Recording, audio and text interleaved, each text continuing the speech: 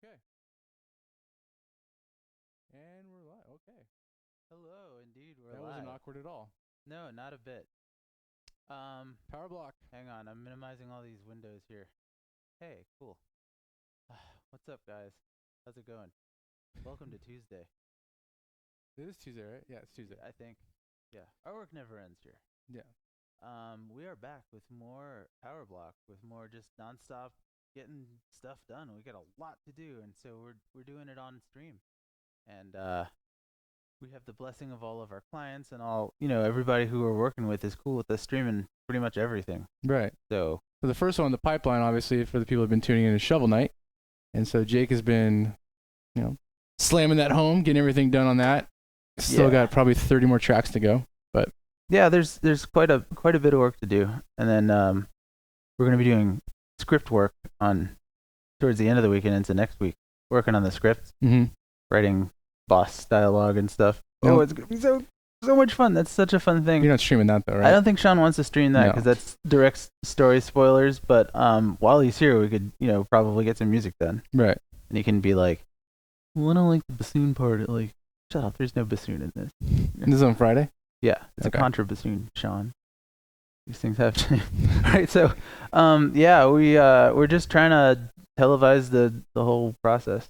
Just show you from idea to completion. Just get it done entirely within the span of the show, if possible. The Shovel Knight stuff has not been coming together completely polished perfect during the show. I'm gonna have to go back and smooth things over, rework transitions, get some harmonies going that weren't there before, or take some out. Less likely, I'll probably pile more on. Kill me. So what else do we got going today? Normally our music block. Normally we're doing Little Help, Rock Academy with attention deficit drumming with. All right, let's say those titles again. We have A Little Help. Is your mic off? Mic dead. It's totally dead. Does it have a battery in it? Yeah, there's a battery in it. Cool. Welcome to Min Potion, the show that builds itself. We are constantly upgrading and iterating and changing stuff. We just upgraded our video software, so now we have a little ticker up top here instead of the thing that was scrolling before. That was just a rendered out video, and now it's like a live thing that we can change as the show goes on. So we have a lot more video inputs now. We got all kinds of new and exciting gear rolling out right now. New techniques that we can do for the show. More cameras we can put on things. Yeah, it's gonna be. We could have a face cam while we're working, so I could just be like. Yeah, while we're, just mugging at the camera while I'm doing stuff. So, all right. So, you talk about the shows? I left the room. For anyone just joining us, this is Robbie. He's my partner in the studio and pretty much co-host / creator / technical creative everything director. We all do everything here. Yeah, it's hard to put a label on what we do here. Yeah. So the long and the short of it is, any of my music that you like how it sounds in the past 5 years, because this guy mixes it. Yeah, make sure my stuff sounds absolutely top-notch all the time. So we're a team, and we make music. We make game music. We make albums. We make all kinds of different projects. We're making a VR rock opera. Yes. Yeah, there's all kinds of cool stuff happening. So pretty much every day we're going to turn the cameras on and do our weird home improvement transitions. You see the puppy over here? That's Michelle. You'll get to know her if you stick around, because that is Tommy's puppy. And Tommy is one of our crew here, and does all kinds of crazy creative stuff with us, like literally everything from cooking shows to gonna work on Ableton Live today. Sings on the tracks, writes music. He does all kinds of things. Yeah, is a composer himself. So we have a bunch of musicians around. Right. Just like, oh wait, wow, how did this get unmuted? Delay. Unless you had it paused. No, but it's coming out of somewhere else, I think. Oh, it's coming out of Nest Dude, who's hosting us right now. Oh, excellent. That I didn't have unmuted. There was a weird echo. Because we were watching Nest Dude the other day. He's a friend of ours, another streamer, who's doing a Sonic run. All of the Sonics, like every Sonic game you could play. Yeah. And so he's streaming. There's a bunch of our friends that are streaming themselves now, and I'm really happy about that. As many people are watching us. You want to do a stream? Do it. You should not put off the dream any longer. You're gonna be awkward and firebomb no matter what you're doing. Like I do that every day, but then we just keep going. So drag ourselves ever onward. Did we go over what we're doing today? Did you talk about the shows we normally do? No, I just gushed about the TriCaster. I'm useless, Robbie. No, that's not okay. I'm in. So, anyways, normally Tuesdays are a music block. We do a little help with Ben and Tommy. Then we go to Rockstar Academy with Sam Lustig. Then we do attention deficit drumming with Brian Burwell. There's another show after that called Dog Tracks. Well, he will record drums live for any musician or band or whatever, free. Live on the stream, which so people submit their tracks to us. This guy is a beast of a drummer. Yeah, he's going to be doing a show today. Sam, I do not believe is doing his show, but we still have Little Help's going to be going in and out with Power Block Shovel Night. It's going to be a little bit weird because we have so much things we're trying to do, so much things we're trying to work on before the end of the year, so we can roll out all of our stuff freshly and brand new, and the first of next year. So there's going to be 3 shows going today. Shovel Night, Power Block is going to be going on the same time as A Little Help, kind of flip-flopping back and forth. Is that correct? Yeah, because what happens is I'll get really talkative for a while, and I'll be like, oh, I'm going to do this thing over here. We're going to... And to answer your question, I forget who asked because I refreshed. But this is totally live. We have this couch set up and video game consoles and stuff. Somebody's reporting okay, they're on top of it. Video lag between... Yeah, we just upgraded our video software, so it's going to be... probably a couple days before all the kinks are worked out of it. Yeah.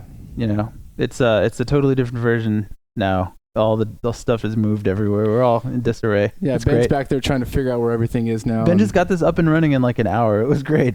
all the stuff that we had saved from the other sessions, everything that we've been doing there, gone. It's wiped out. Yeah, it doesn't even read it. Start from scratch, which awesome. Rip us. All right, so hey, we're live right now. We do. It's not just me in my studio. Most of the week, we do a show where we're all running around playing games and doing a variety show Thursdays while we speed write a track in 6 hours. Yes. And I don't just mean a Family Tracker track. I mean like a funk song with vocals and like live instruments on it, including the drum teacher from today. So right, yeah, we have a whole variety show every Thursday. And so I hope you guys will tune in for that, because that's when shit goes crazy. But today we're gonna go crazy with creativity. We're gonna make stuff. We hope even if you guys get bored and tune out, just keep us going in the background. Just like while you work on stuff, have us be like a warming influence. Like somebody productive is like right there. If you need to go get a shot of it, you're just like, oh yeah, oh look at that. He's making notes. That's cool. All right, I'm ready to program. You can get hyped by being around people who are currently hyped. That's my theory. It's more of a hypothesis, but I could write it into a theory. Okay. That if now? The hype is real and it's contagious. How contagious? I don't know. I'm kind of a little under the weather right now. I'm pretty hype, slimy. I'm pretty hype Zord. Yeah, I'm moist with the dew of hype. Anticipation weighs heavily on me. That's good. Okay. So right. Yeah, we're gonna write some crazy music today. We're gonna have free music lessons. We might even cook something. I don't think we're not cooking today. No, probably not cooking today. Yeah, because there's logistics issues. No, but with TriCaster stuff. Well, that and there's also another setup for shoot going on over there, so we can't do cooking today. Oh. Might be able to do cooking tomorrow. If we're having a photo shoot next door, so yeah, no cooking. If Matt wants to do cooking tomorrow, we might be able to do that. We Him can or get Tommy. A Foreman grill or a camp stove. Teppanyaki. I got a fucking microwave right here. We got a microwave. I can make some Chef Boyardee. Try to make a couple noodle. That would hit the spot right now. No, but no, it wouldn't. Diarrhea. All right, so let's get started. Let's do stuff.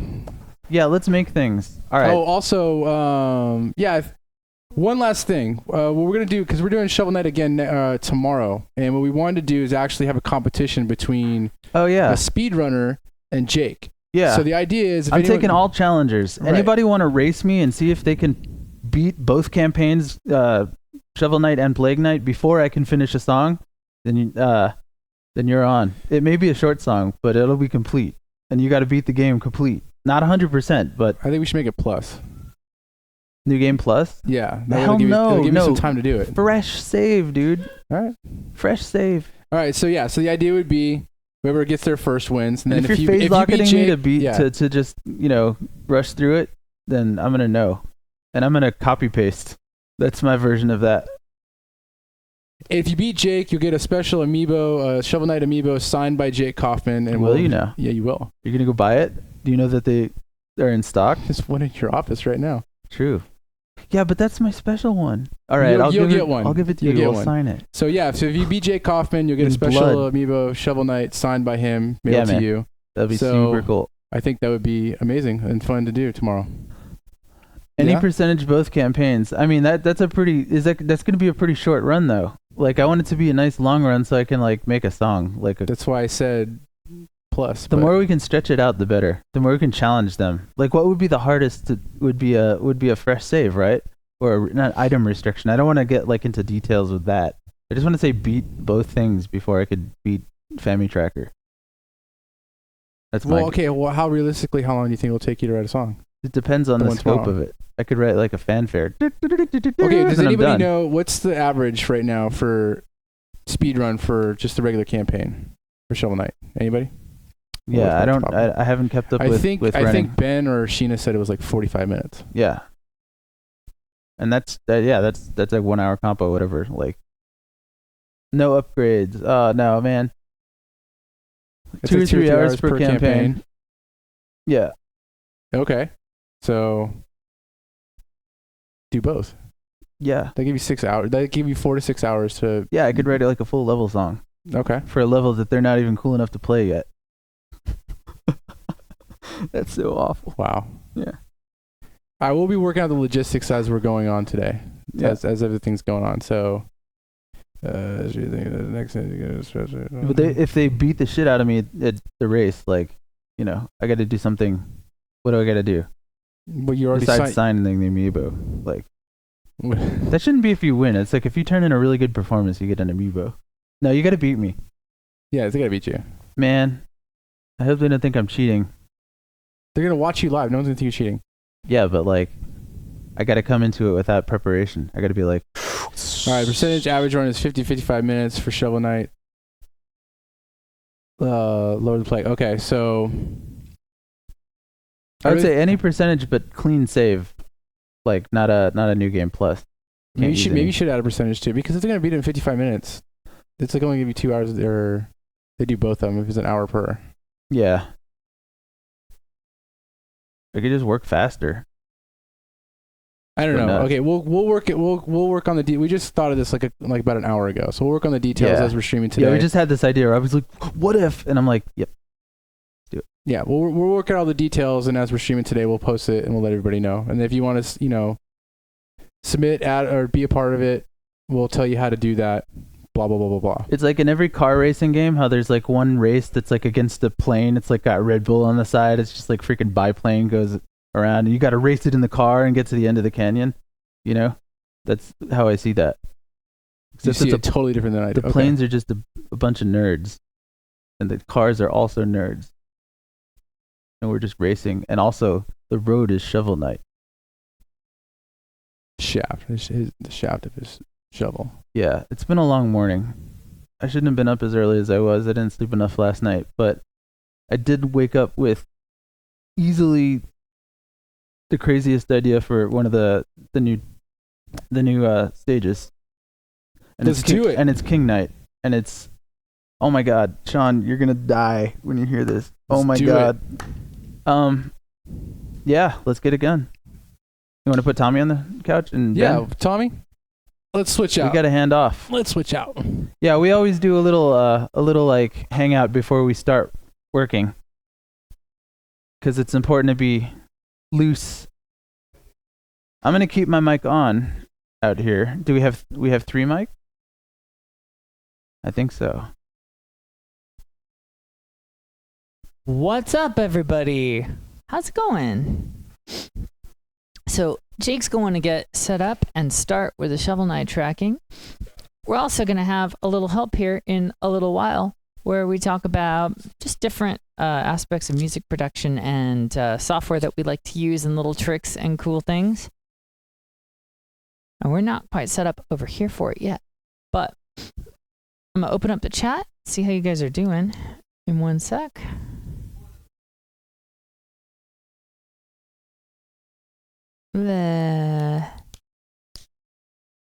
For those of you who are new to Mint Potion, we have educational shows on Tuesdays. We have production streams on Wednesdays. And on Thursdays, we have a program called Small Window where we write and produce a song in under 6 hours while we play games and have a weird variety show and do some cooking, and it's just a lot of fun.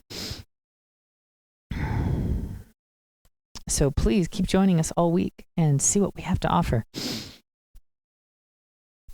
Yeah, I got some allergies here, Albatross. You can hear me.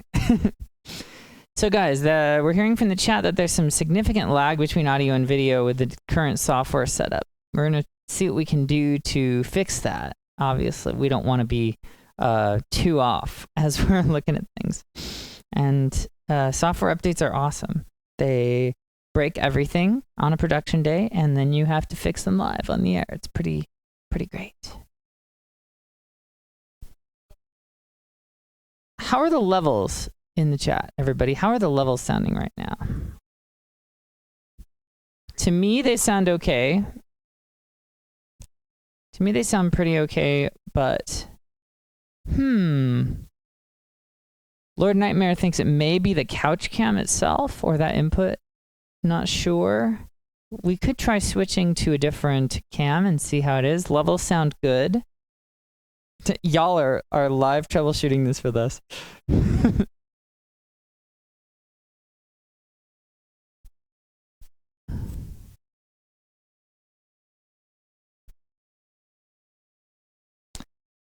Maybe we can play a test thingy in Family Tracker to see whether the sync issue affects that too. But voice level sounds good. Delay audio. Let me see if I can get this to happen on my computer.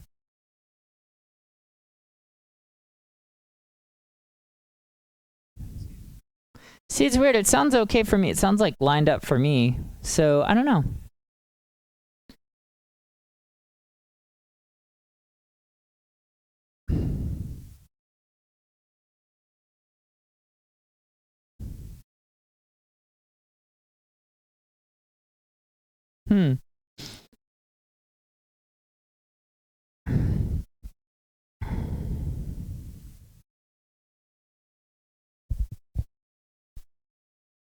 So what's on the agenda for the next few minutes, everybody? I hate to be the purveyor of dead air here, but another thing you guys can do if you're new to this or if you're not, you can go to circle.mintpotion.com and you can play our interactive Bug Jake RPG. Now, hey, I'm here on the thing. I don't know if you can hear me on the courtesy. You can basically send dings to the room, which make lots of little lights and weird things happen in Jake's life. Oh, can't hear him. I can't hear the courtesy monitor. Yeah, we're talking over each other, but I'm trying to watch you and see when you break. Then I'm gonna be like, yeah, huh? Say it again. Am I breaking? No, you're fine. I'm just being a dumbass. Yeah. Okay. All right. Cool.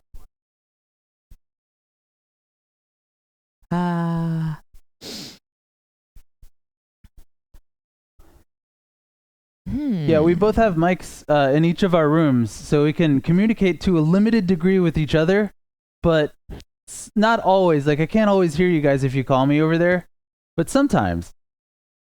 We need a light. Yeah. Circle.mintpotion.com, guys. Make things happen in Jake's life. Like this light show. Here we go. Laser time. Oh, yeah. Got the laser going. You can't see it yet because we haven't switched over to my office, but... Oh, we got the little window up there with you in it. Oh, do we? Yeah. Oh, look at that. That's pretty dope. Good job, guys. I didn't move my head that far. Not to be confused with the small window. That's on the other side of the screen. It's totally different.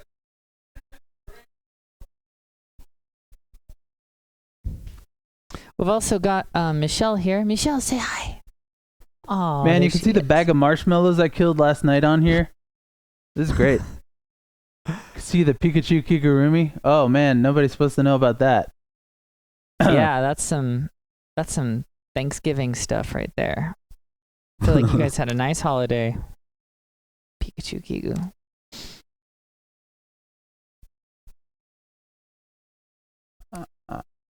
So what's it sound like coming out of Jake's computer right now?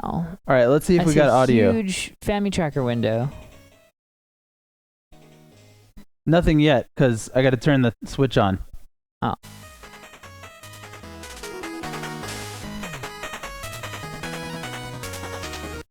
How does that sound? That sounds pretty good. Okay, dope. Chat, how does that sound to you? Chad, is that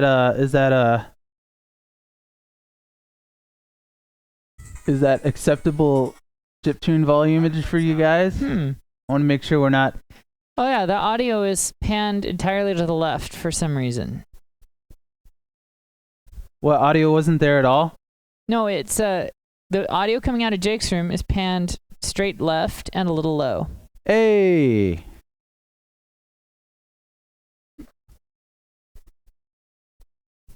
I wonder if Family Tracker.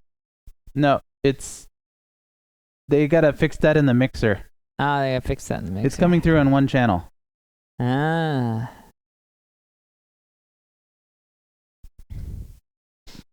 All right. I also gotta plug in my MIDI cable here. What? Let's try playing it back again. See what happens.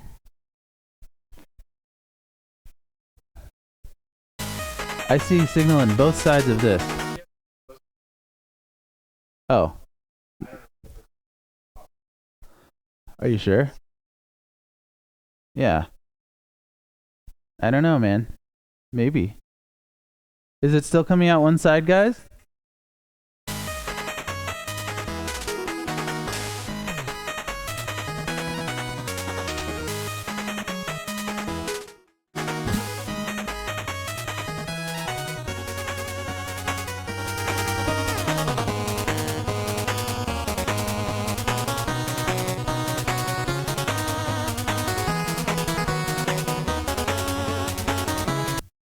Apparently, it's not that impossible because everyone's confirming left channel only. Now it works. They got it. I hear it in both now. Excellent. And stereo. Fantastic.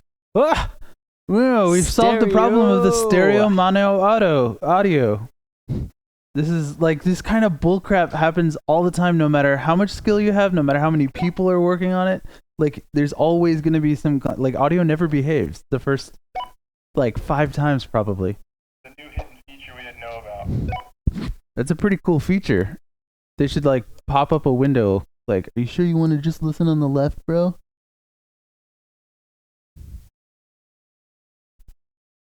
Don't mock TriCaster. TriCaster will come for you. Another sound check. Keep playing. Hey, what up? Alright, I'll keep playing the music.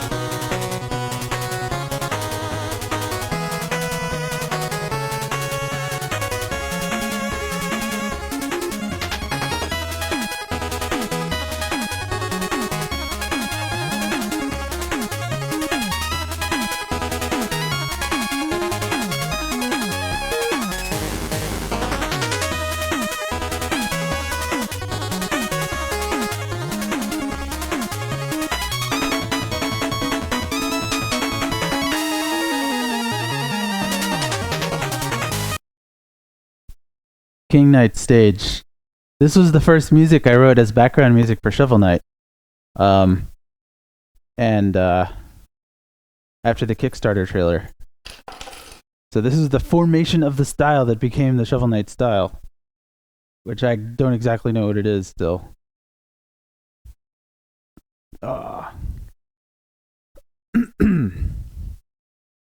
Sort of like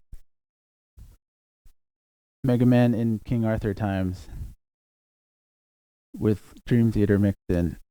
All right. So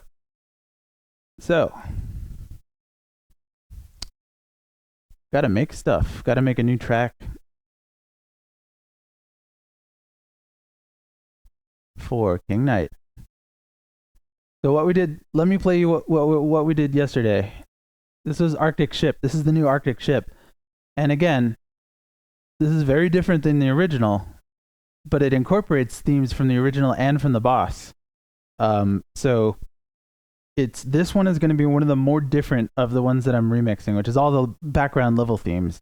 This is going to be one of the most interpreted because it's one of the more chaotic. Like things are in flux. Is all I'm going to say. And so this is what I did yesterday for the new Arctic Ship.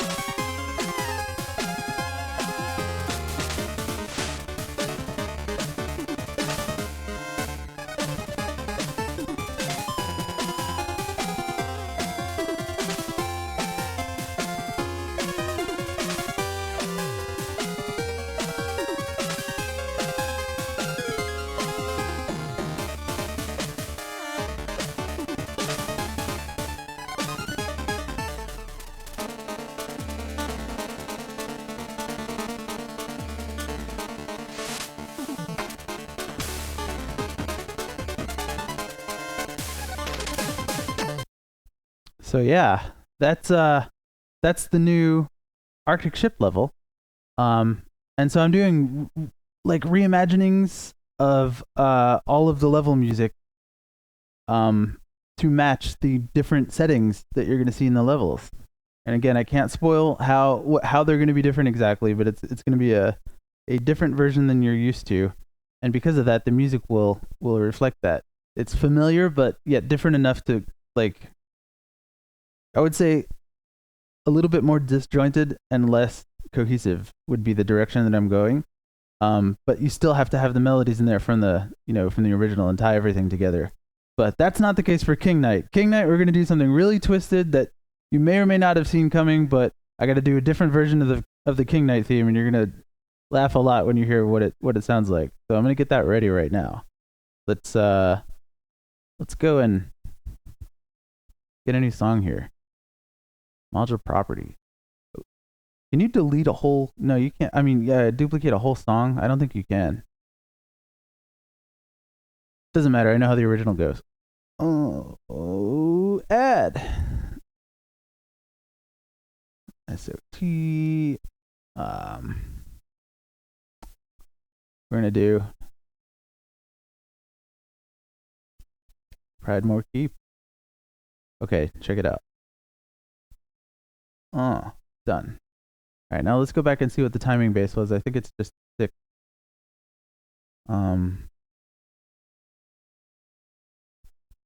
It's 3 and all right, so I'm using a 4 bass here. Great. I'll be able to work a little bit more comfortably on that.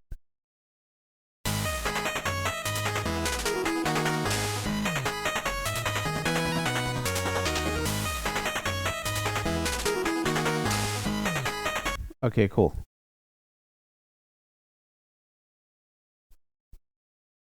Man, I gotta prepare for this because the secret is gonna be out as soon as I play the first few notes. About what I'm gonna do on this. Do you want to go to further the anticipation? You want to go to are Tommy and Ben ready and set up? Not yet. Oh damn! I thought I could get saved. I thought it was like I could stall for more time, but we got to do it.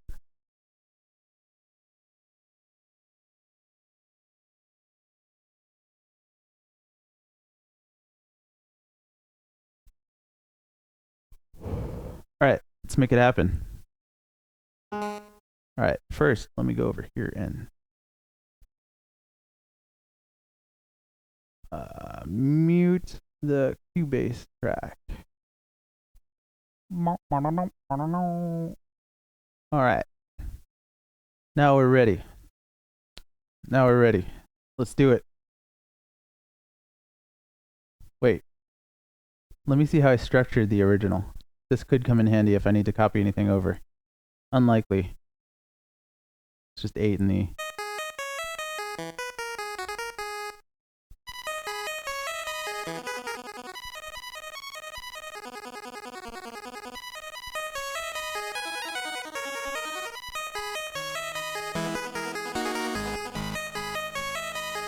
Alright, I know exactly what to do.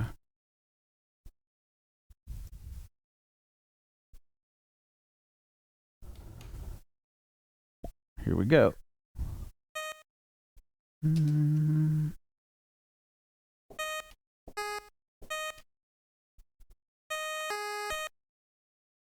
543, and I make these 256 because, you know.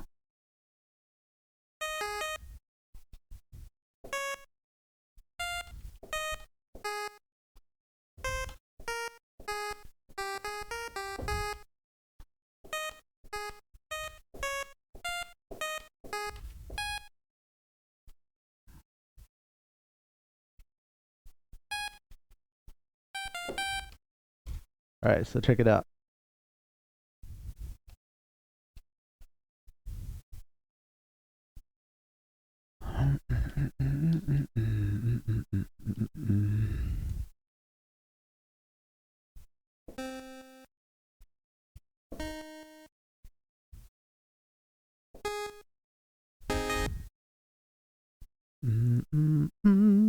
Me August. All right, so this will be down here. This will have like a little bit of delay in here. Whoops.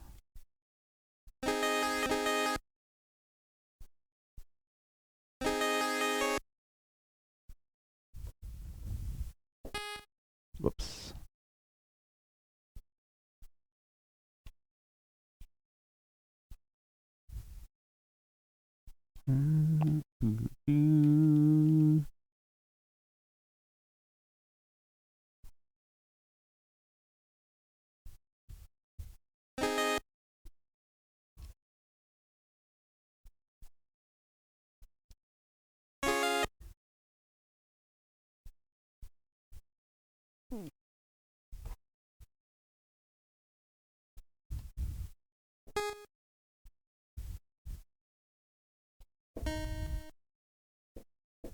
Whoop.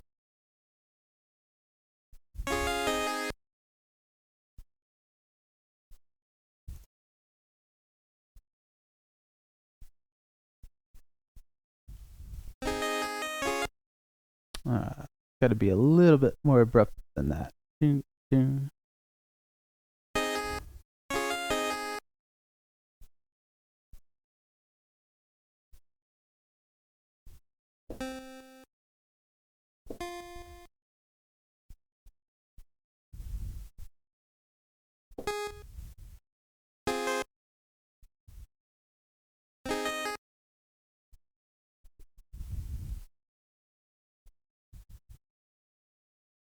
Oh, wait.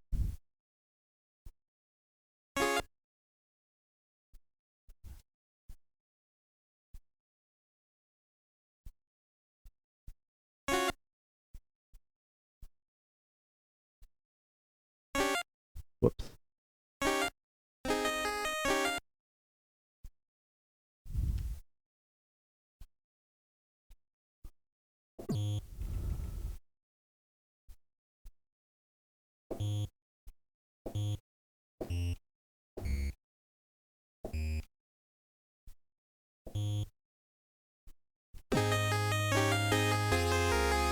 Whoops.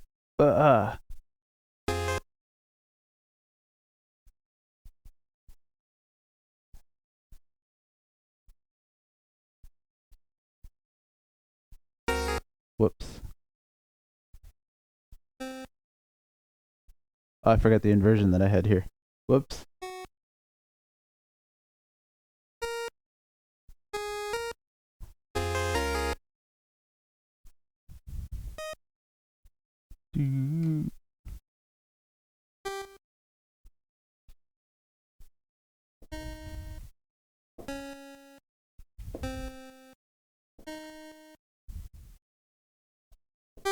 Oh, no.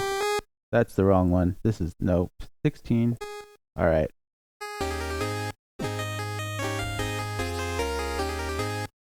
I mean, come on. It works perfect. It's Major Metallica, but it's King Knight. I like woke up this morning and I was just like,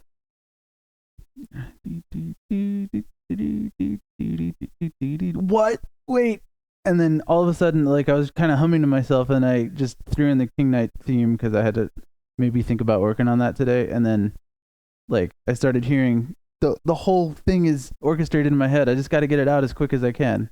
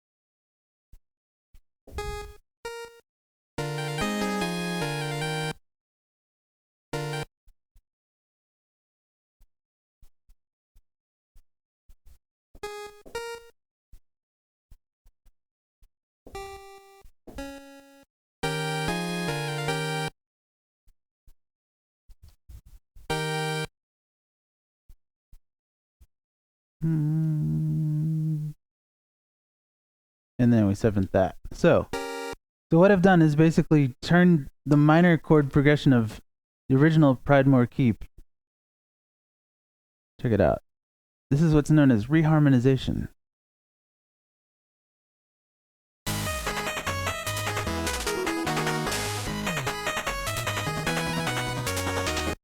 So we turn it into this.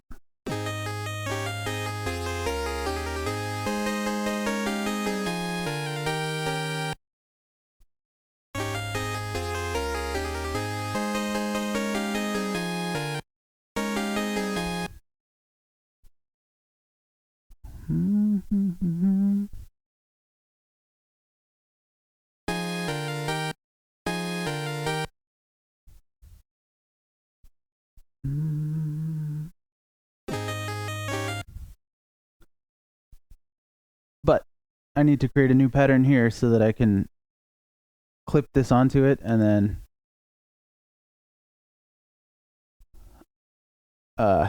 start it before the beat because it's a little late. I want it to be ding instead of ding, start whenever it can. Yeah. Oh wait. What am I doing? Okay.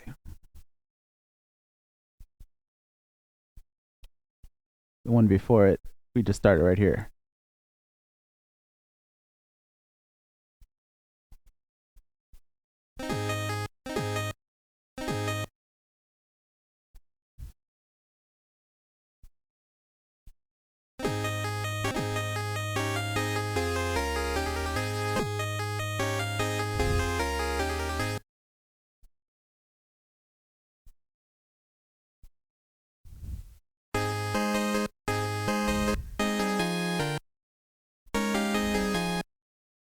I don't like that seventh in there.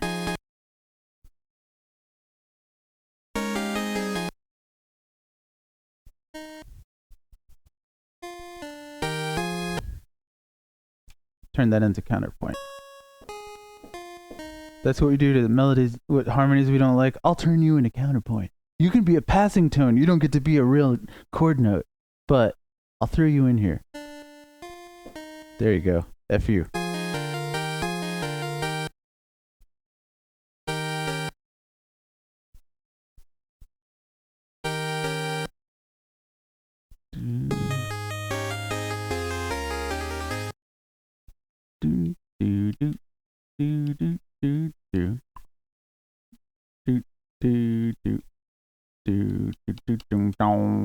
Yeah.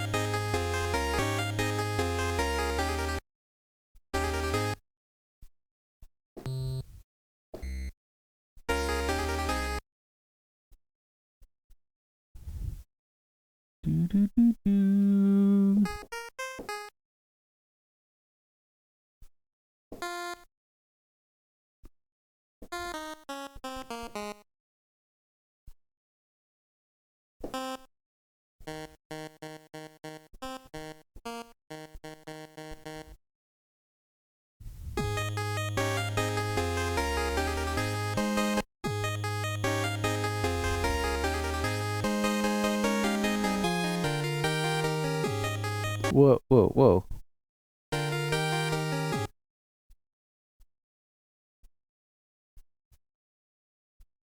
Go back here and take these again. Yeah. You are back, my friends. I put you in a new place.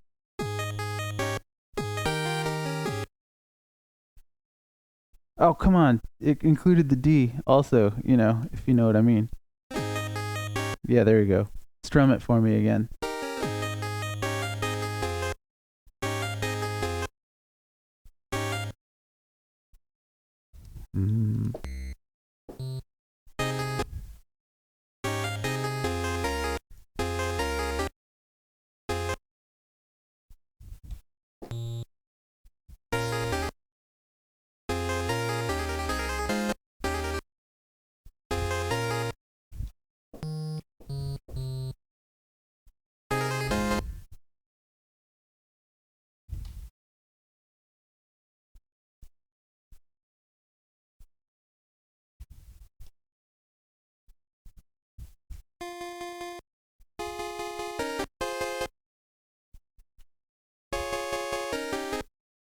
Nah, we'll just get rid of all these and redo them.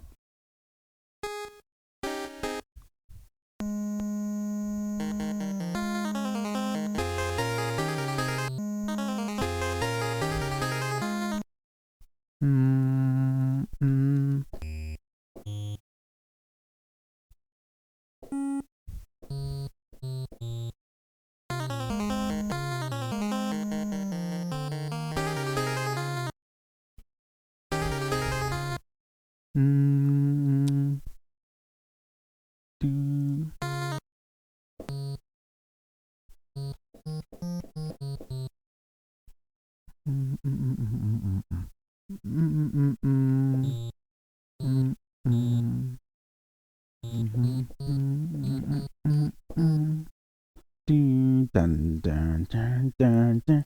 Do, do, do, do, do, do, do, do, do. Oh man, this is gonna be so much fun.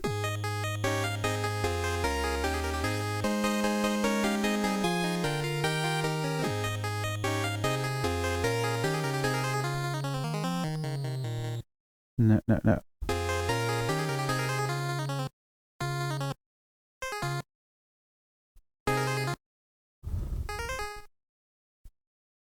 Mm-mm-mm-mm-mm.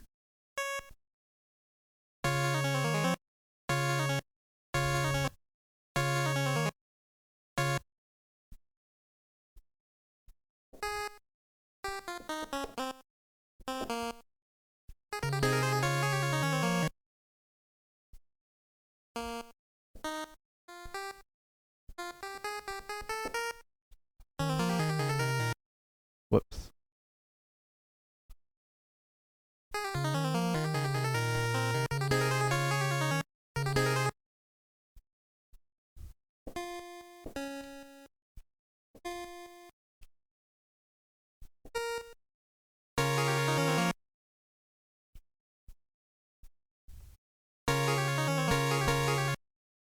What?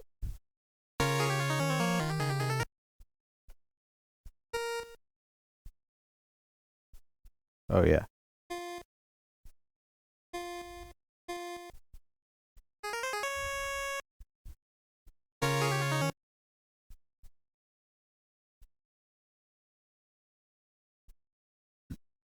Mm-mm.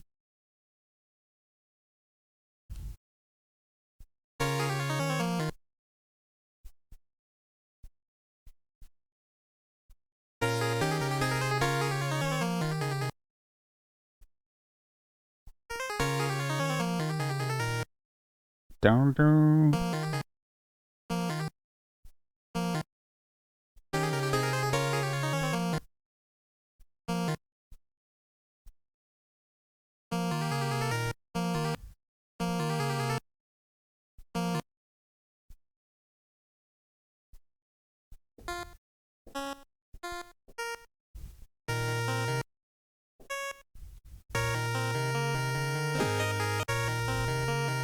Oh, this is all from. This is a thing that I deleted.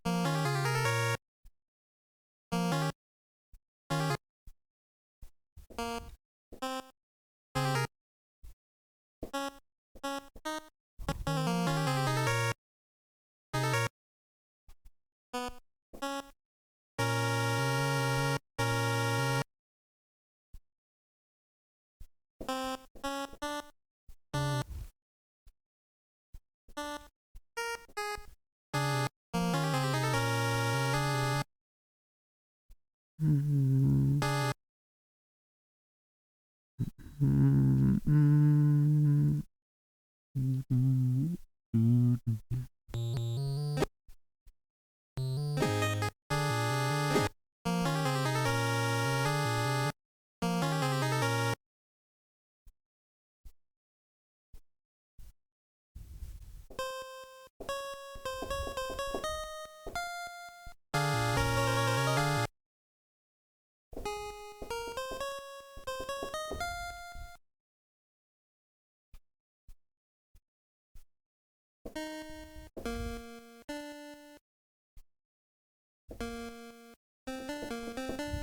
Whoops, whoops, whoops, whoops.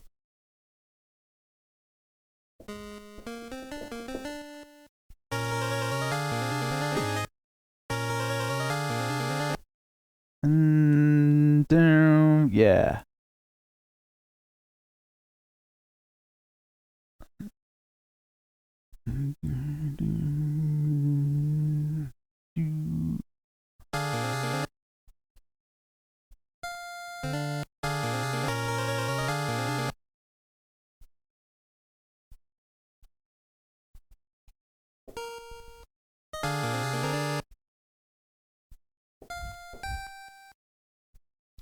Mm-hmm.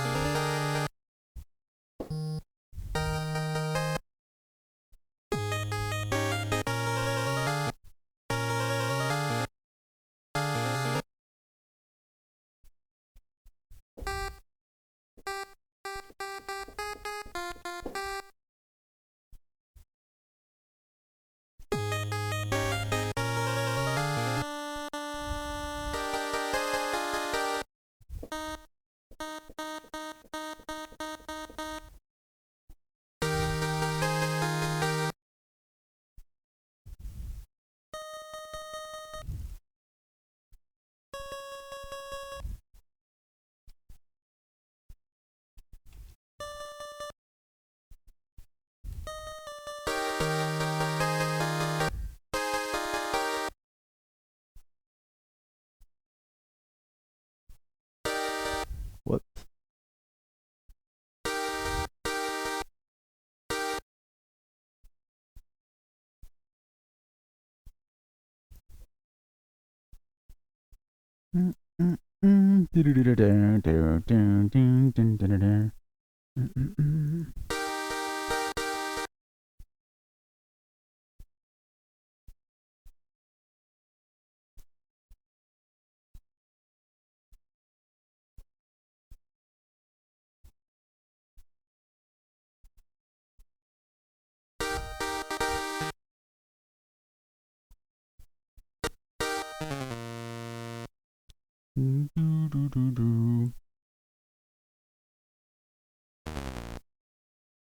Yeah.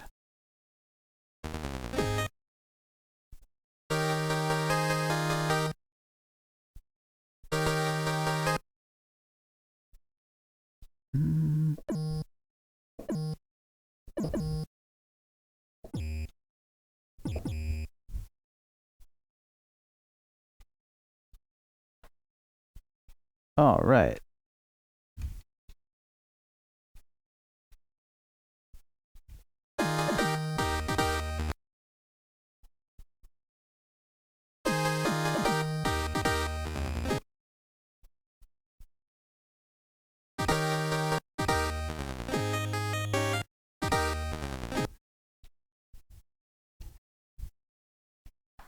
First of all, get this bass in here. Oh, not, yeah, that.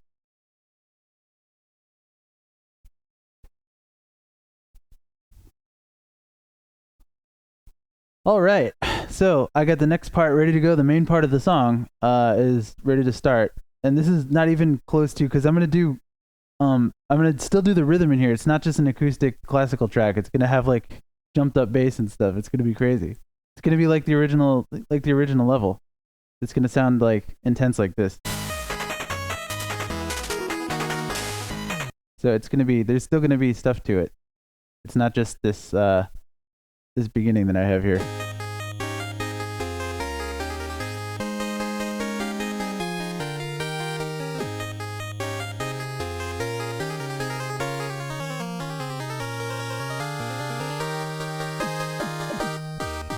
Dun, dun, dun, dun, dun.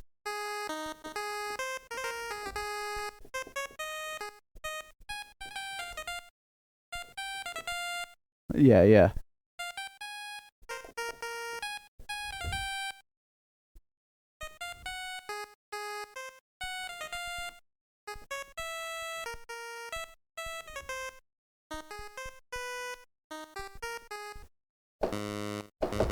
Like we're gonna like it's gonna be the same energy as the original track, but in like an upbeat version that's kind of like if King Knight, Mega Man, and Kirby fell into a dream world together and had little fuzzy kids. Speaking of little fuzzy kids, how's it going outside? Do we have classes ready to teach? I have something ready to teach. We're just Yeah. working on the inputs here. We're getting something really cool where the audio went back into Robbie's room somehow. So I'll reach out to you as soon as we're ready to hand off. But what I'm going to do is, while you're working in Family Tracker, I'm going to show people some other chip-alike plugins and Nice. things they can do with the lowest end to the highest end kind of stuff. Just a quick walkthrough on audio software you can do at home to replicate the sound without the spreadsheet. Man, spreadsheets. Screw spreadsheets. Screw trackers. It's fun though. I wish I was working in Ableton right now, but I sort of don't at the same time. All right, so so you guys gonna get that going?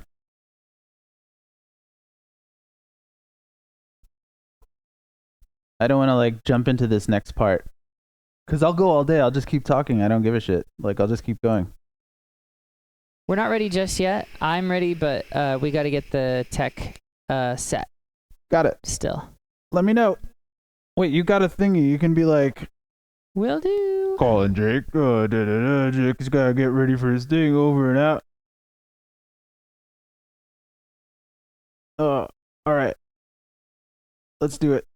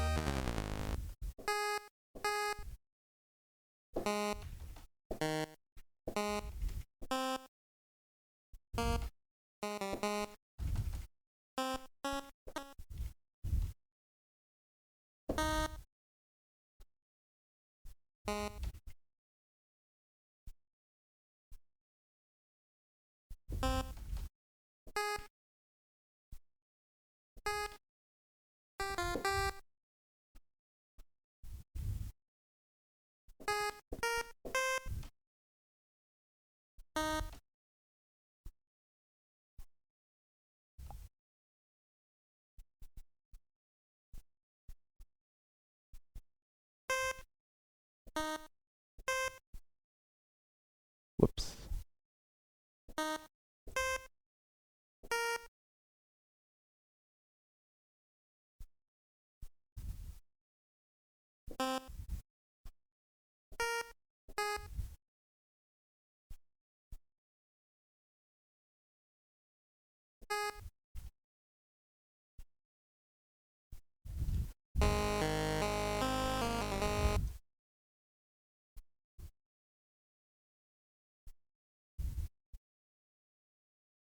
All right. So at this point in the original, we're doing. Well, that's not the right track, Jake. Come on, get with it.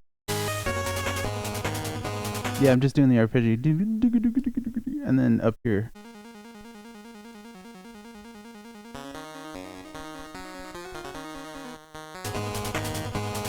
This one was originally didn't have any VRC6, and I was struggling for what to add because I made the song as complete as I could without it. And I'm like, what? I got to do harmonies now? Like, I got to do all this extra stuff on top? So now I'm starting from the start with all these expectations, having this beautiful, lush, melodic landscape to work with. So, like, all bets are off. And I'm just going to dumb it up with as much stupid stuff as I can.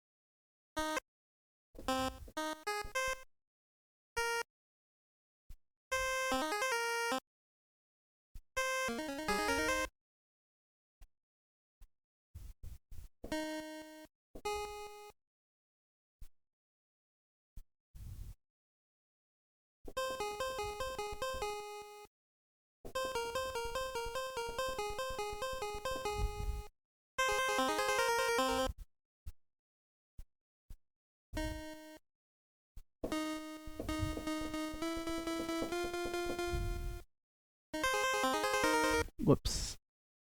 Too early there.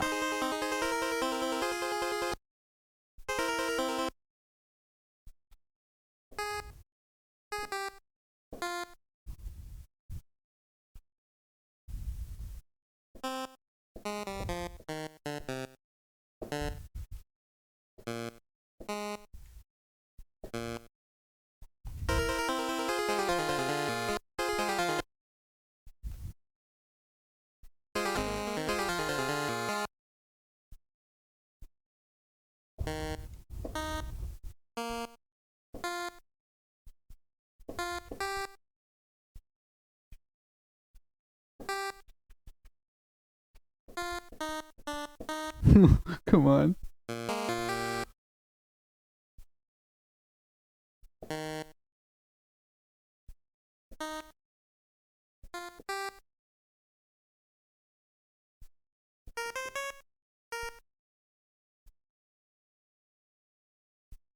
I don't know if I want to seventh it. Yeah.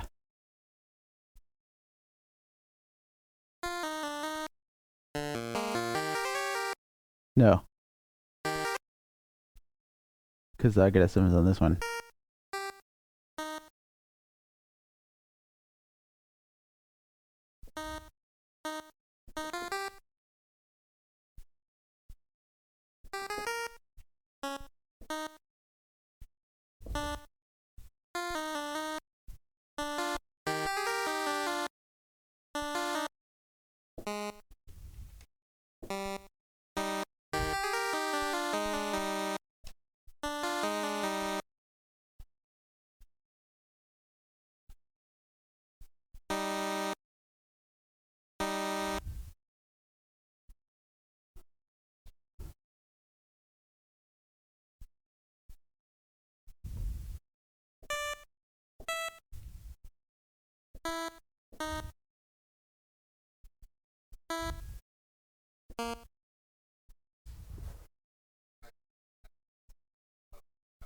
Nice. All right, so we get a little help working. So I'm going to continue building the harmonic framework of this while they show you some cool stuff about Ableton and various other aspects of music making that aren't just a spreadsheet. So you get to see a little bit of what Power Block is, what Mint Potion does, besides all this awesome Shovel Knight stuff. So stick around. I will be around, and I'm going to continue working. They'll kick over to me every now and then. You know, we'll keep it going back and forth so that nothing gets boring. So let's rock. Over to you guys. Hey, this is maybe the least interesting screen above me here, but it's time for a little help. Shortened edition this week. So, we're not actually working in Ableton today. We're working in Logic, and this is so I can show you guys. Logic is pretty fun too, and I'd be happy to go over it with y'all. But this is so I can show you guys a couple of things. If you aren't super into the chiptune spreadsheet approach, this is how you might be able to get the same sound. Or look at a couple of plugins that actually give you this full chiptune emulation library and give you this authentic. Awesome. This is that's a great piece of feedback. I wonder how that happened. All right, there we go. So let's look at a couple plugins here. If you're at home and you have any audio workstation, even something that does VST or AU, check it out. This is something that is completely free called YMCK Magical 8-Bit Plugin. This is one of the most... this is one of my favorite things to actually play with, even though I have the paid plugins that we're going to be exploring a little bit too. Because this is completely free. It's really super simple. It was made by Yokimura from YMCK, the Japanese chiptune band. So this is a really, really fun, simple, parameter-based emulation of the old NES sound. If you check it out here, they've got ymck.net. There's a whole like download section. This is a great little deal, but you open the plugin up and all it is this simple little slider here. And you have all of these parameters in the, easiest possible way. It starts with this simple square wave, right? And you can do polyphony with it, so you can kind of... Now, that's not necessarily going to be the authentic NES sound. Something interesting about the old NES is that you basically have... something about the old NES is that you basically... hold on a sec, everyone. Uh-huh. Okay, we got it. Okay, cool.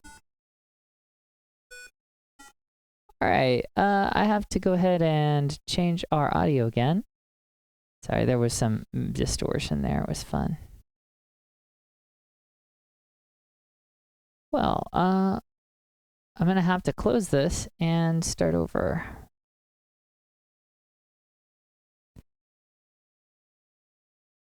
Let's not save that. Oh man, now I have to reload all of those.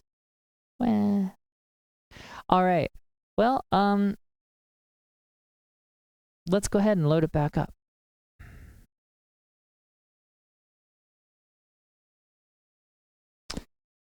Oh, that still doesn't give me the audio I need. All right, let's put this back. See if you guys can hear this.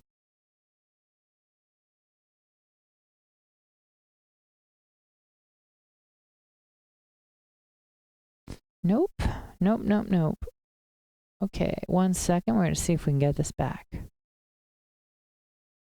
There we go.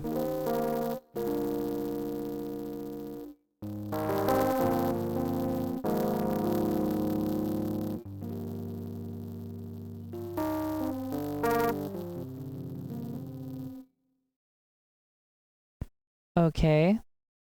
1 second. We have to change something here.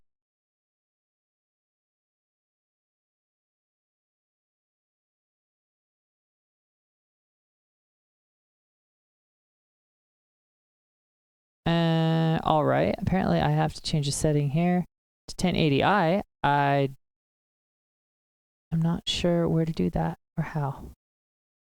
1 second.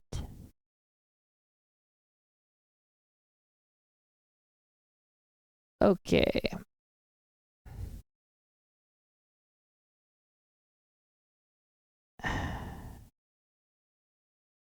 Okay.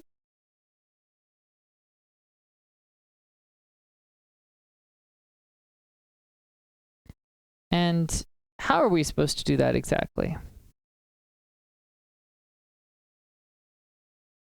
Sorry, we don't want it to distort on you. Want to show you guys the cool stuff.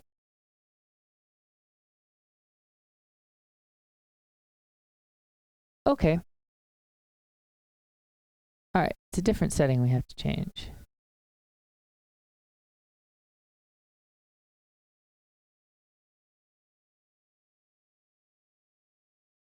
One second. So the fun thing about working with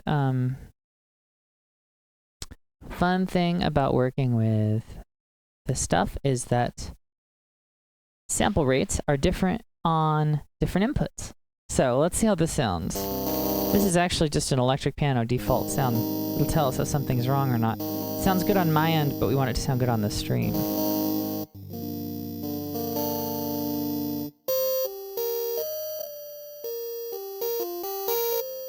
Yeah, that sounds really nasty still.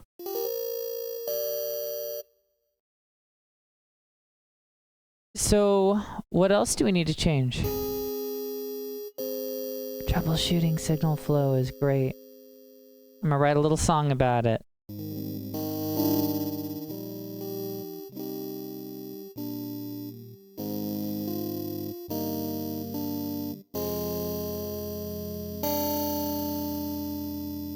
What's at 48 now? Woo! There it goes.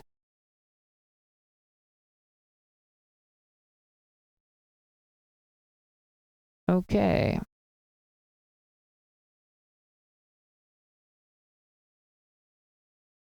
Well, I can't because I have, yeah, you heard it off of my laptop, but the output device no longer exists, so I have to put it back.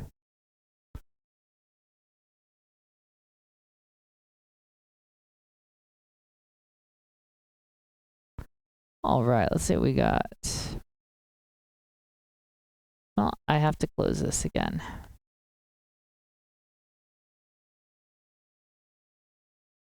Sorry.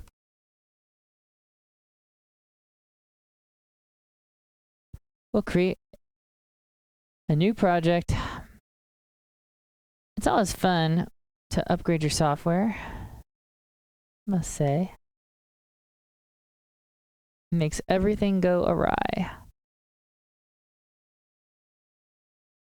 Now we're going to go back to project settings and I'm going to set it to 48K so that we can, okay, get out of here.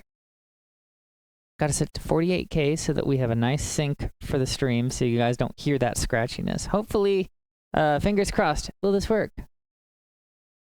No, it won't because hot swapping it made it not recognize the HDMI. Let's try it again. One more try. You guys like my garden up here?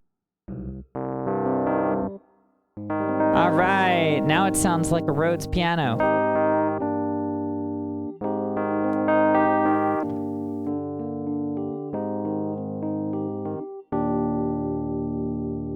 Beautiful, right?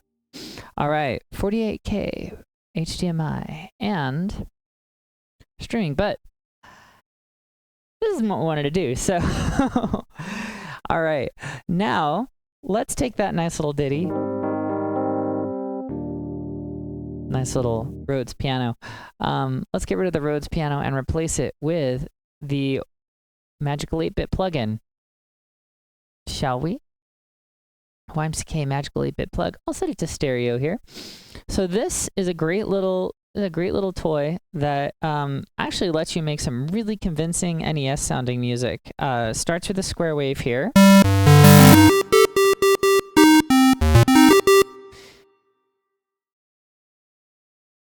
All right, let me put a limiter on my master bus because these plugins all have different different sounds coming out of them. Let's go ahead there. Bloop. Turn it down a little. How's that? All right. Not the prettiest chord, but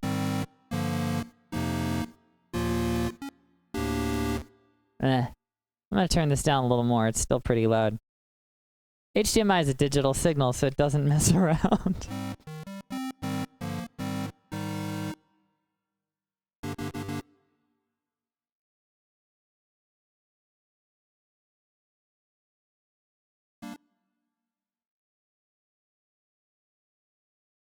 There. All right, that's a little prettier. Yeah, this thing is pretty loud. That a good level? Okay. We're going to replicate this like 3 or 4 more times as we go through different plugins and they all have their default settings. But you can tell this is very bare bones. It doesn't mess around. If you want to hit your volume level here, you can do it in the plugin too, which will change the gain a bit. But that's a little sad, so we'll leave it back where it was.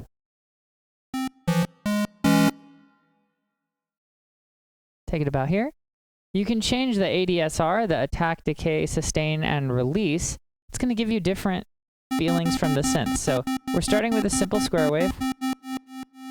But as I increase the attack parameter, it takes a little longer to fade in.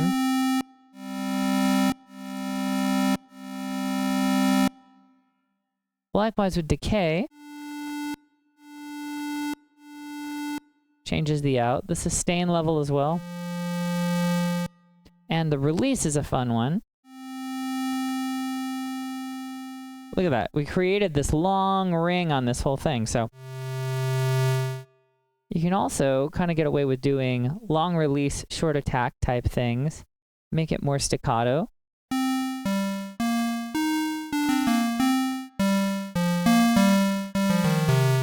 Now, all of these parameters are essential to the way most synthesizers are actually constructed. So this is kind of the most distilled element of this square wave, right? Now, the other thing you can do with it is you can add sweeps, negative or positive. Negative is going to go down. So if you think about something in frequency, if you decrease the numbers, you get that kind of sound, and a positive sweep will take you up. So this is somehow by nature of being this simple, this is one of my favorite things to work with. And just like the old NES, it's got your square, your triangle, and then so the square wave and the pulse waves are basically modifications of the same part of the chip. So you have a little preset, a closest thing to it, that you can sort of change the nature of the wave a little bit to a pulse, right? There's the 25% pulse, and then there's the slightly rougher, more crackly 12%. And then you also have the fun of take this down just a little bit. Let's see. Now let's go ahead and if we totally take the release down to 0, you can see it's a really sharp cutoff, which lets you kind of hear the sound on all the different ones here, right?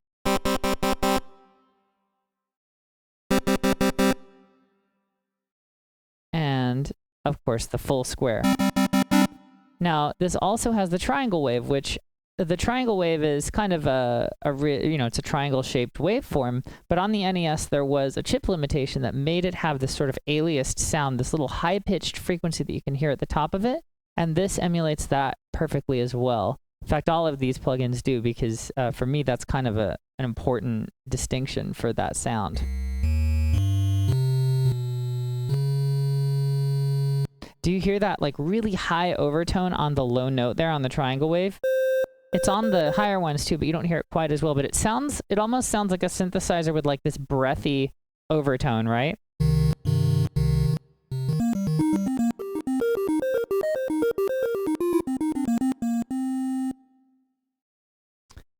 So let's check it out.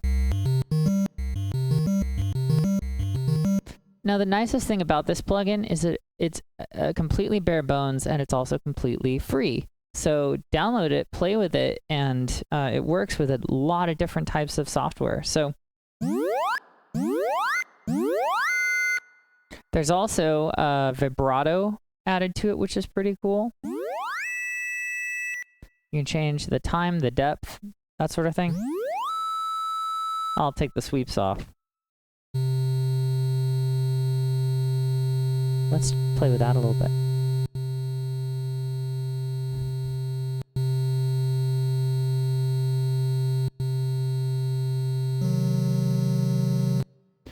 So that's YMCK Magical 8-Bit.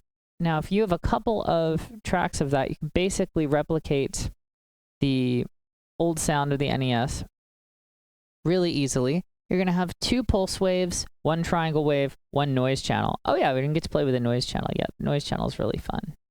So here's the noise channel.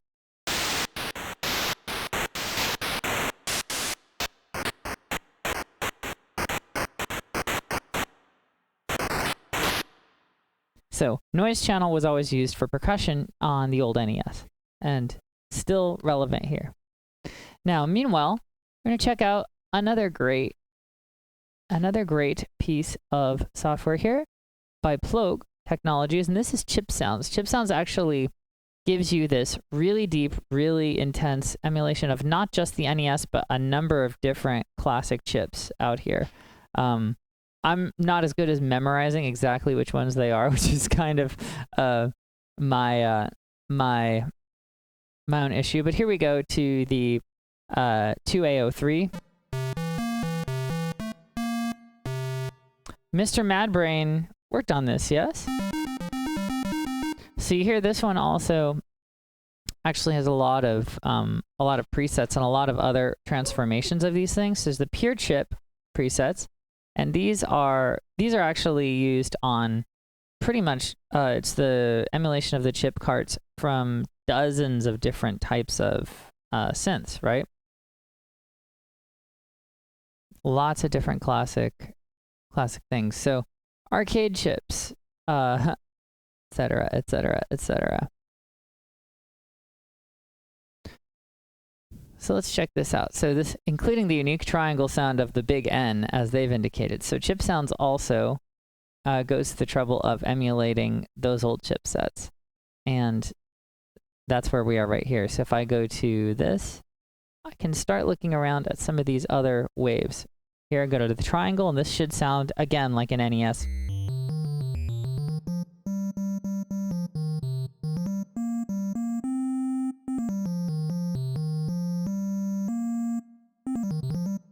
So yeah, I'm a big fan of Plogue. They have made amazing, kind of cool audio and other software for a long time. And Chip Sounds is very, very authentic and very fun to play with for pretty much anything. So you can go to, let's look at the Pokey Synth and just see what it sounds like, right? Just pull one up, see what it does.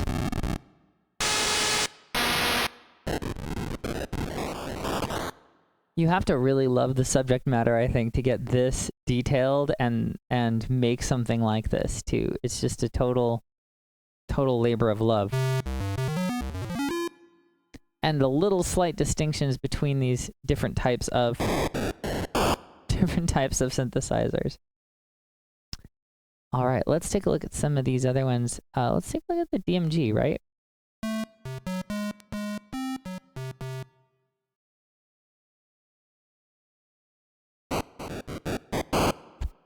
Fun stuff. So this is kind of like the gold standard in terms of chip emulation, right? YMCK is the simple kind of get your feet wet or grab something for like a really quick sound that is specifically NES. Chip Sounds is like, man, I want the full-fledged chip emulation of this one specific set, right? So you can look at the Nintendo chip emulation or the Game Boy chip emulation, which is the DMG that we were just kind of tapping at a little bit. And then there's also the sort of compositional approach, which is sometimes I don't need that exact chip emulation. I need something that sounds like the old sound of something, and particularly maybe I need something that's more from the 16-bit era. Maybe I want to play more with that. And so a new product released recently this year, Super Audio Cart, is getting a lot of attention. This is by Impact Soundworks. And this starts with something that seems really similar. Look, here's our basic NES here, pulse wave. I'm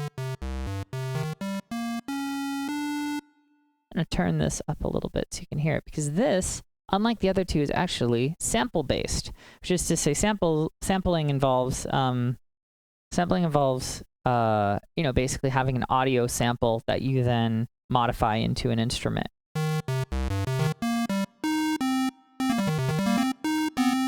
Sounds, this is sampled kind of perfectly, so it sounds more or less the same, right? But here's your 50%, 25, up to your 12.5. Oh, come on.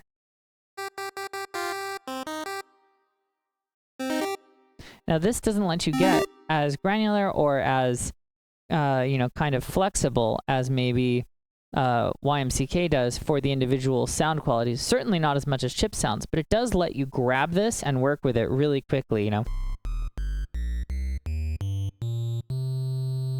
And there are some cool hack things here.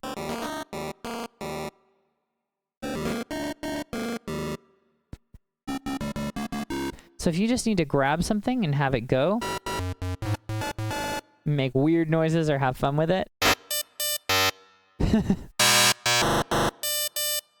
this is a great kind of a grab and go or plug and play kind of thing. And it comes with a number of drum kits. So if you don't want to have to make the noises yourself or work with them, one of my favorite things is these like kind of toms, these weird toms.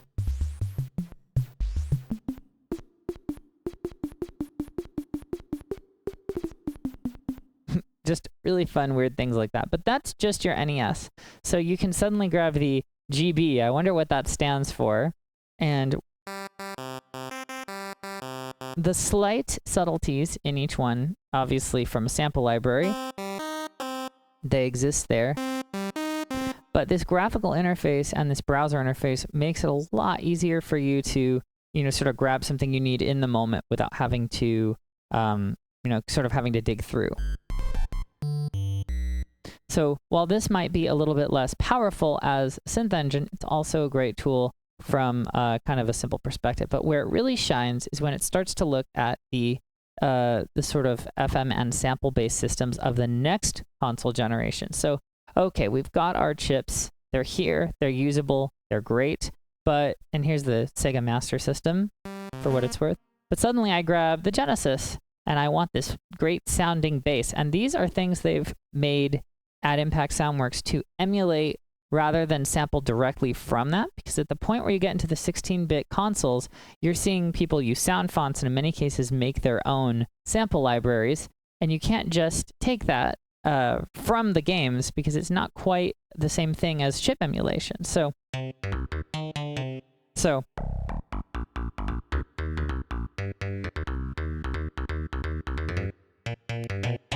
that's Michael's slap. We go down to Ninja. Let's see what that sounds like. These are these kind of Genesis sounds. Play with Super Nintendo sounding things. There's one acoustic bass, electric.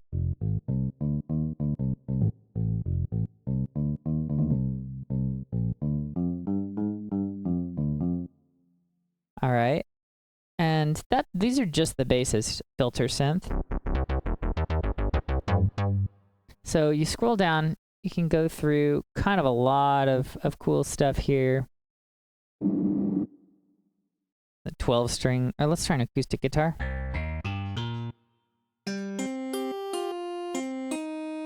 If you guys got your start with music working with kind of bad PC MIDI systems and just screwing around in high school in the 90s, this will all sound very familiar to you.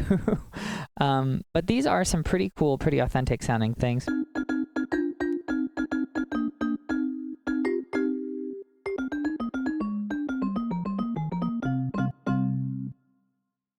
All right.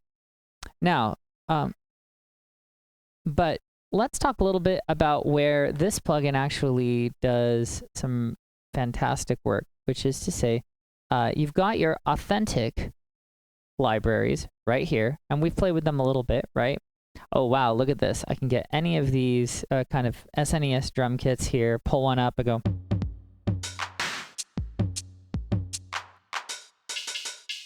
So if I look at that, oh, wow, I can go for this. It's great, right? But if I get out of the authentic library, which is already huge in and of itself, suddenly I start to go down into the depths of Super Audio Kart, which is to say the plugins library that they've made that combine these different things to make completely new synths. And this is where things get really interesting. Like I can pull out this, and we've got 4 layers here, different Genesis and Super Nintendo things mixed together to create essentially an entirely new additive synthesizer sound.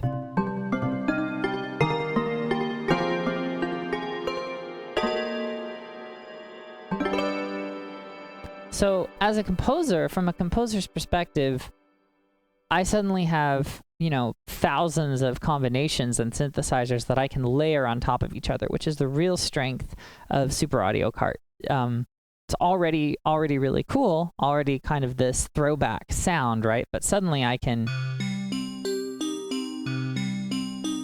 put them together and create something that sounds much more modern and much more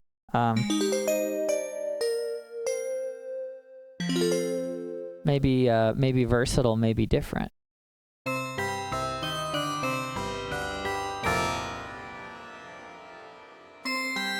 Now, this is a chime made entirely of Famicom samples. The Famicom samples are a little bit different from the NES samples due to some slight variations that I'm not as informed on as I should be, really. But that makes it a whole kind of different library here for the purists.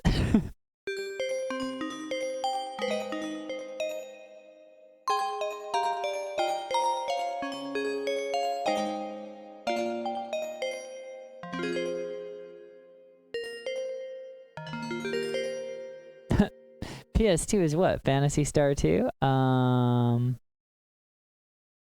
No, it's not. Let's play with a couple more of these things here. Look at one of these kind of homemade, clean leads, right? This one's just analog Andy. Now, if I just kind of flip through these, I can just check the next one in Contact.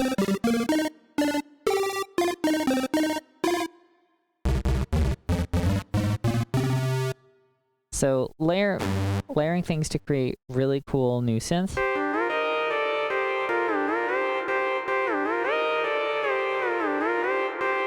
And this is also running through some of their, kind of built-in FX to make the sounds a little bit more interesting. So here's a Famicom, an NES, and a C64 layered on top of each other.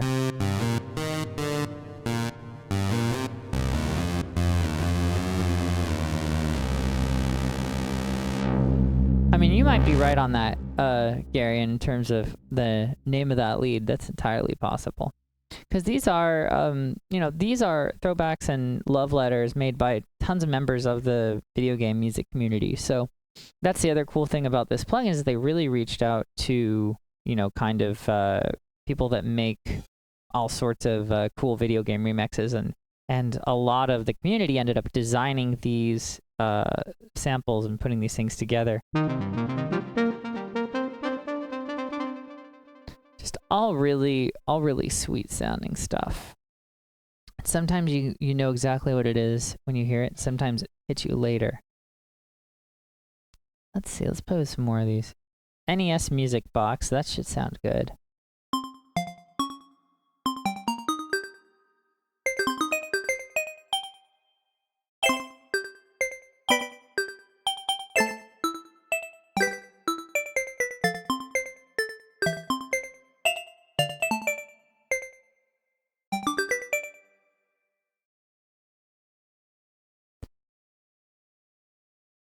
So if you guys are, if you have even a small budget to spend on these, really you can get all of these for a few $100s. If you don't have any budget, you just have a sequencer to work with, something even I think Fruity Loops may support it, then YMCK is a good place to start because then you can get a chip sound to layer onto any project. And I quite often mix chip elements into more complex pieces because I just like the way it sounds. I like those classic synthesizers. And doing that with, say, marimba or a string that's a little bit more of a sophisticated sounding thing actually adds this layer of depth to it. Because this music is essentially tones distilled to their most, let's say, essential qualities, it's great to layer them in from a compositional standpoint. So, let's see.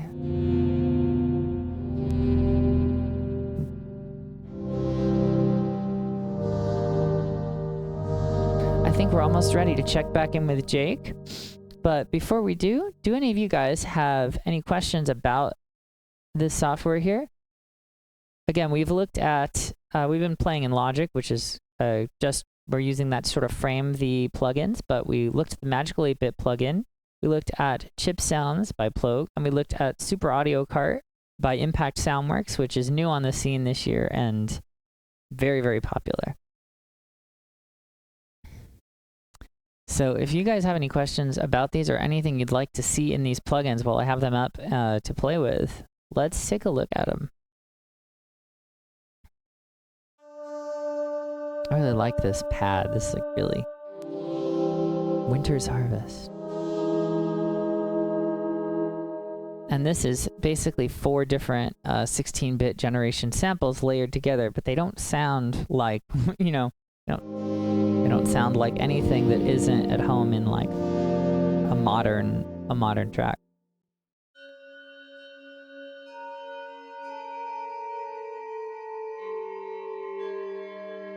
Untouched Snow, Resonant Glass. I could just sit here and play with these forever, but I won't.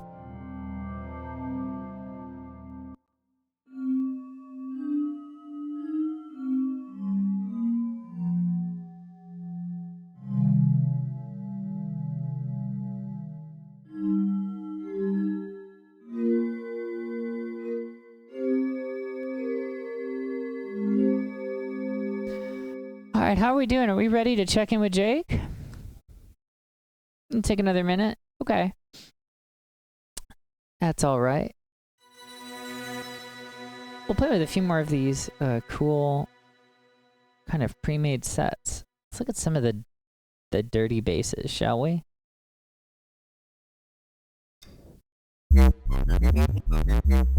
When are you going to see me do on-screen complete a song? I don't know. You guys did see me write a song for Small Window once a few weeks ago, so...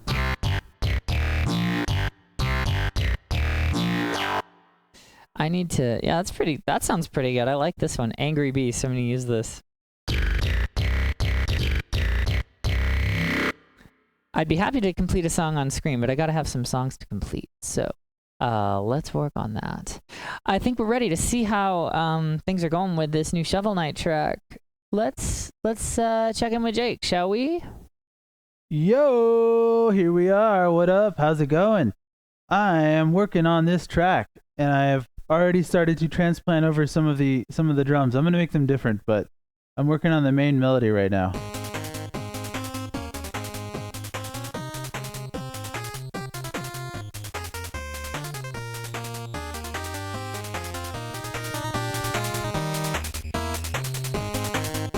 So that's the second half of the first verse. So I got to do the first part. I'm gonna copy paste here. Oh yeah. So yeah, I'm basically doing a reimagining of Pridemore Keep, of King Knight's theme, but in a major key and in a more classical style. But it's still gonna be upbeat and up tempo. It's still gonna be the same song, but it's gonna be this is not the case. This is not what it is. But think of it as like a daytime version, a springtime happy version of it, before the night falls.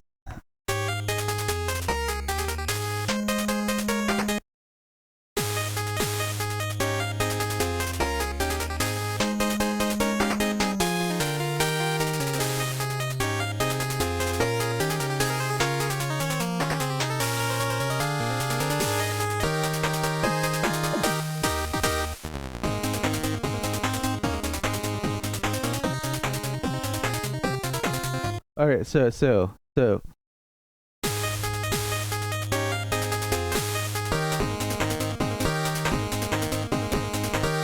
All right, so the same thing has to be on both tracks. Wow, that's weird how it's jumping around like that. Oh, I copied the wrong thing in the wrong place. Hey, cool. I was like, why the hell do I only have one of these? So we got to move this down. Oh, yeah. Move it down. Move it down again. Move it down a third time. Wait, no, we don't need to here. Just make sure. All right, so this has to be this. Yeah, get in there. Ah.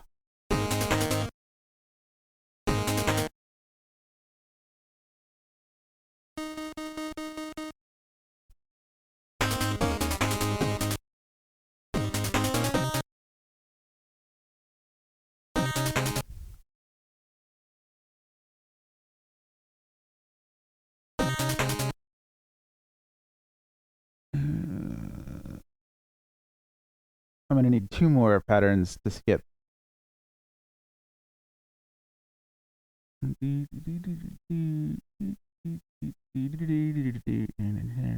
Yeah, because I gotta fix the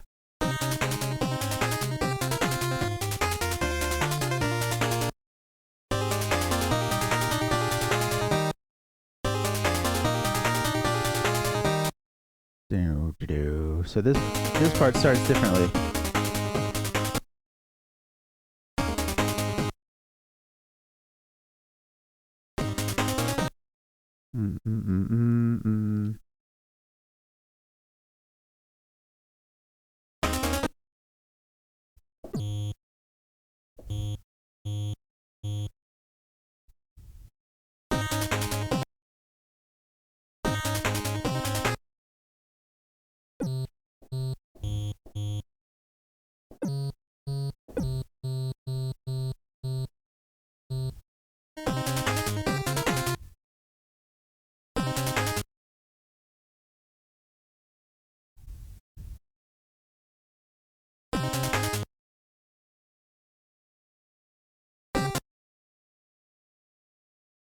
Ah, this is why.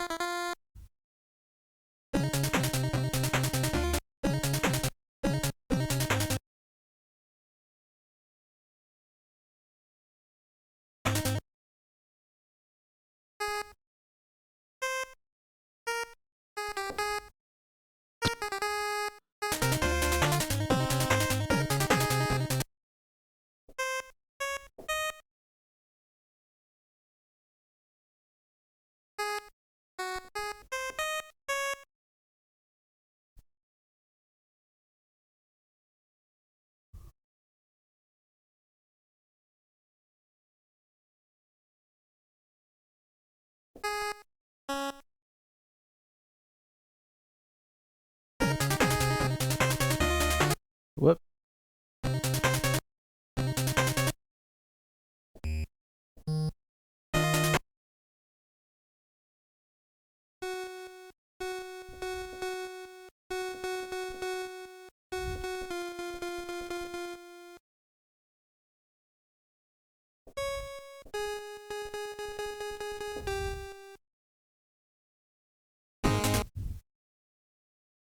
Let's just solo these channels here.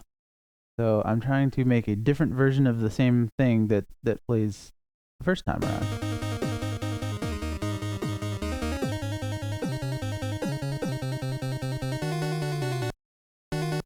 Whoop.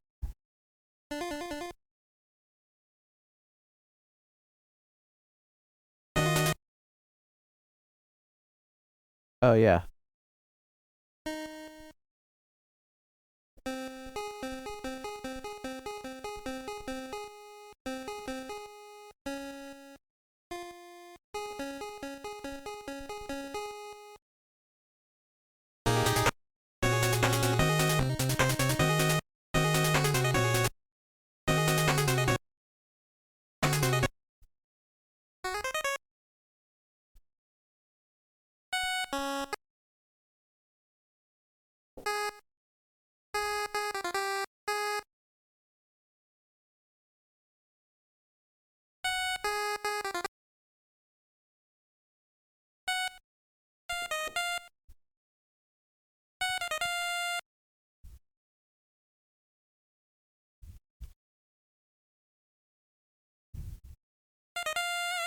Whoa, too much vibrato.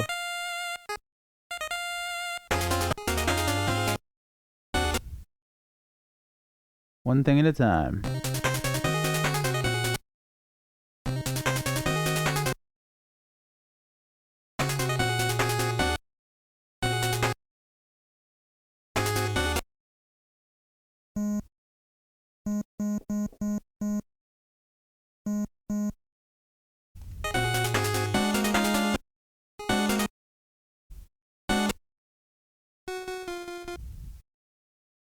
Is it these? Yeah.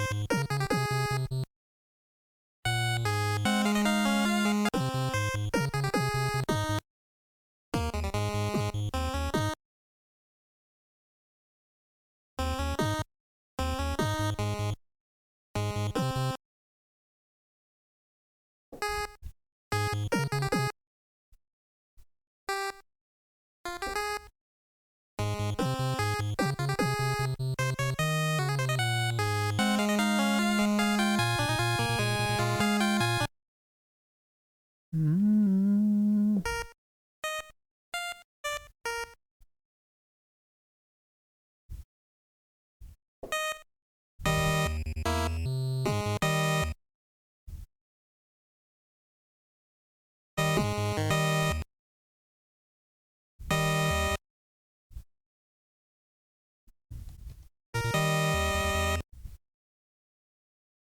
No, we don't need this near. Mm.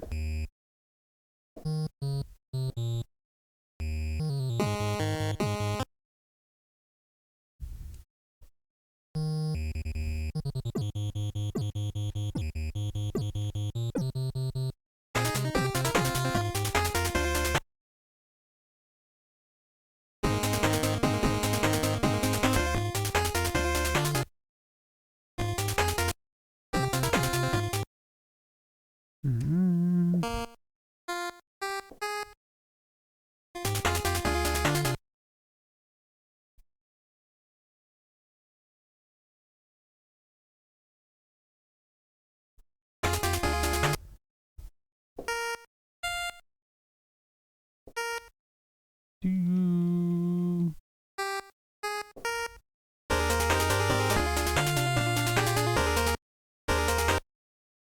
Whoa.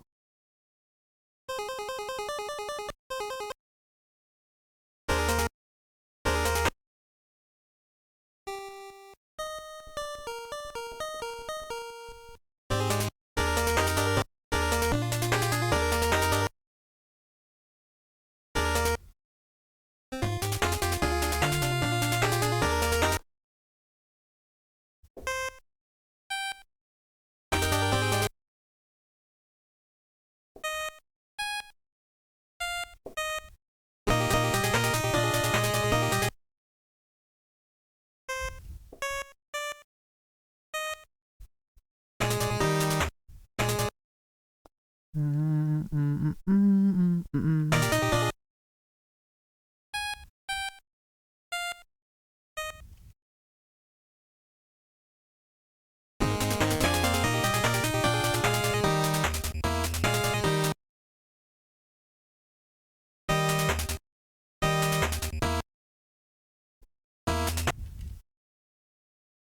All right. Mm, mm.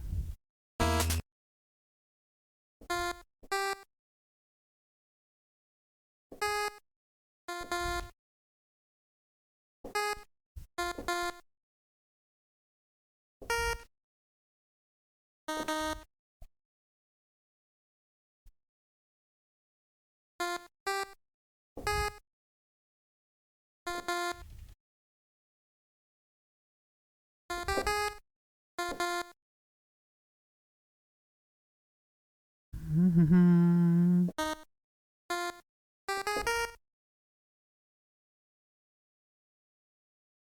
Do, do, do, do, do, do.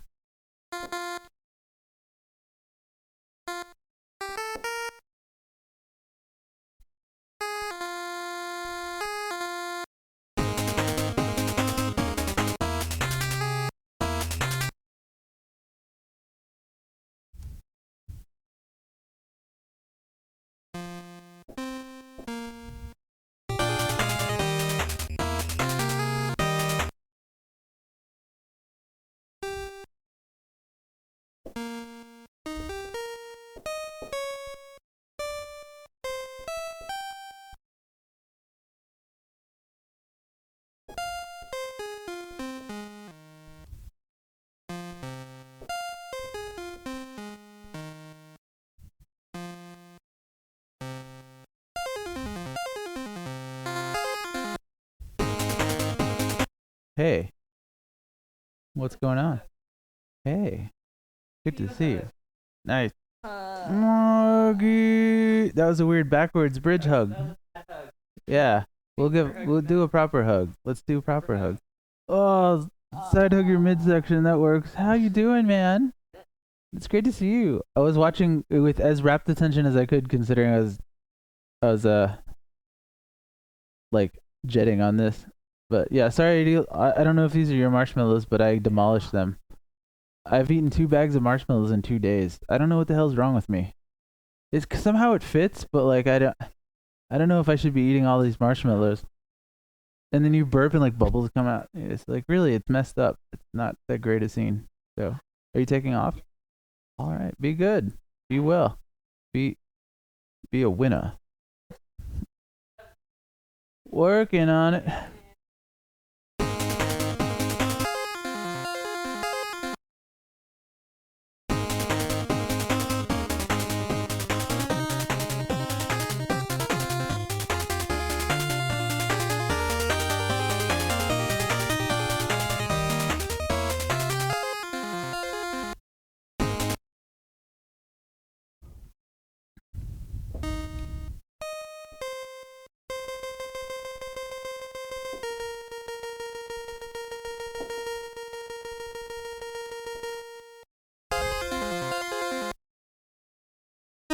Whoa. No.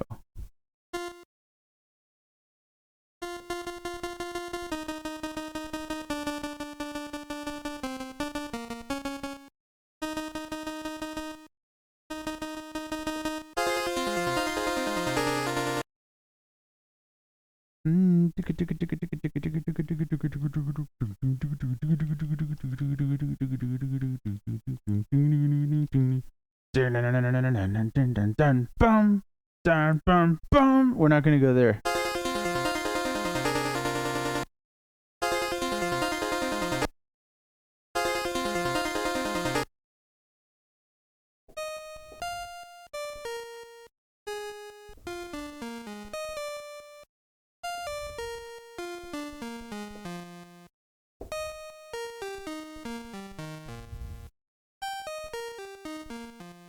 Whoops.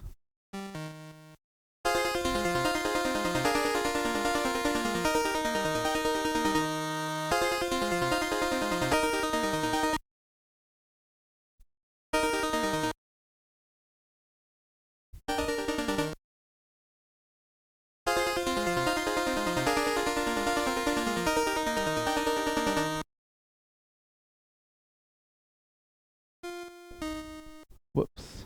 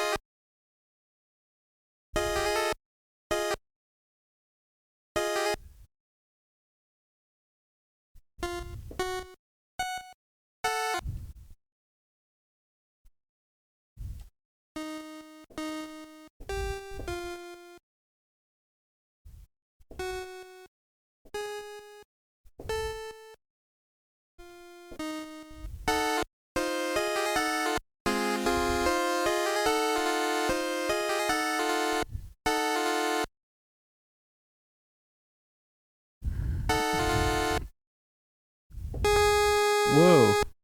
I always do that every single time.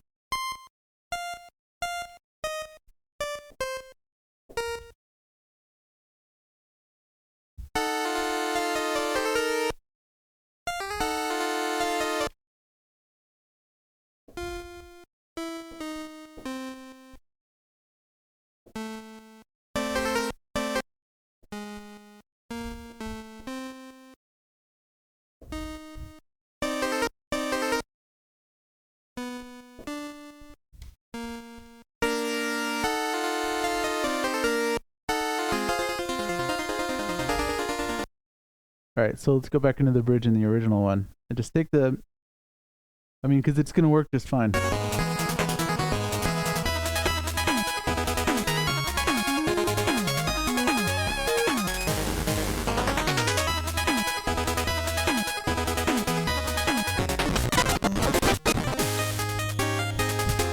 It's like it changed the radio dial. It's like, whoa, it's way happier now.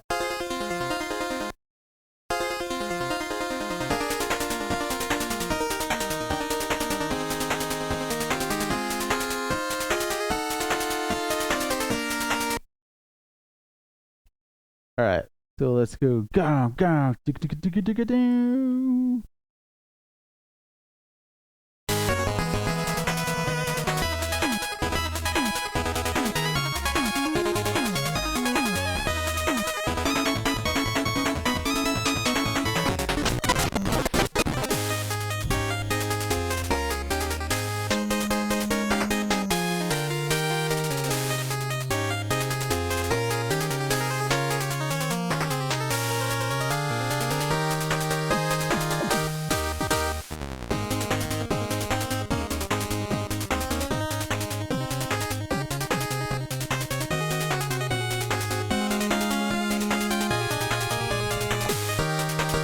This needs a lot of chord work right now. The harmony's bad in here.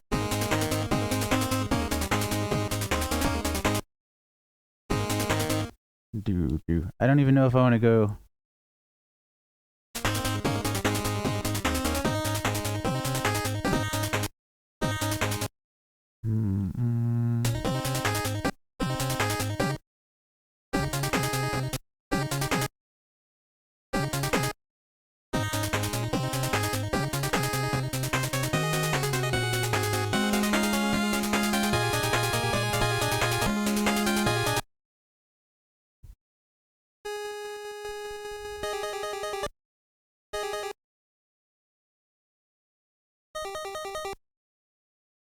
No.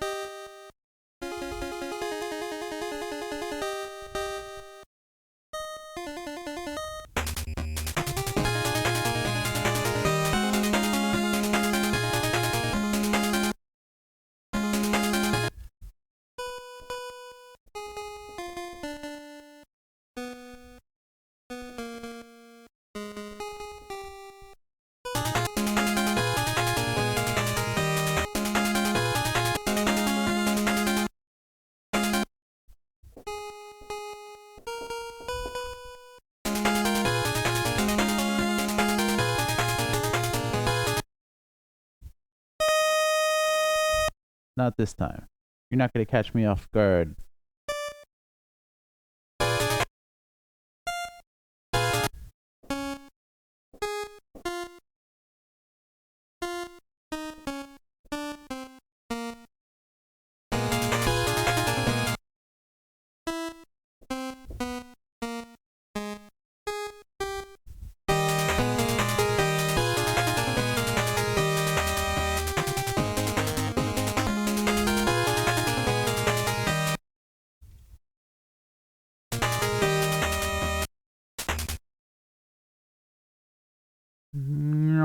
So down to 8 and then back up. Oh yeah, fade it, fade it, fade it. Now fade this one and this one. Yeah.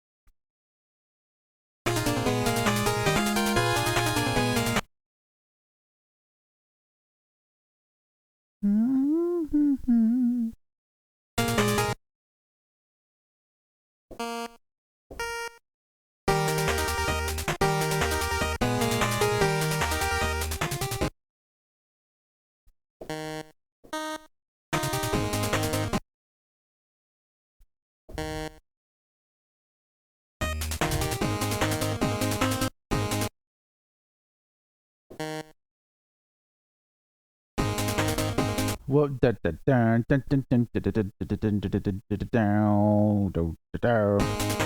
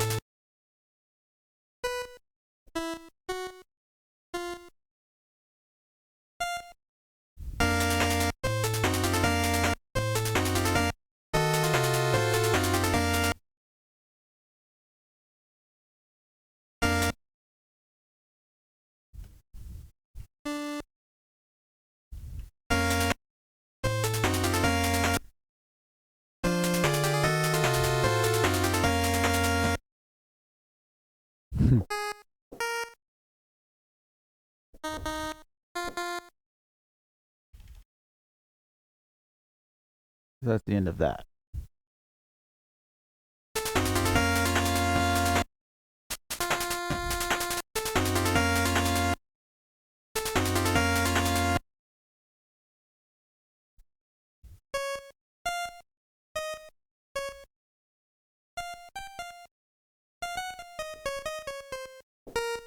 Mm-hmm.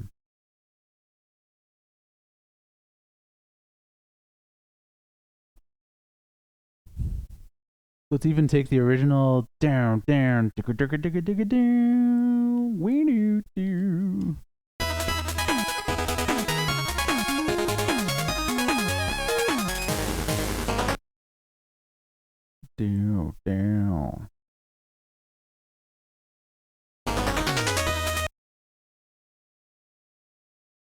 Be a nice little quote in there.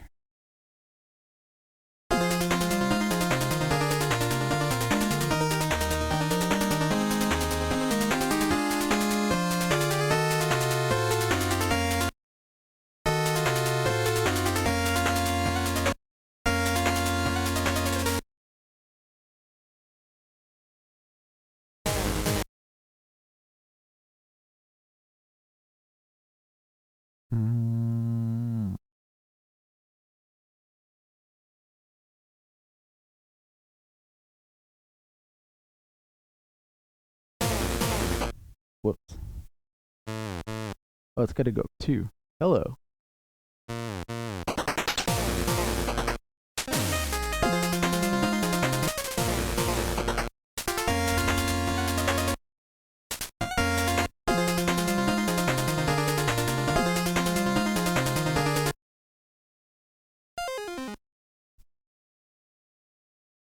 Whoa. Too much.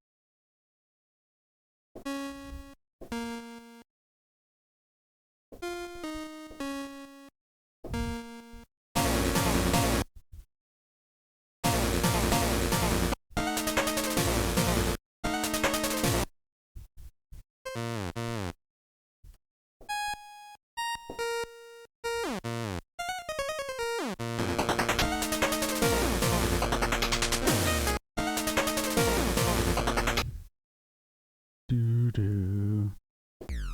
Whoa, hey.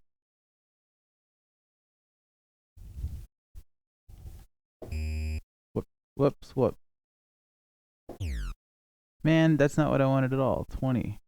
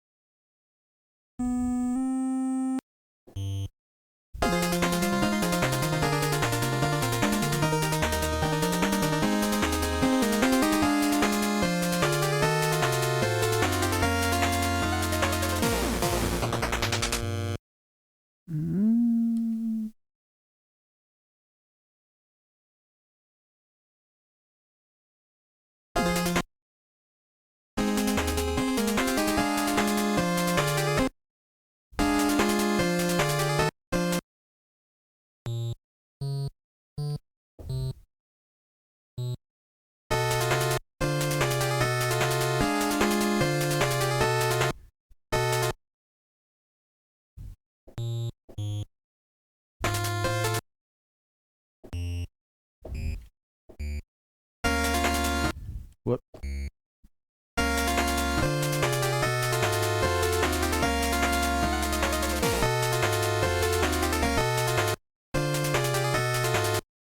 Hmm.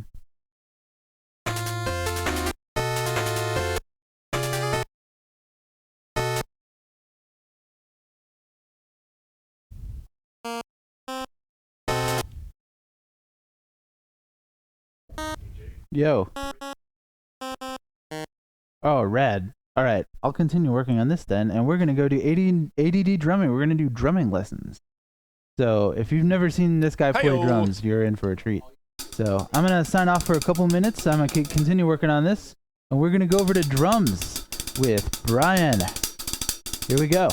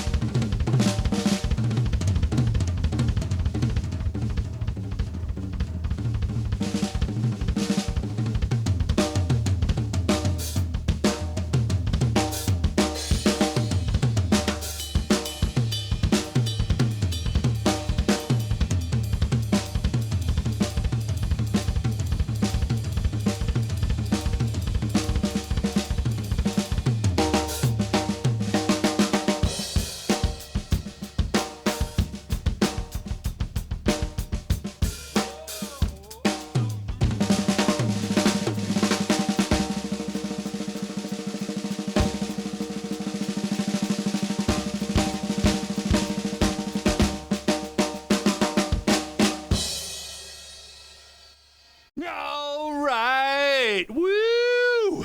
I'm back. It's the dog boy, Brian Burwell. Attention deficit drumming. We're going to kick right in. Doing some stuff, some playing, showing you some things. We got some good camera angles today. Working, you can see the feet. See all my mess down here that Robbie just told me I need to clean up after our show today because I'm attention deficit and I'm a slob. I love you, honey. That's to my wife. And I love you, son. I love you, daughter. All right. We're going to jump into some things. Oh! Did anyone out there watch the American Music Awards this year? I kind of missed it, but I did all the drumming for the house band. So it's like when someone walks on stage, walks off stage, you go to commercial, come back from commercial. Everything you heard was me playing drums. There were some real good cues this year. It was a lot of fun. Woo! We usually do, we pre-record it. We do a full live band in a recording studio. We do about 30 pieces of music. And I think this year was our fastest year of doing those recordings. I've done it for 11 or 12 years now. A bunch of TV shows like, we do the American Music Awards. We do the Billboard Music Awards, Hollywood Film Awards, and Academy of Country Music. And we just go into a studio and record all that stuff. They have it written out for us. We listen to a track. usually once, as we've got our music in front of us, and then we record it, and that's how we do it all day long. It's one time of listening, and then read the chart. Boom, boom, boom, boom. The goal, or my goal, every year is to try to get it where I try to do every song in one take. Sometimes, like this year, there was a couple that I had to do a couple times. But it's fairly simple. It's mostly just doing stuff like this, you know. Mm-hmm.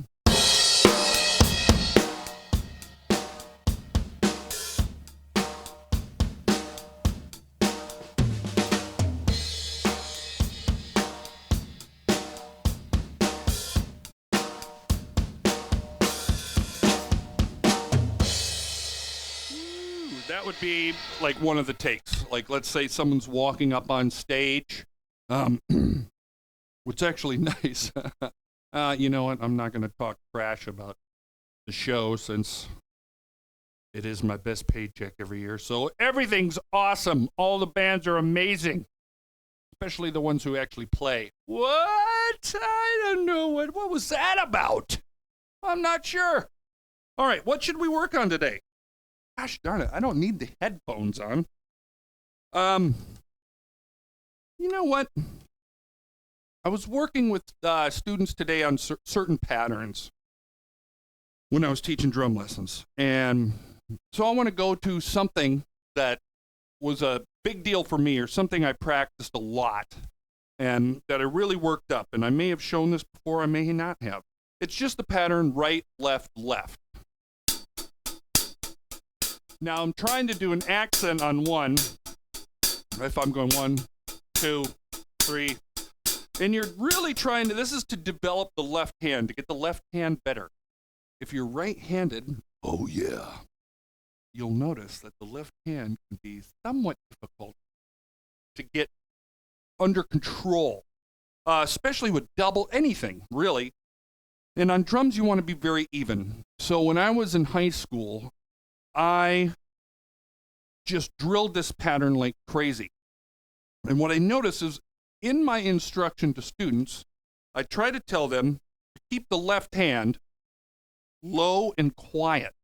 We're going to be aggressive with the right hand, but we want to be, yes, we want to be Outlander.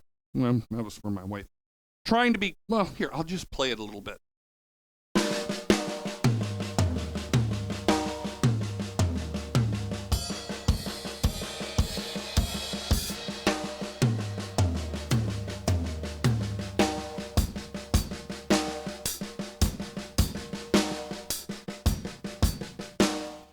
Now, you can do a bunch of different things with this. One is, don't just play it in the center. A lot of times I will tell students, you know, work on hitting in the center and do all this.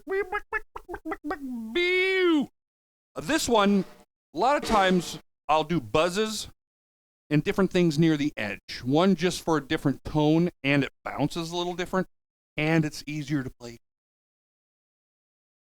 It's easier to play quiet. So, you want to work this up to the point where, this is what I did. I tried to get it so it sounded like a drum roll with the left hand, and when I'm hitting hard with the right hand, it takes up that little bit of space, that open space in the triplet, because it's a triplet, 1, 2, 3, 1, 2, 3, 1, 2, 3. And the goal was to not have that left hand be too aggressive, like, ew, stinky poo-poos. So,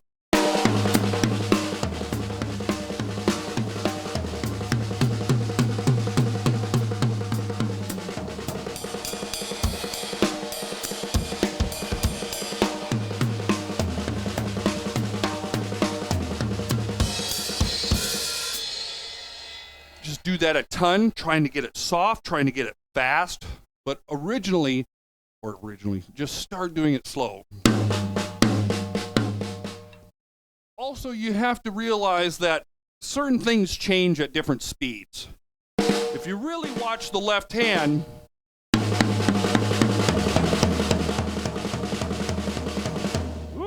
when I try to watch it on the camera, it throws me off. Look at how low I'm going. And let's learn this pattern right here. 1, 2, 3. You'll come over to the snare drum. This is cool. I actually learned this from watching a good drummer buddy of mine, who at the time was not a buddy. I worshipped him. A guy named Bobby Rock. He had a drum video called Metamorphosis. Got to give you props, Bobby.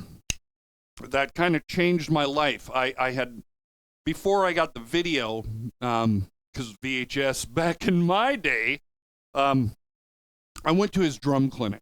He played for a group, he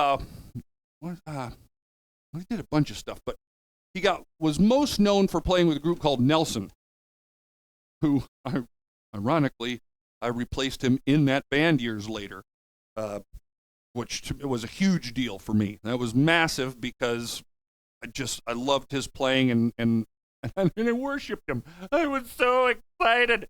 I was 16 and I saw him do this pattern, which is why I started developing all this stuff with it. And by the way, what you do is you learn something from somebody and then run with it. I would learn a drum lick or something from a drum instructor and then I keep adding to it. That was amazing. That is such a good way to get better. And you get ideas and you start to really figure out how things work by taking one thing and then compounding it, making it more exciting, or adding things, doing it left-handed instead of right-handed. Flibbity-flabbity-floo. Here we go. So, 1, 2, 3, 4. 1, 2, 3.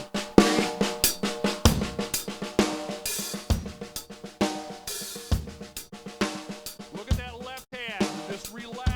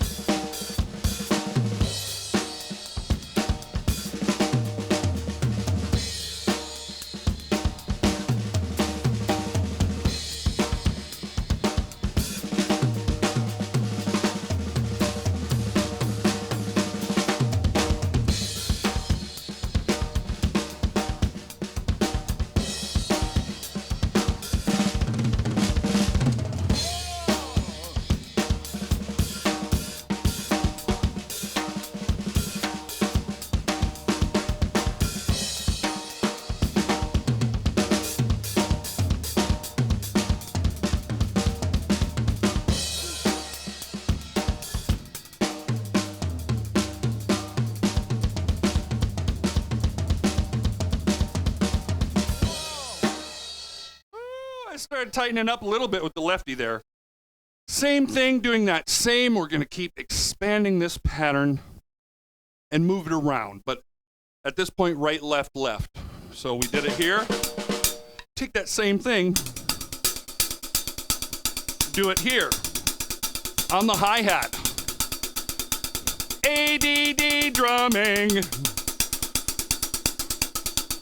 Really look at how I'm dropping my arm to keep the motion correct, and we can get really in depth here. We can go way deep into all this crazy stuff.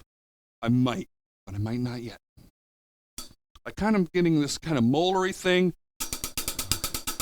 If you look at the center video, this one right here. Hi there. You can see kind of how I'm getting this, when I get comfortable, if I look at it, it throws me off, so I'm not going to look at it.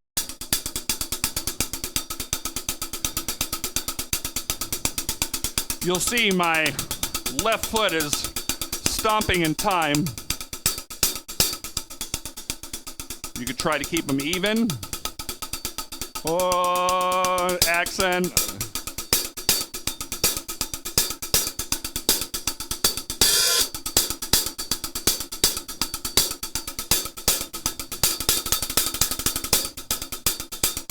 There, I just doubling the speed.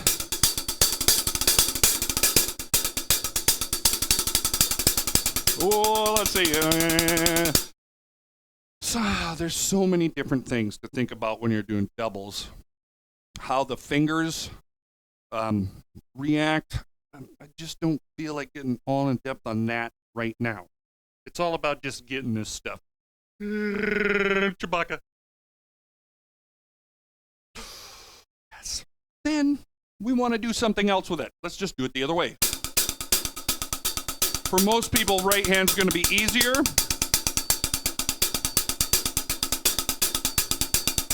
I'll try a German grip.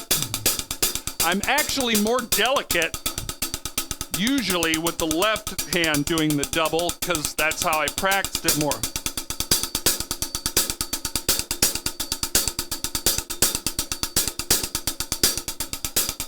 Now you'll hear me throwing accents in with, at this point with the left hand. What I'm doing is I'm thinking, I guess the word is globally. I know this pattern. By throwing in accents, I can kind of change the feel.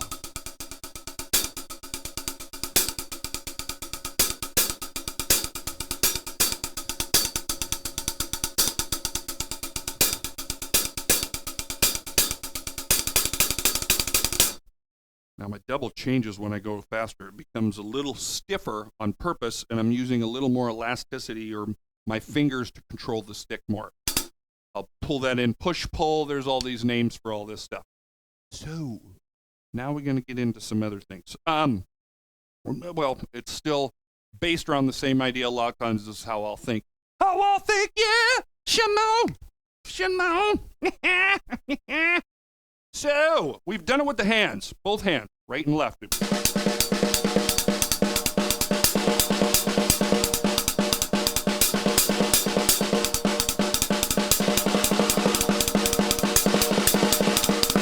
I'm just alternating, I'm switching.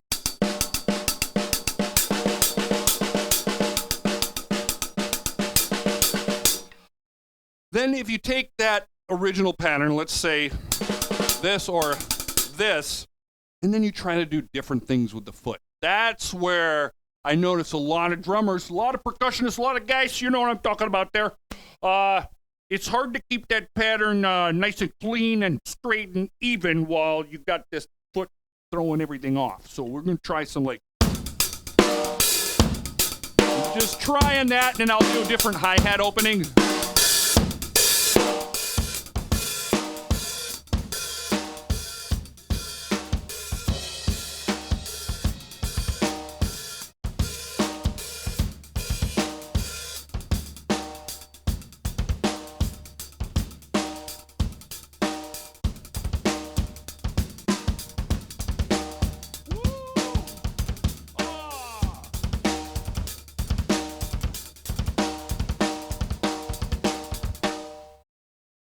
Are feeling good.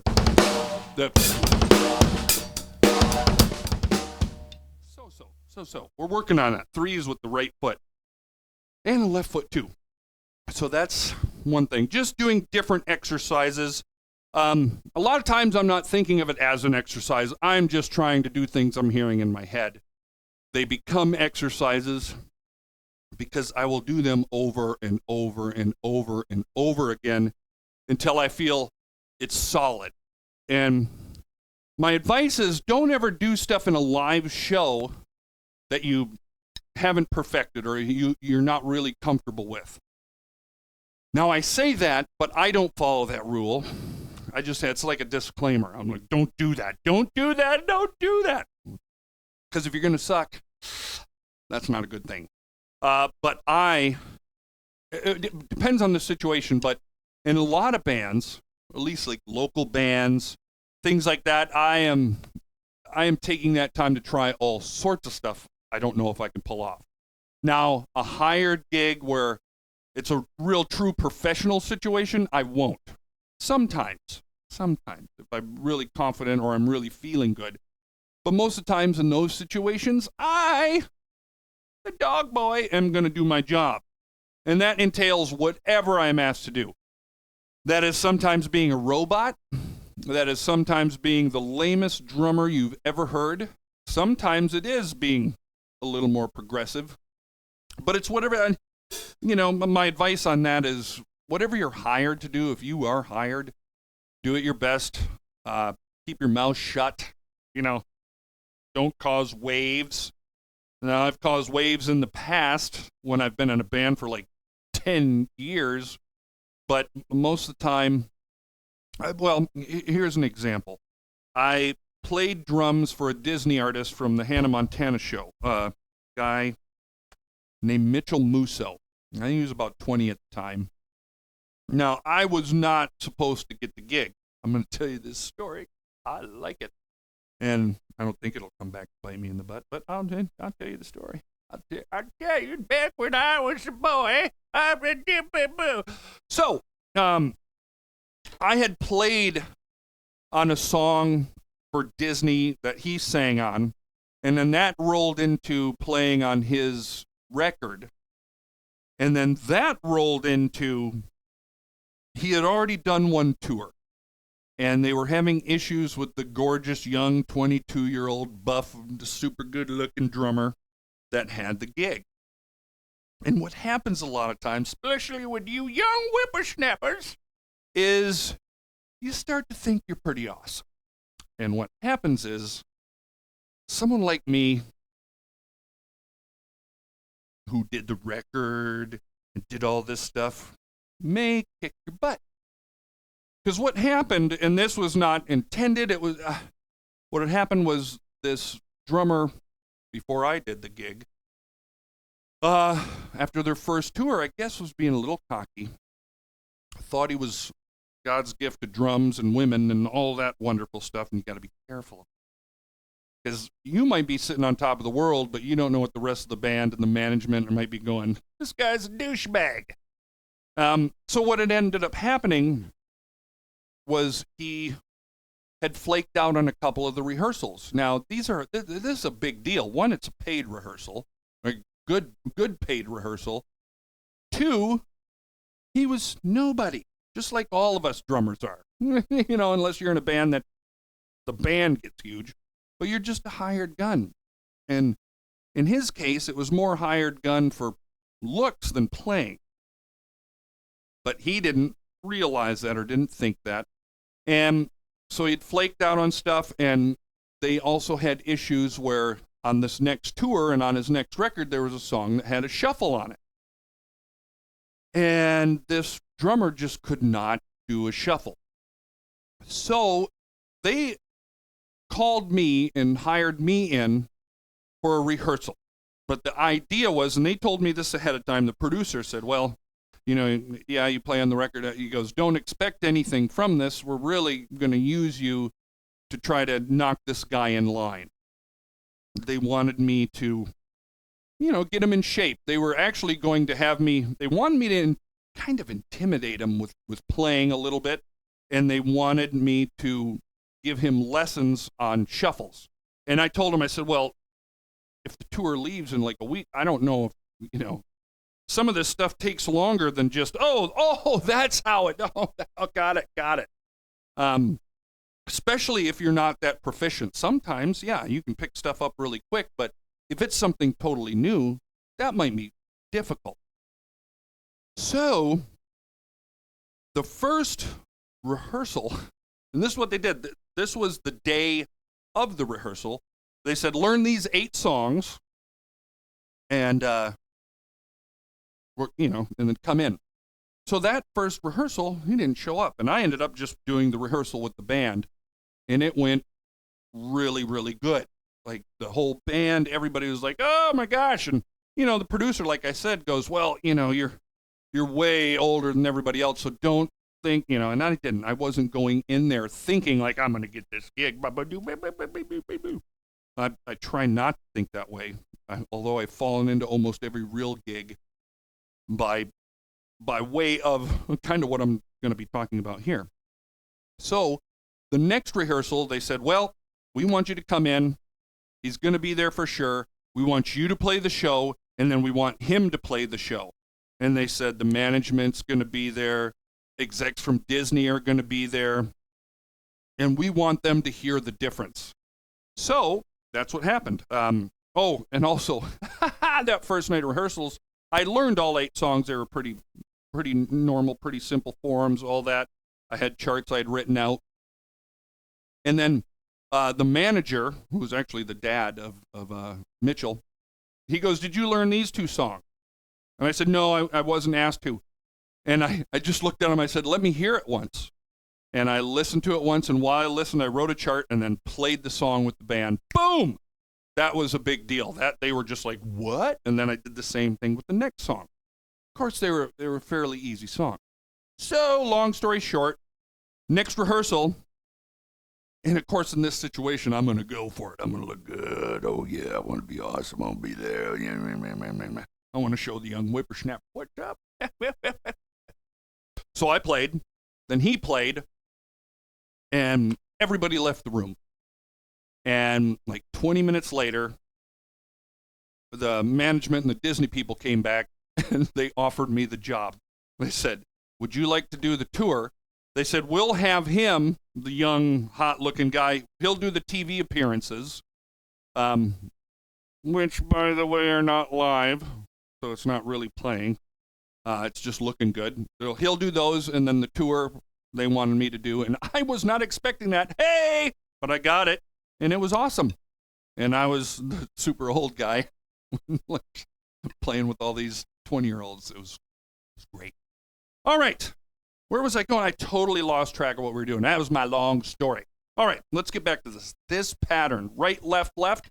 Now, and this is total John Bonham thing. Like I said, you want to do it both ways. Now we're going to do this. You'll do it with the foot. Same as...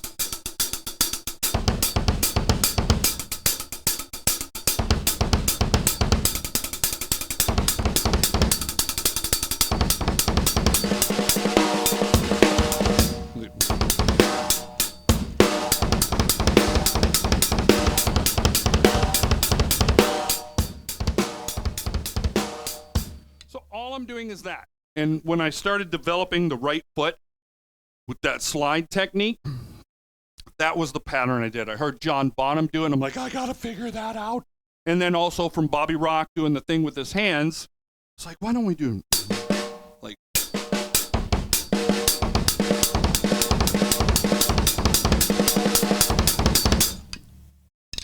Boom! I was like, yeah!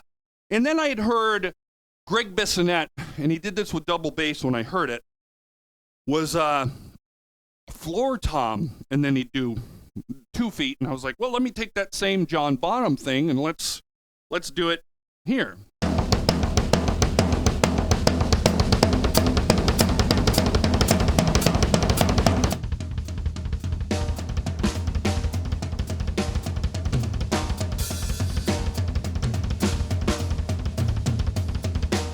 Now, it's going to take a while to get the coordination. Besides getting the pattern down, holy cow, that took... I mean, I'm still working on it. Taking that pattern, just getting the pattern at first.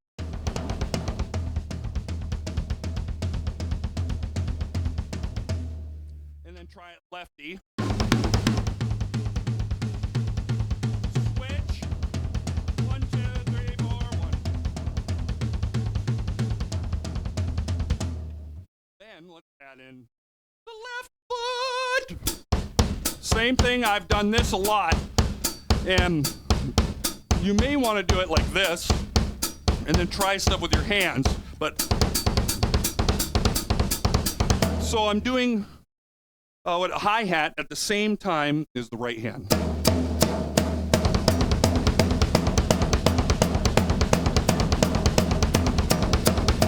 And you can see on the foot cam that I am really jumping. You can see it on the snare drum cam too. And then switch.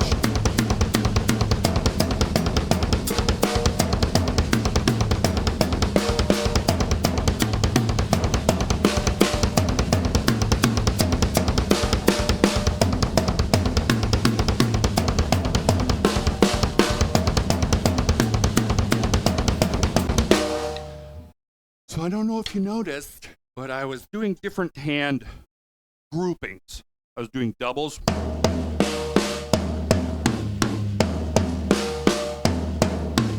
Then threes, 1, 2, 3. you can do anything, check this out. I'll keep this one here, and I will do paradiddles. Paradiddle.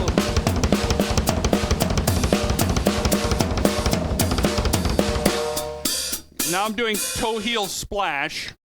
As you see, if you watch the foot down here, I'll go from toe to heel and let that bounce, or whatever the correct word is. I splash it with the heel. Now you can do a lot of cool stuff with that. As my ADD takes me away for a moment, you do like patterns of 5. 1, 2, 3, 4, 5. 1, 2, 3, 4, 5. Let's see. Woo! Let's see. 3,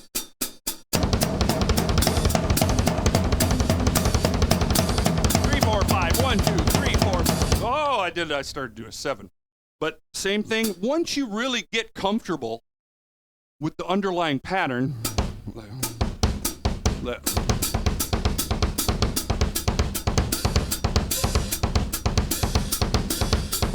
1, 2, 3, 4, 5. 1, 2, 3. 1, 2, 3. 1, 2, 3. 1, 2. Woo! Not as smooth as I'd like it. But yeah, dude, there's so many things you can do. A lot of it's busy work. I've had drum instructors in the past go, why do you show your students this stuff? Why do you practice this stuff when really all you need to do is this? And I go, one, because I probably practice more than most. And after a while, I mean, you can get so in depth and stuff. I just figure the better I can get, the better I can get. I just want to be as good as I can be. I don't have any qualms about thinking that I'm going to be the greatest drummer on earth. Although that would be nice. But, you know, my dad was really good at sports. And I wasn't, on most of them. But I really looked up to my dad, and he was a businessman, and he was so good at so many things. And he always strived to be the best at whatever he did. So I kind of, I felt inside like I fell short, or, I wasn't living up to my dad, which can be a great motivator. But I knew I didn't want to do what my dad did. So I put that nervous energy and all this ADD BS that I've got going on, hyper-focused onto drum. It was actually started with martial arts. And I got hurt and then went immediately into drums. And once I got the bug, that was all I did. I did it for fun. I practice for fun. My favorite thing to do in spare time, besides do nothing and watch TV, is practice drums. When my friends were doing video games, I was at home every day practicing. I'd come home from school, and from 3, usually till 9 at night, with a break for dinner with the family. Otherwise, I did, because I had to stop at 9, I would just practice. And it wasn't like this weird focus, like, but I would play. I would just jam. I'd put on songs and play along and learn and add things, and that was awesome. All right, one more thing with this same pattern. We'll get that going. I'm just going to play a 5. With the hands. So right, left, left. 1, 2, 3, 4, 5. It's so 1.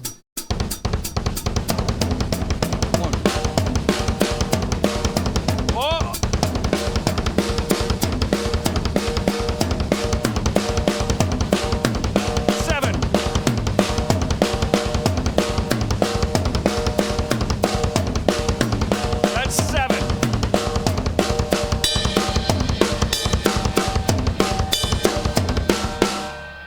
So that's a whole thing to do with that. Then I started working on this stuff, trying to get better independence with the left hand. So I do the pattern and then try to see if I can do all.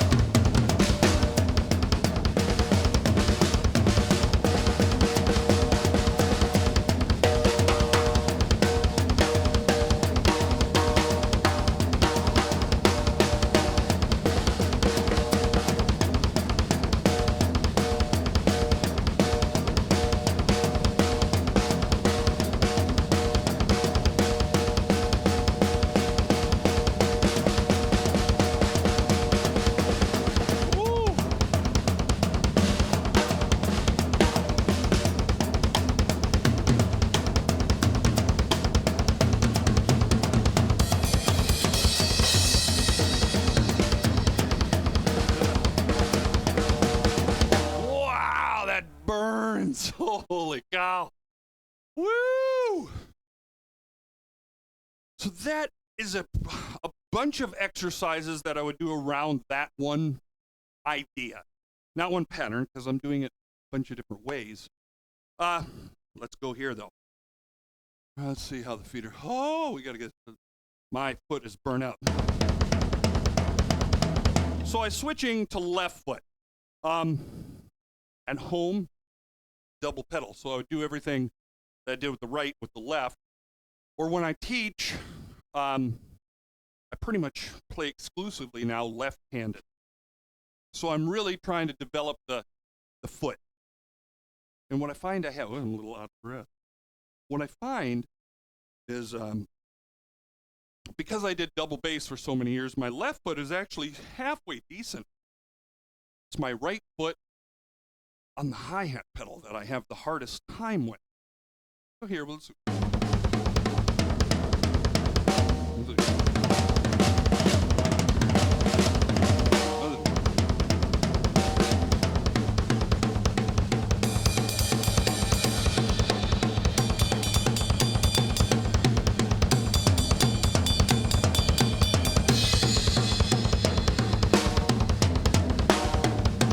Woo!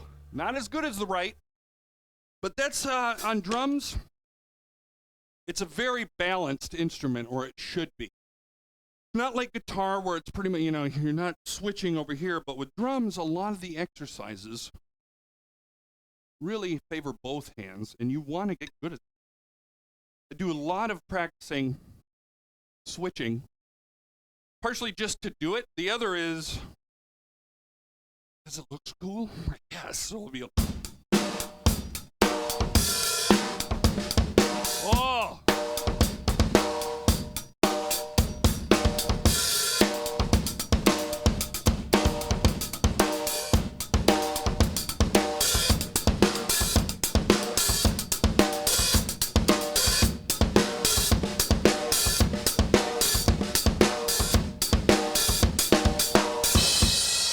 See, right there, I got it backwards in my head. And that's partially why I practice this stuff a lot, because I'll go to do a fill or something and I'll automatically revert to right-handed without even thinking about it. And my goal for myself is to get to where that doesn't happen, just where I can flow either way. A lot of stuff that comes out of my body when I'm playing, I'm not thinking about it. Or I'm just thinking about what I want it to sound like and let the body do it. The only way you can really get there, in my opinion, again, everything's just my opinion. There's no real solid rule, although there might, but there's always exceptions to every rule. I always try to be relaxed or let the drums do the work for me. So how I'm hitting the drums, I'm letting a lot of stuff happen. And I don't know where. I don't know. Ooh. Different things that are. I'm trying to keep in that same vein of that triplet. So, see if I can do. My foot has not recovered yet because I've spent so much time doing that lick. But triplets, thinking triplet, triplet, triplet, triplet, like.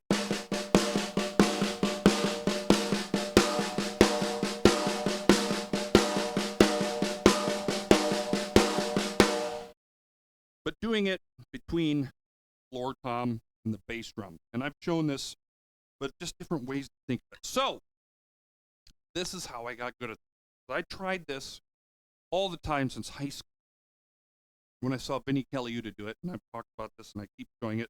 Because one, I think it's brilliant. I think it's awesome. It's my number one go-to super show-off thing, only if I'm really comfortable and feeling relaxed and in the pocket. Because it's really easy to screw this one up. All it is singles. Right there. But trying to go fast.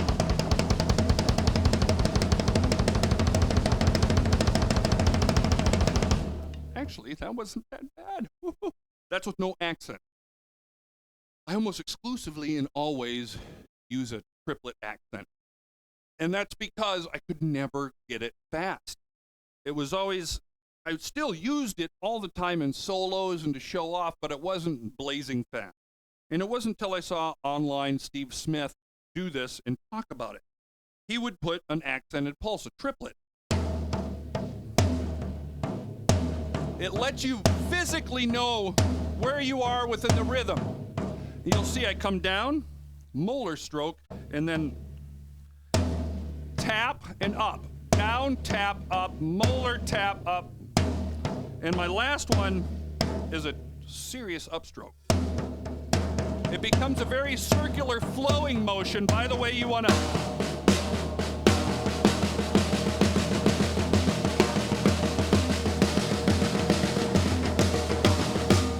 You get going really fast, the accent may start to disappear, and that's fine, because it's more of a physical thing.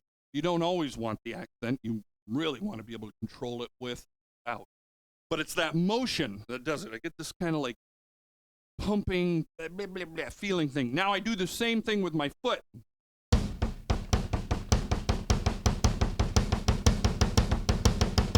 See how that down, up? It's pretty much exactly the same as the hand. Now what I do is where the accent falls, I think, because I don't think about it too much, I'm almost think of the kick drum as a, what's the word I'm looking for? Well, the accent would be on the third hit. So I'll go like, listen. So it happens just before, so I'm doing this. That's how it feels to me. Let me get it.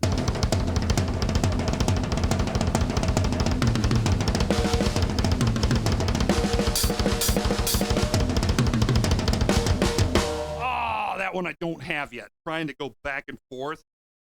If I can keep the triplet in my head, I might be able to. But that's it.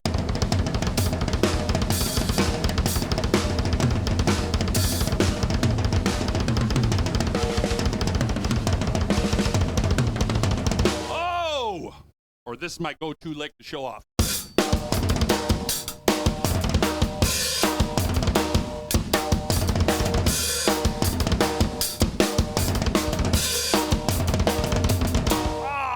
I lost it at the end, but that's it.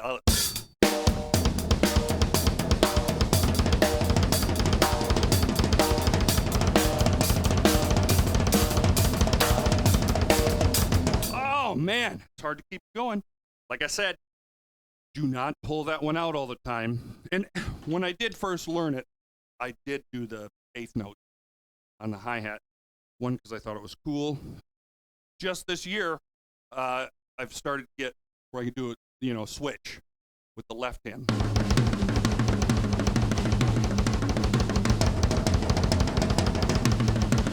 And then also this year, I was watching an older video of Jojo Mayer, and he took the exact same thing, but instead of doing the triplets, he did the eighth note, or push-pull.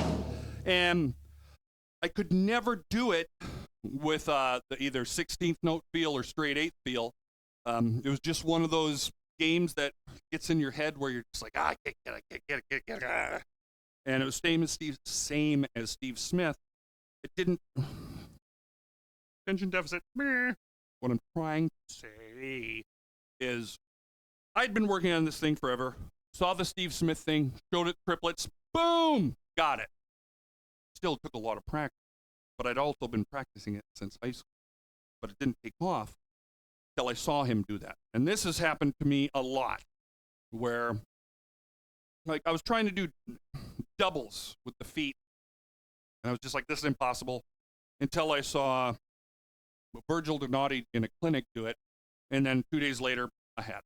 And that was another one where I just needed to see it. I needed to know that it was physically possible. And now I don't feel that way. Now I have decided, because it's happened so many times, that I'm like, if I have an idea, I'm going to figure out how to do it on my own. I'm not going to have to see it, because maybe I want to be the first one to do it. Gosh darn it. Yeah. All right. So, now this is newer for me, where I'm accenting every other note instead of triplet. And I do the same thing with the foot. Whoa! Not as good, not as good.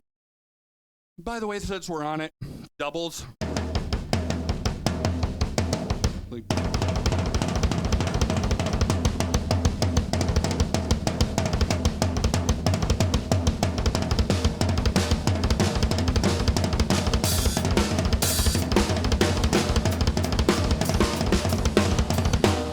all these, man, and then you want to do it all lefty. You want to tear it up. It's all a lot of independent stuff. It's a lot of mechanics, getting your body to do it and to be relaxed, really, all the time. 'Cause I'm telling you what, if you're a newer drummer and you get in your first band, no matter if it's aggressive music or even mellow music, and you've got to go out and do 4 sets, 4 45-minute sets, or some places 5 sets, you'll find out really quick that you need to relax. And I'm telling you, if you start to cramp up or tighten up or anything, I'm gonna burp. Oh, crap. You'll have if you're not relaxed and not fluid, it can mess with your time. As you get tired, your time will start to lag. Or you get excited, and you tense up, you might speed up. Also, feel-wise, it makes a huge difference on just how you're hitting the drums. You don't ever want to force accents, and when I mean accents, like, you want to be fluid. You want to throw it like you're throwing a baseball or a nice kung fu hit or whatever. That's where this molar stroke comes in. And you've got to get everything to work correct at the correct time. Because it's not all wrist. It's not all fingers. It's not all arm. It's everything all together working smooth, and like all these little push-pull things. You've got to really work your butt off to get that comfortable. Like here, I'll just play a groove. That's where I use this little push-pull thing. It can create a better feel as opposed to, ew. And being able to throw in an accent when you feel like, okay, I'll just play a little bit. I'll mess with hi-hat accent.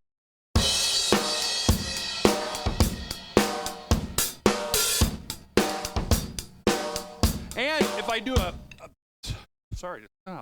3/16 note thing, I'll keep my pulse here, and the best way to get it, and it sounds the best, instead of going that, I'll do it as I'm in motion.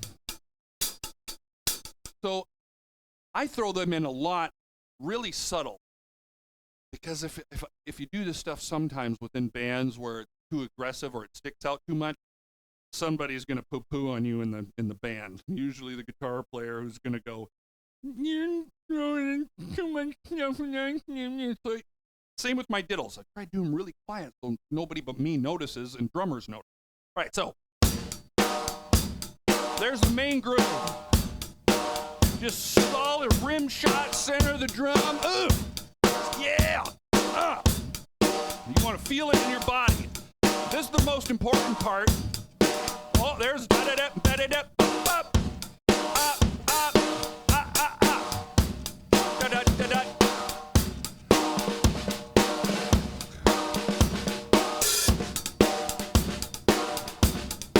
That pulse is still there.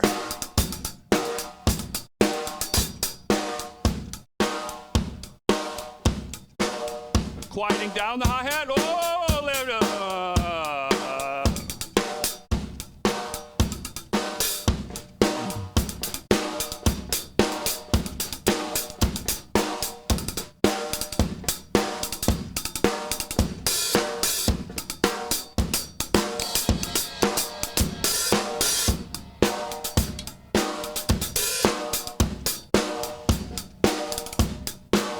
double, but quiet. Now,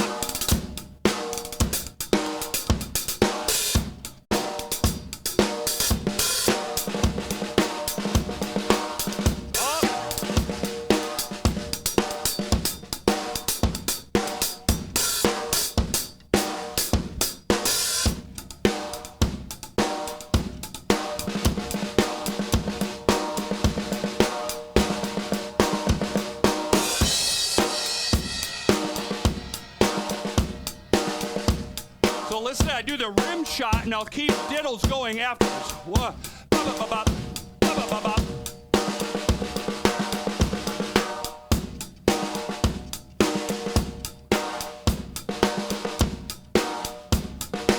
Whoa, that's hard.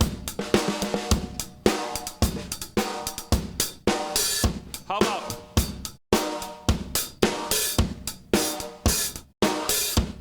So 1, 2, 3, 4, 5. 1, 2, 3, 4, 5.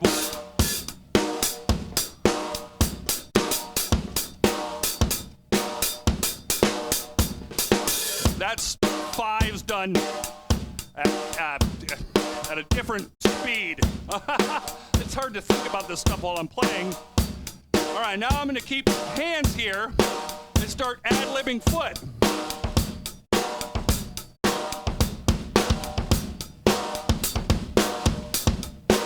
Hands are going to be static.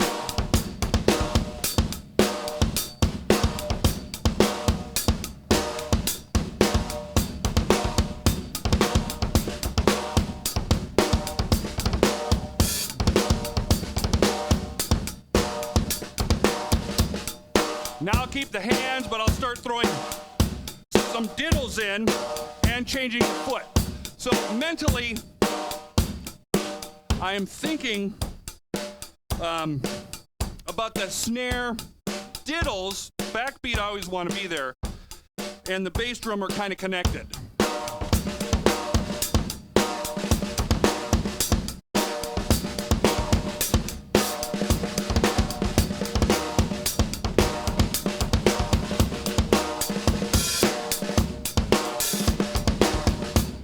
Now I'll kind of combine everything where I'll do other hi-hat things, but I'm trying to keep the main pulse the same, the accent, unless I want to change it, but always come back to my core rhythm. So now it's all going to happen.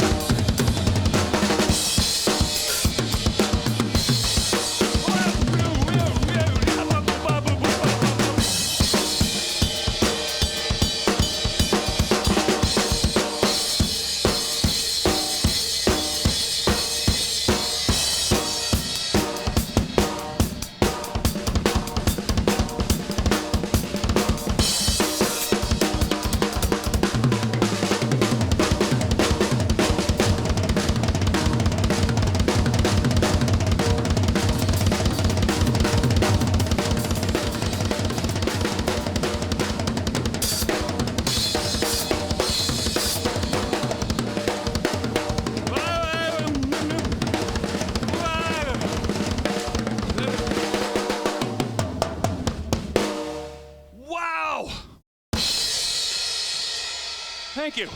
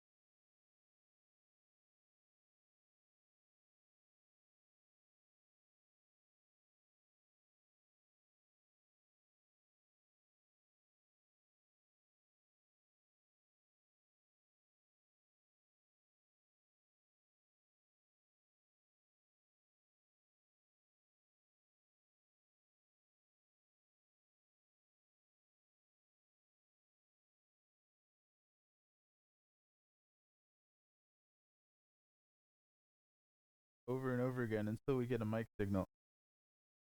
Because my battery was dead. Hey, what's up? Are we back? Oh, we're back. We're back with a vengeance. Yo. So as I was saying, man, I've said this twice now. I thought I had a mic signal, but my battery was dead. So that was Brian Dogboy Burwell. He's the session drummer on most of our Mint Potion tracks, like our funk jams and this and that. He's all over our studio. He's on like everything that I can get him to play drums on that I write, like I do immediately.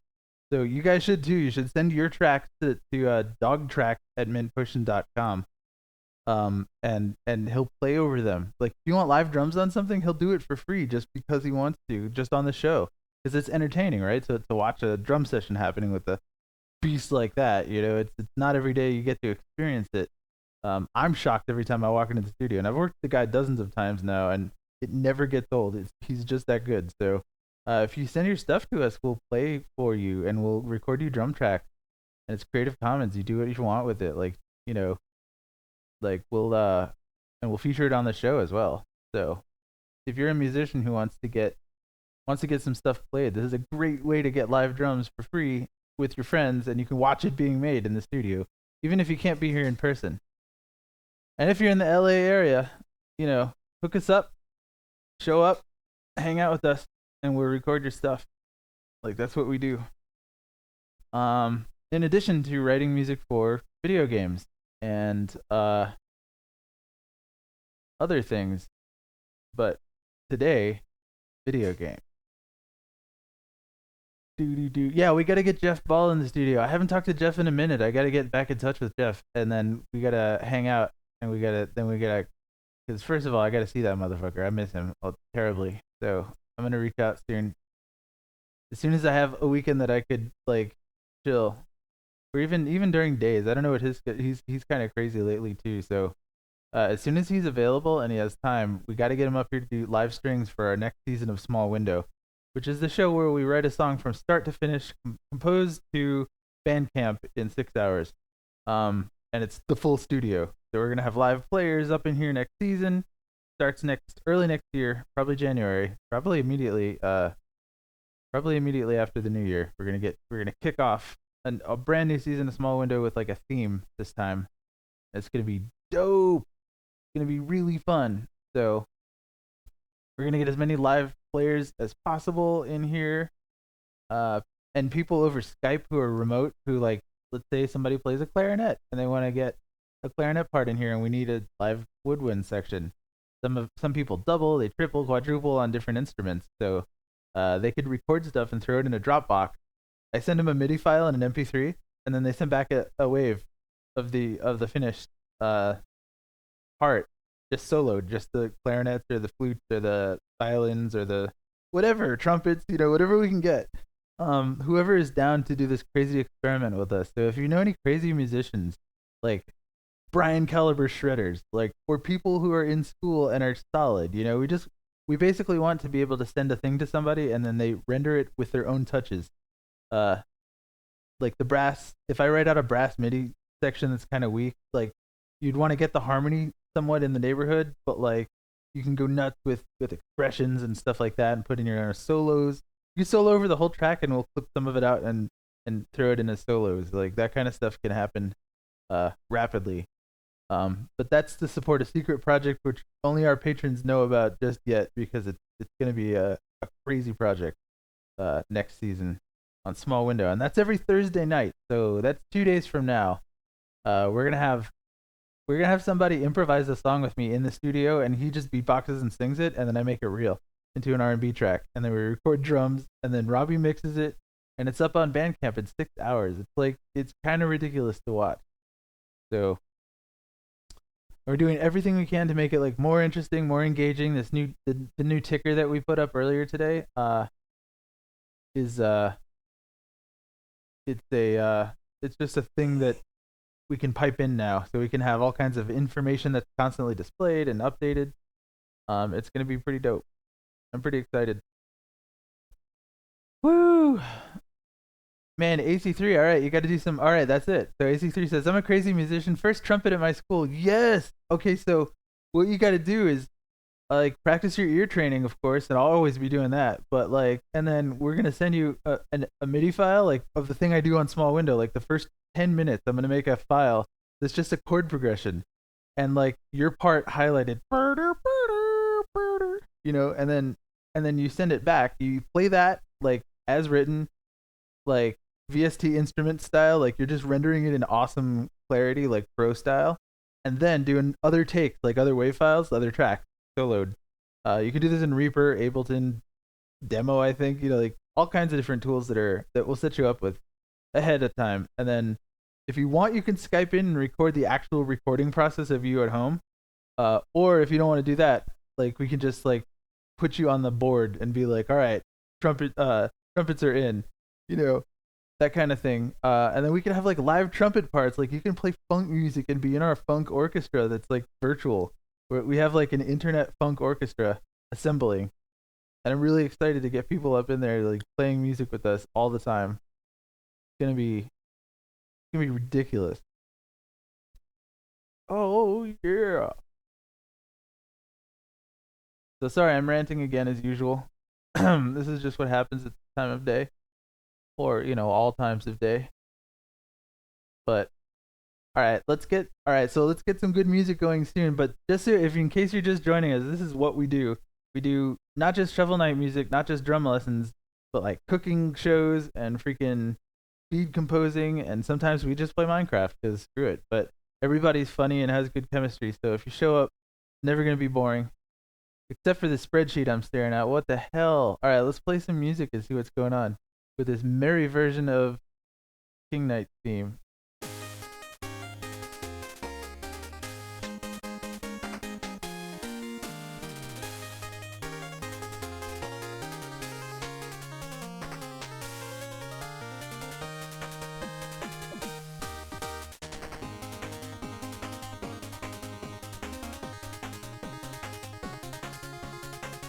Wait, I'm not done with this section. I'm still editing this. This is what I was doing before you guys came back. That's why it sounds all janky. Don't worry.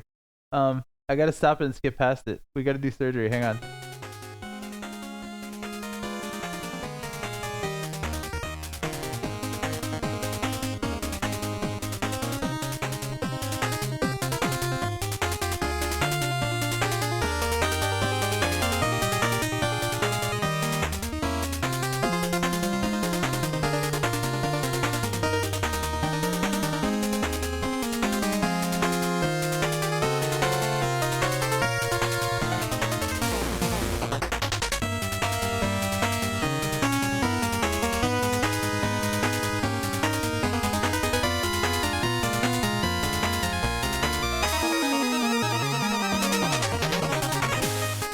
Oh my god, it's such a mind fuck. Oh wow. Guys, it's weird that this exists, but I'm not sad that it exists. But it's kind of weird. It's like a major Metallica version of Shovel Knight. Like this is like really twisted, but I'm really glad.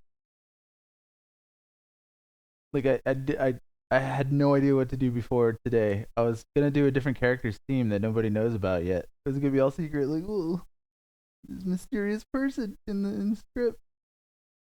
Gotta do his theme and describe his personality without being spoilery about it. It's gonna suck, but I'm gonna work it out. We're gonna have fun. All right, but this just like today, I was just like, all right, it's how it has to happen. I was thinking about. Guys, let me rant at you for a second. I was thinking about doing sad versions of TV ad jingles, like the best part of waking up was Folgers in your cup, and you see like grandma like floating over the clouds, transparent. You know, just like man, we could do a whole album of those, like 50 of them or something. Like they're nothing to just harmonize. You just minor, it's a minor metallic. It's like the minor commercials. A minor break would be like, we'll be back after this minor break. Be the album title. All right, so yeah, what do you think of that idea? Throw some throw some love at that idea if you want us to do it. We'll maybe just do that. because I want to make it happen. At least a few of them, like a couple at a time. Put them on SoundCloud, dude. Oh man, oh man. All right.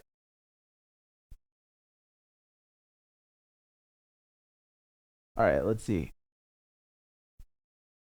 We are going to. What's out of context? Oh, Dragon Master 3, I just got here. What am I hearing? I'm hoping this is out of context. What happened? No, we're going to do an album of sad TV jingles, like the sad version of him. The opposite of what I'm doing here, making a happy version of King Knight. Oh yeah, we got to make the commercials, but it's got to be like, dad like sitting at home drinking coffee, just kind of just like really down, just looking at the floor. And he's just staring. He's got the 1,000-yard stare. And then just the next is like a field and, grandma's head floating over the clouds, just like smiling at you. The best part of waking up was Folgers in her cup. Oh, man. No, dude, that would be so great. We could do a bunch of those. There's so many. All the major key commercial themes. Somebody steals this idea. Let's just collaborate and make a whole album out of them. Let's just make that a meme. It's like major keying, minor keying, making funeral songs out of product ads. Open call. If anyone wants to get on that with me.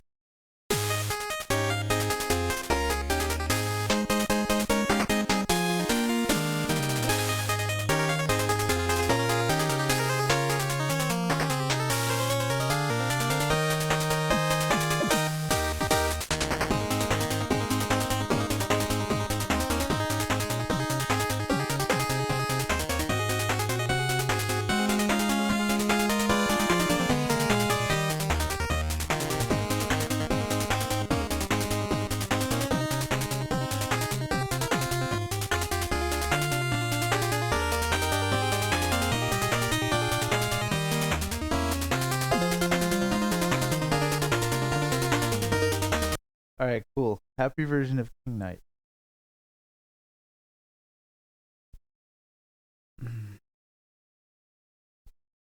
Oh man, come on. Let's do some good stuff here. I gotta work on this transition here. I gotta make it a little less tippy, a little more soft.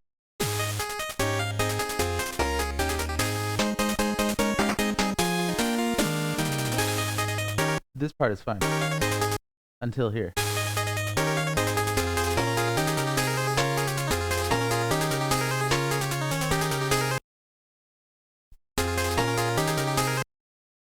I don't need to freaking have that G sharp in here, first of all.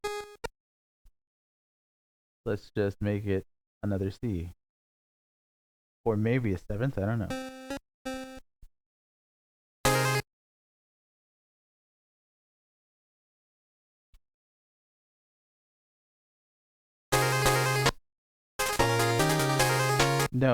No, it's gotta be because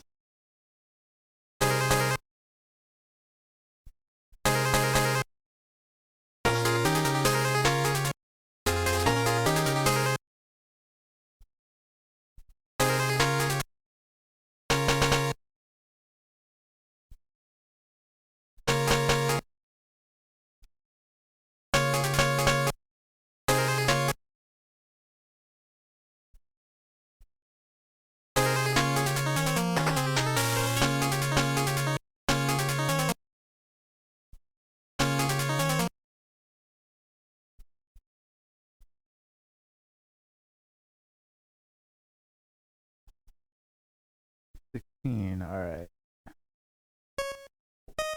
Sorry, I was just planning my moves here.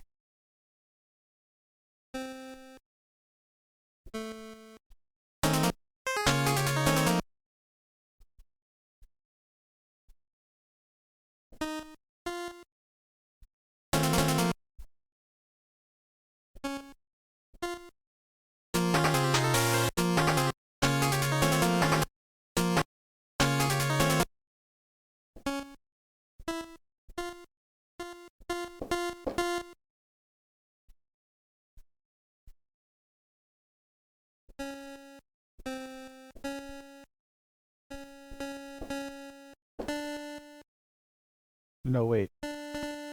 That's too early. Oh, God.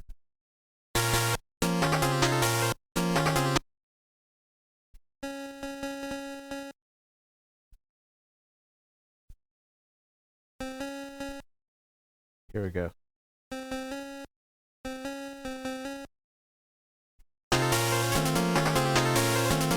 Ah, this is the A still hanging here.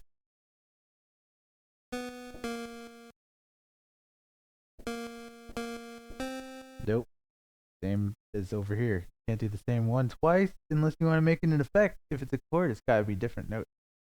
Not always. You could have doubles and octaves and all kinds of stuff. You'd be like down low is a C, up here is a C. I don't give a fuck. Here we go, C, E, G. But it doesn't matter if you're close. You can't just double up on them like that, or else it's gonna be all. It's gonna sound really strong on one because you're doubling that one note. You gotta spread it out so it's thick and rich, like a meaty marinara. What was I even?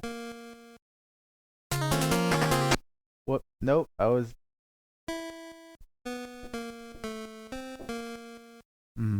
See you again.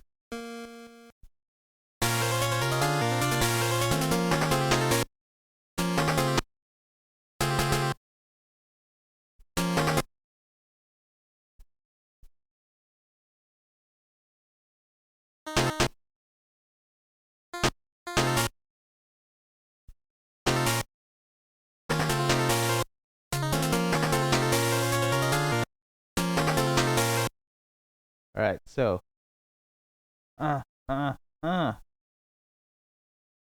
Come on. There you go. There you go. Oh, yeah. All right, here we go.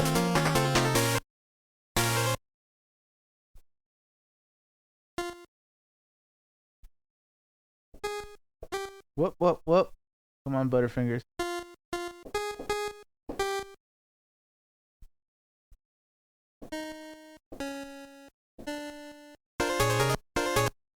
Whoa, whoa, whoa. What even? What was I even doing?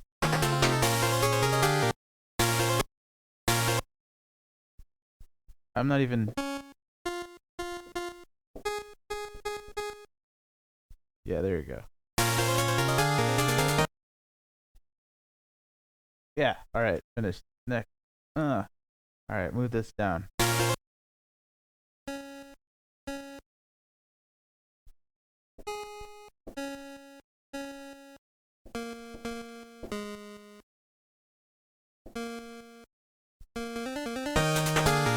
Yeah, I managed to tie the two together. Check it out, like railroad. Like you got one over here and one over here. You gotta like curve it into the next one. So I was able to do that with this repeated section. Whoa, see, I'm a hypocrite. Let me try again.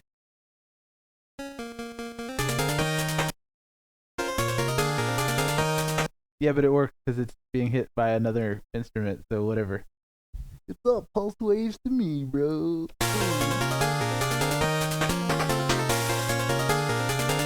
Yeah, that sounds way better now.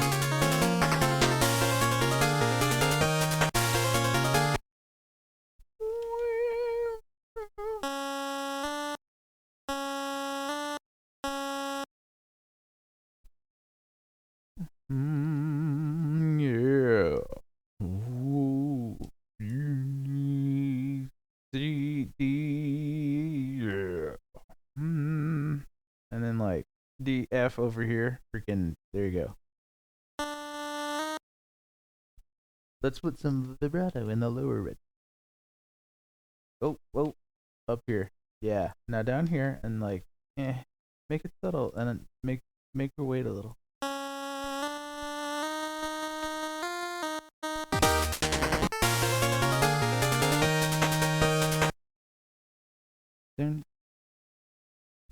This will make it way better. Choppy. Choppy, choppy, choppy, choppy, chop. Chaka, chaka, chaka, chaka. Wait, I gotta go. Yeah, I gotta go. Chaka, chaka, chaka, chaka, chaka, chaka, chaka, chaka, down. Yeah, there you go. There you go. There you go. Mix, paste. Oh, yeah. Yeah, come on.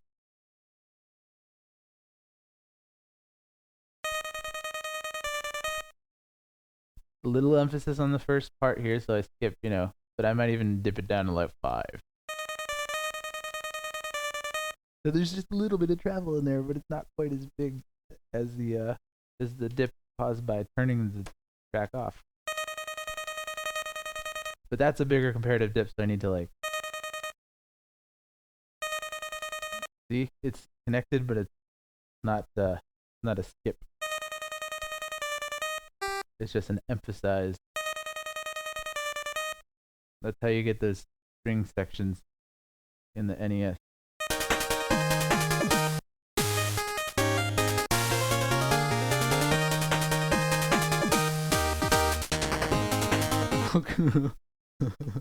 This is so dumb.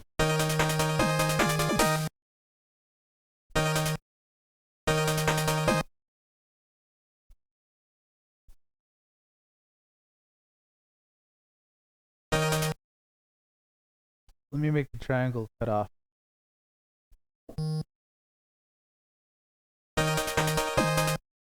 Not that quickly.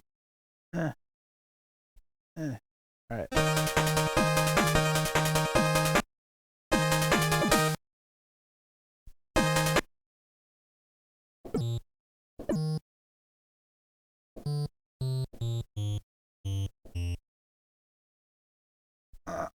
Oh, yeah.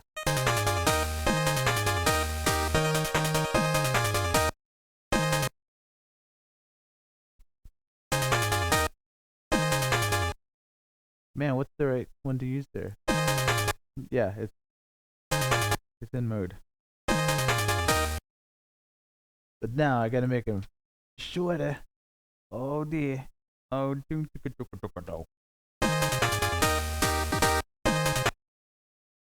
one.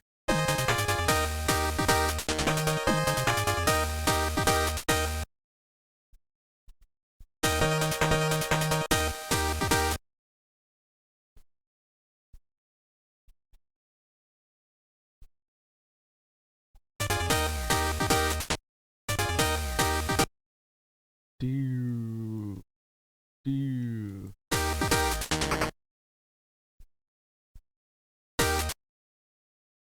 Oh, come on. You know what's coming next. You know what's happening here. Oh, come on.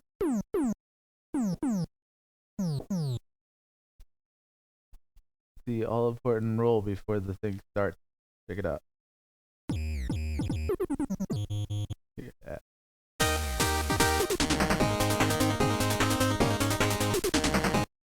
I'm gonna skip the. Oh God, no! What I'm gonna do is select just freaking wherever. Ah, missed it. All right.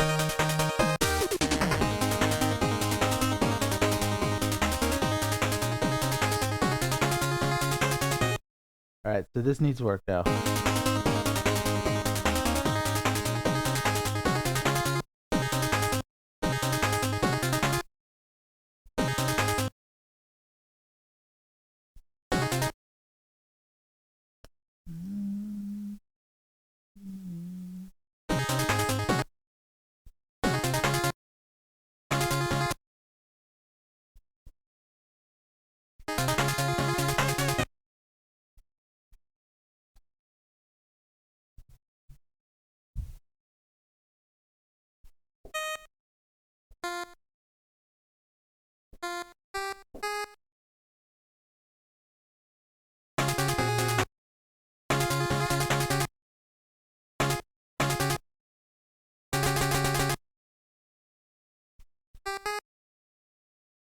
Oh, it's the F sharp.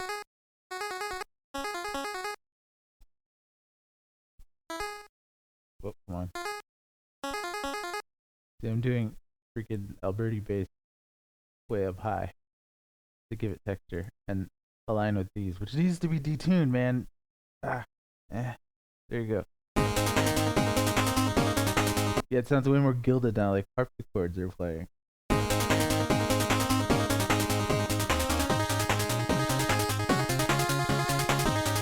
I don't like the 7th there, though.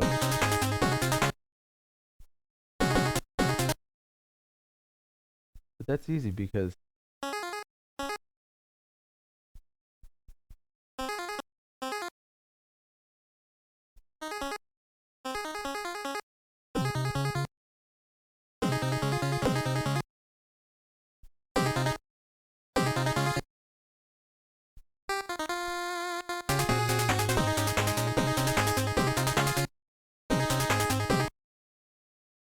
You know, I like the.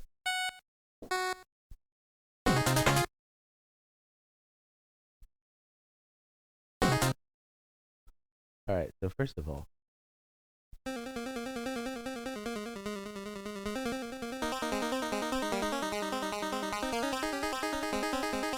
that's what's creating the harpsichord effect. Is the same note being played at the same time on the same row, in two different.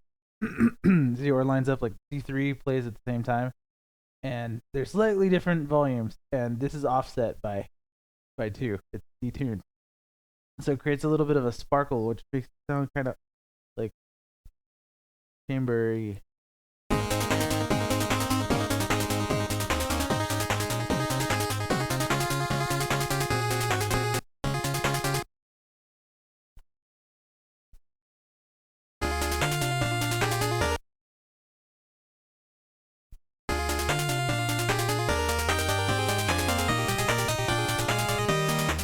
Oh, come on.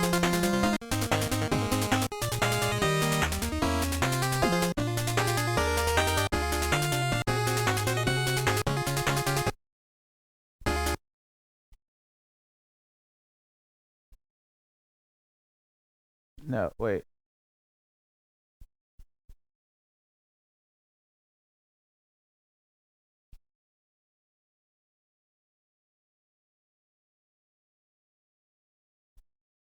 Alright, I'm gonna cut this out.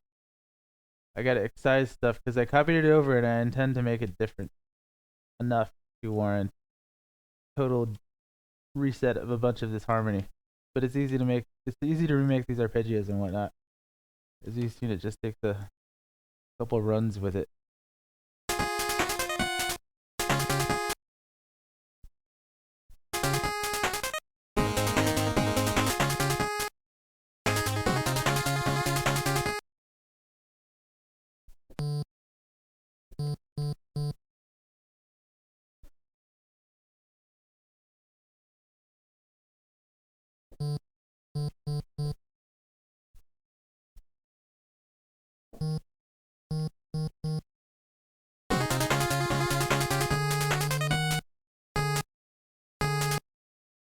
Wait, what is it?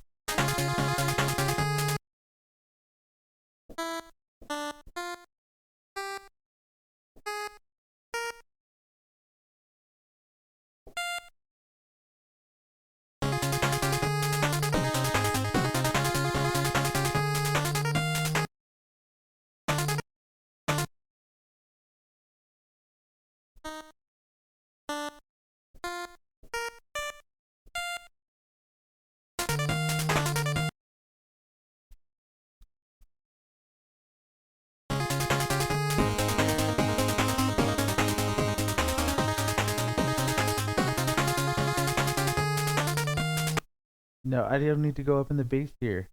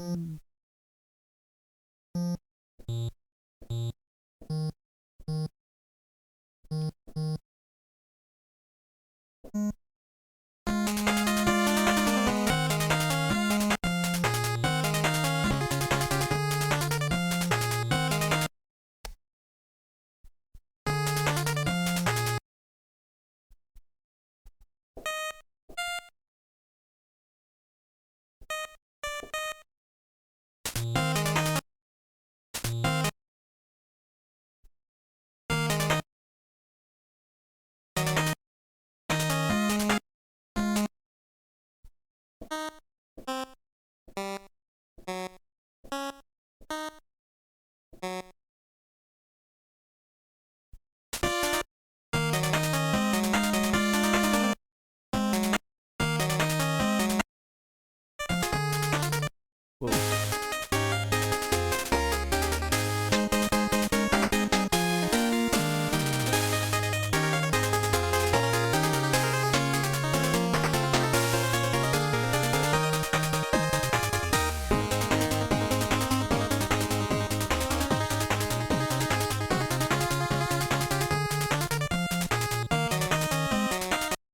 No, no, no. No, that's not the right way for it to go.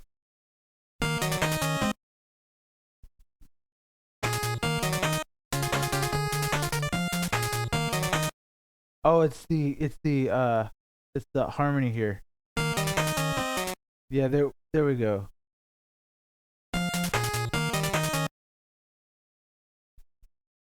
Mm.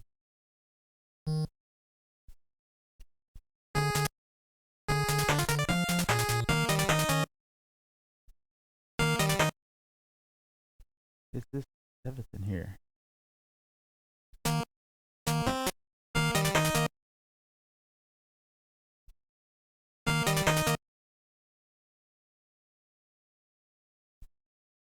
Hang on.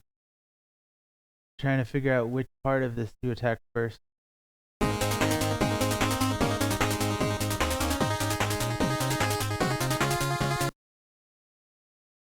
Mm.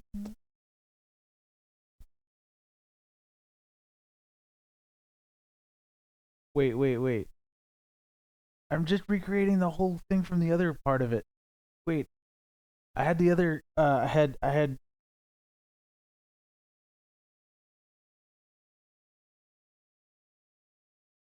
I wanted to go down into okay, hang on. I'm receiving a transmission from the duh zone. Hang on.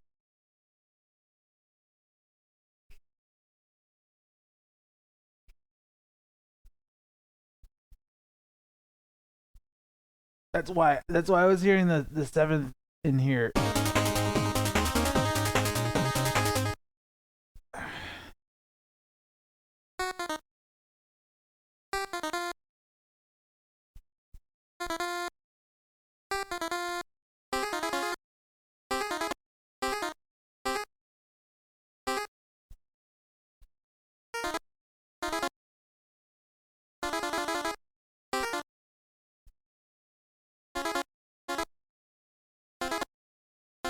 Wait. I'm getting turned around. Hang on.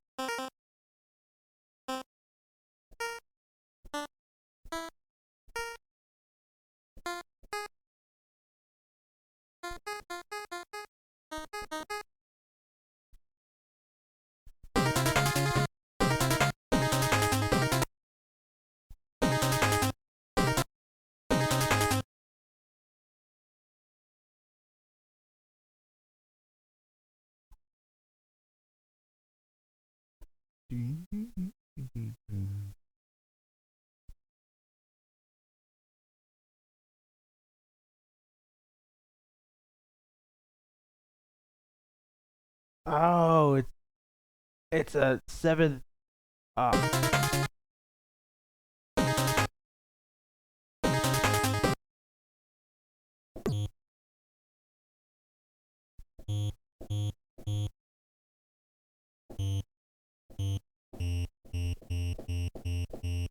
Okay, check it out.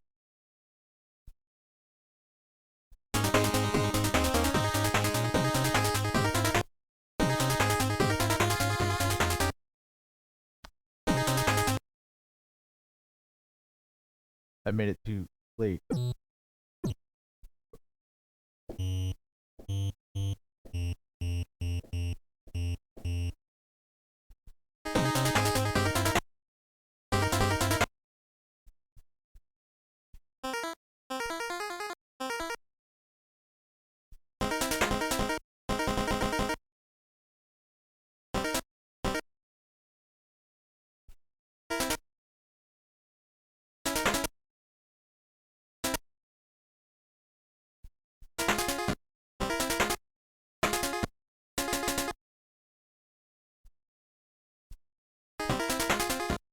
There we go.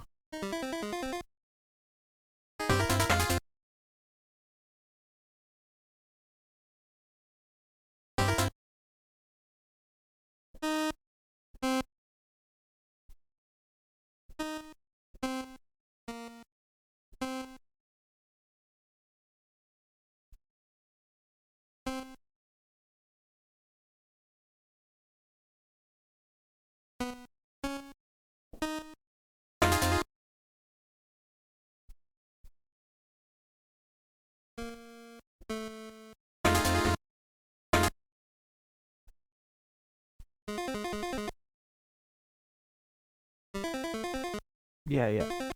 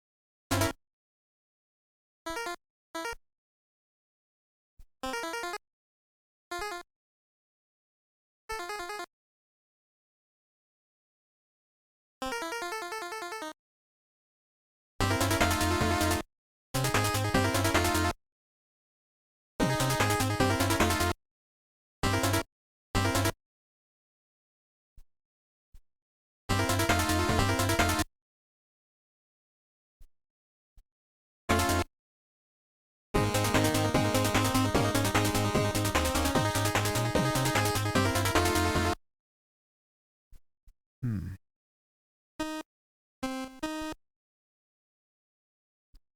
Do barbershop.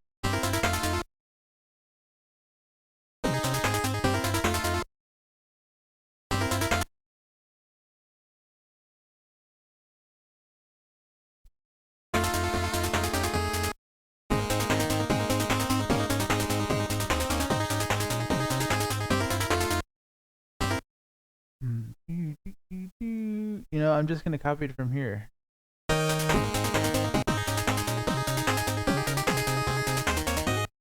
But I can do something different down below. That's what I'm gonna do it differently. There's a bunch of different ways to treat that, and I'm trying to change it up in the second repetition without sounding too cheesy, and that is not possible without the chord progression that I've obtained through tweaking it earlier.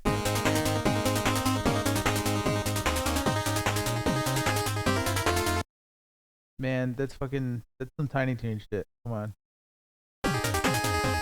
Alright, cool.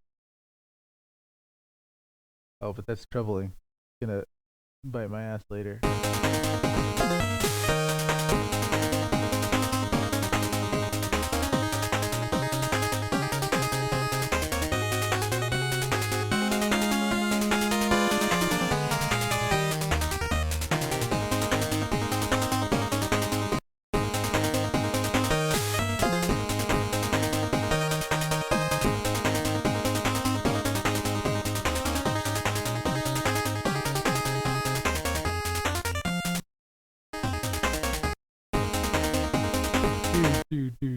Alright, come on. Yeah.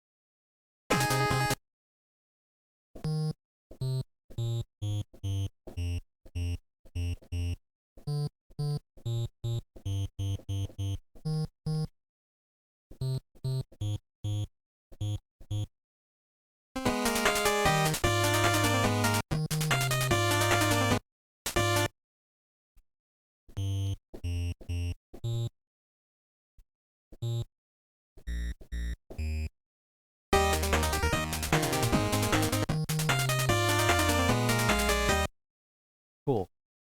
Oh, come on. Oh, wait, no. I was too fast. I got too excited, guys. I'm sorry.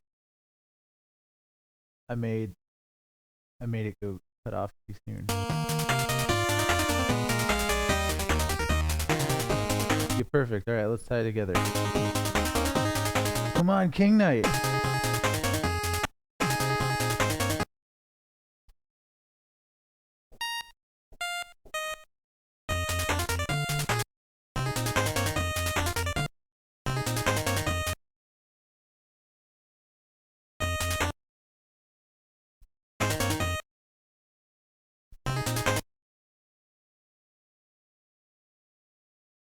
Let's get rid of all this dirt.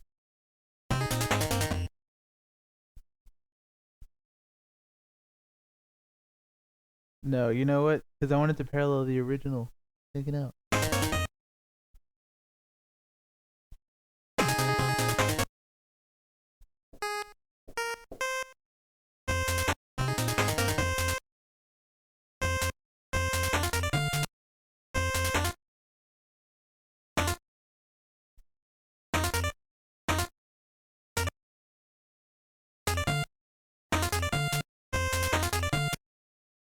There you go. Nice upward dance on the string.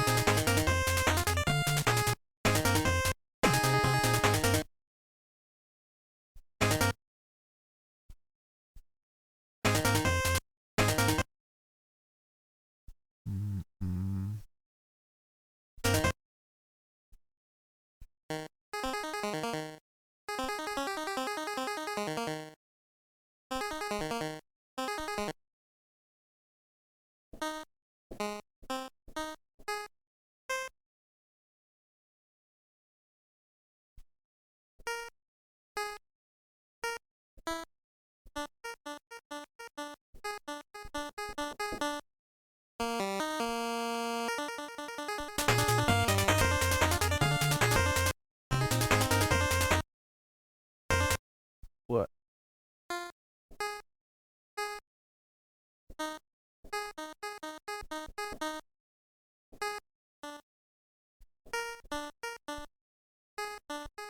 There we go.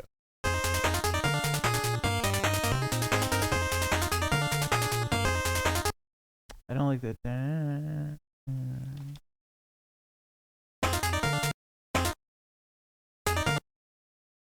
Oh yeah. I wanted to invert it there.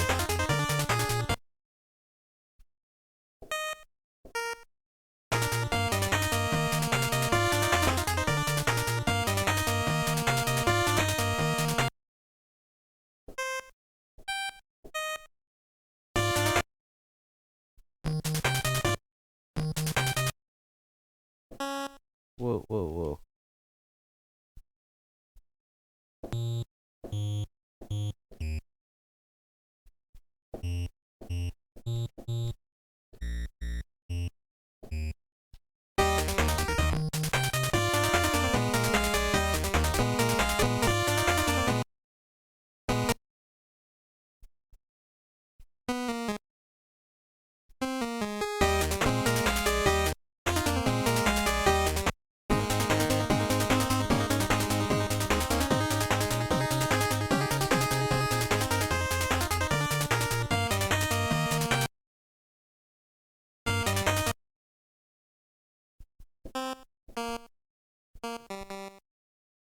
Nah.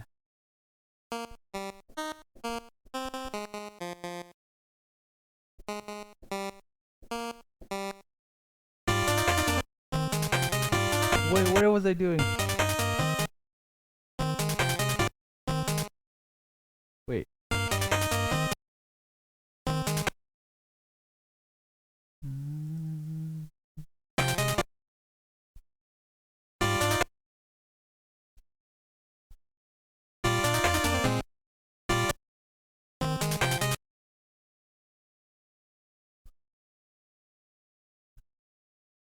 Oh yeah.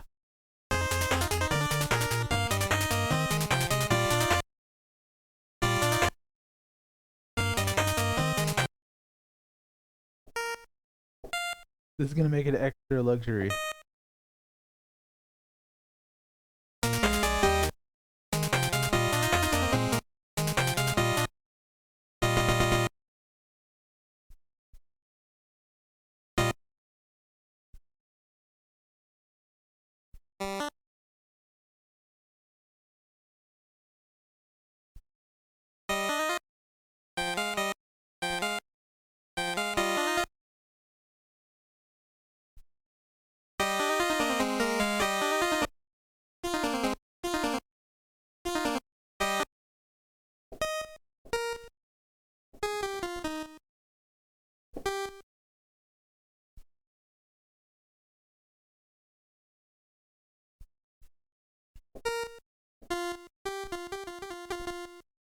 Whoop.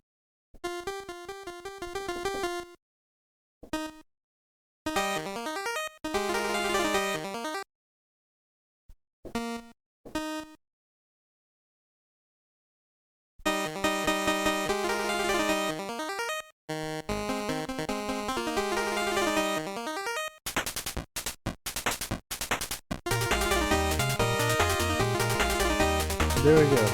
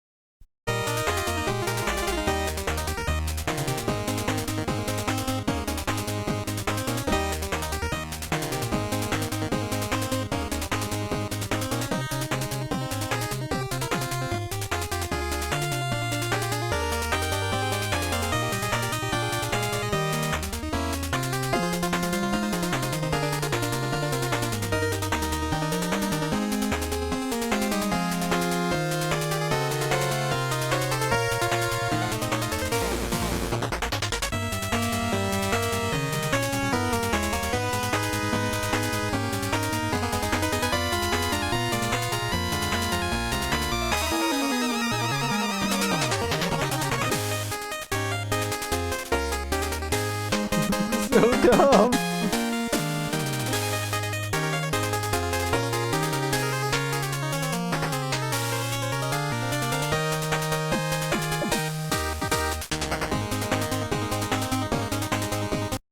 Alright. I'm so happy that this exists, but it's so weird, man. It's so weird. Why does it have to be a major key version, classical version of, man. I mean, because even in a serious drama, you have to have moments of levity, and King Knight is that levity. He always is. In every installment that he's in, he's got to be the comic relief, even if it's light, and it's just because the music is like airy. It's like jaunty. You gotta get the stroke at the beginning. Oh yeah. All right. So how's everyone doing today? People having fun? Is this awesome? Is this great? Is this stupid? Are you wasting your time? I'm wasting everybody's time by not making this drum happen. Oh! I screamed over this drum. Let me try again. I apologize.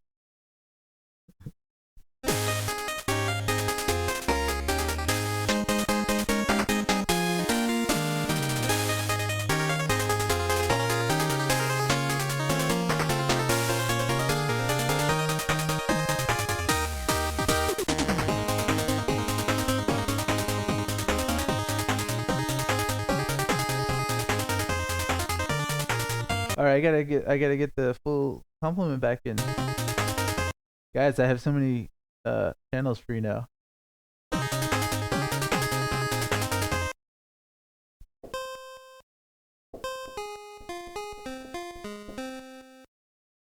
Whoa, wait, come on. I was gonna quote Bach completely wholesale.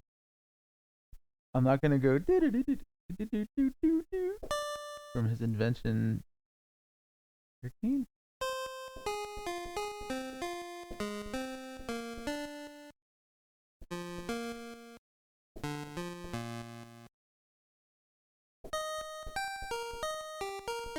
I don't even know if that goes in that direction.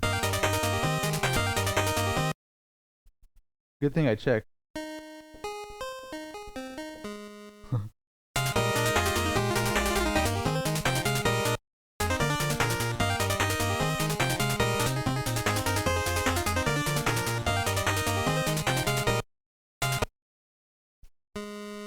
That's gotta go away.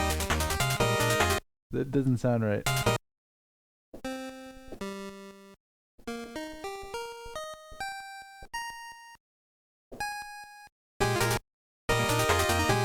Oh, it. I see what.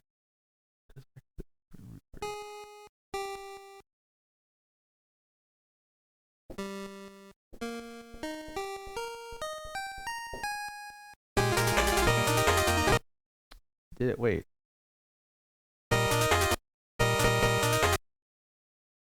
It's actually just all over the place. Let me clean this up.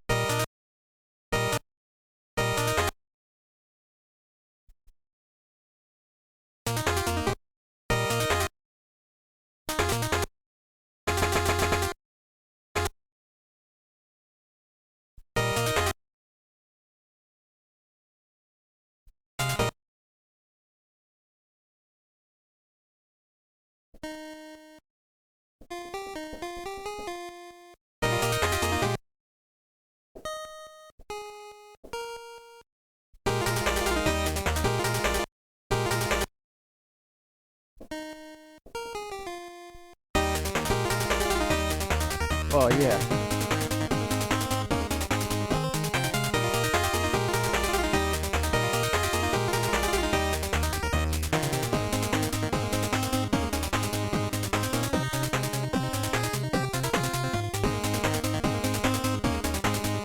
Man, it ends at the halfway point in all of these. I gotta do the whole second half of this.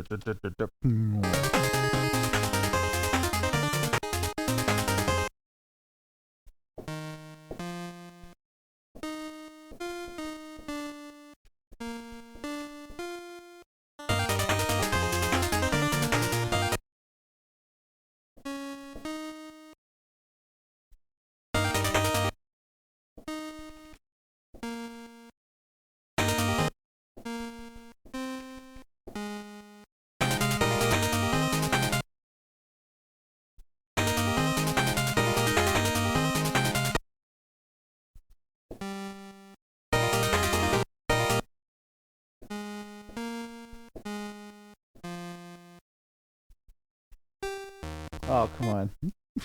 Bing.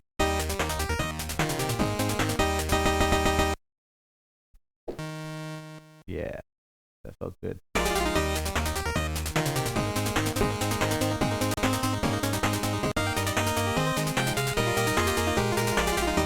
Oh man, it worked the first time. Great.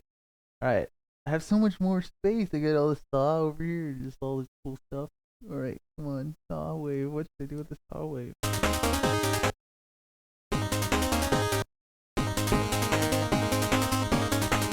You know, wait a minute.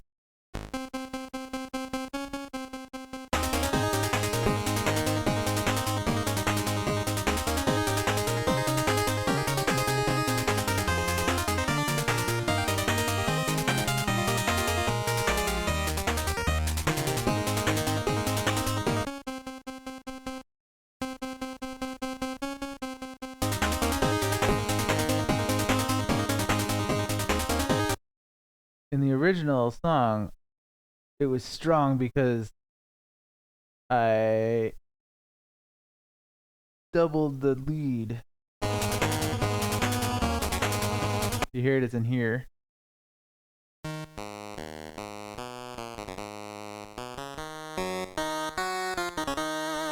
Sounds like nice and thick there, so I might actually want to give that sawtooth over to freaking this.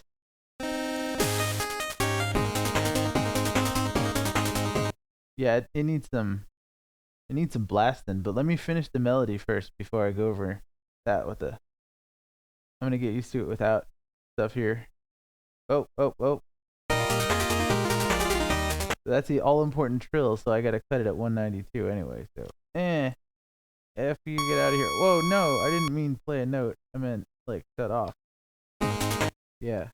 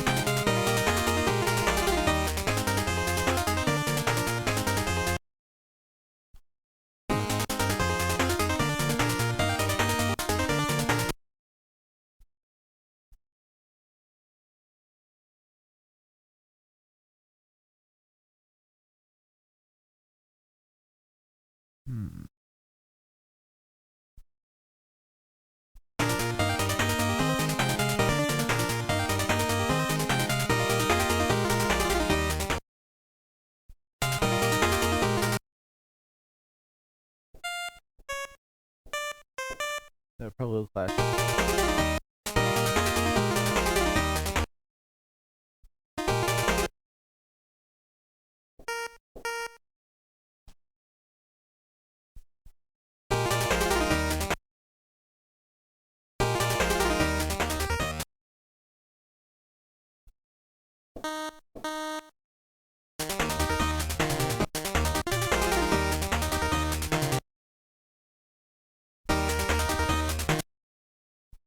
can do a call out there. I don't got no problem with that. I don't have no shame.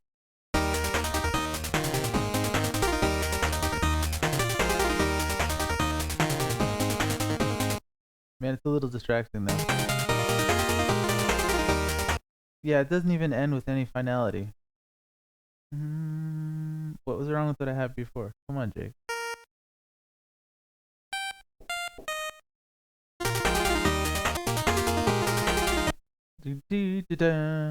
Yeah. Fall down to 4 here, and then heavy vibrato. Too much and not even close.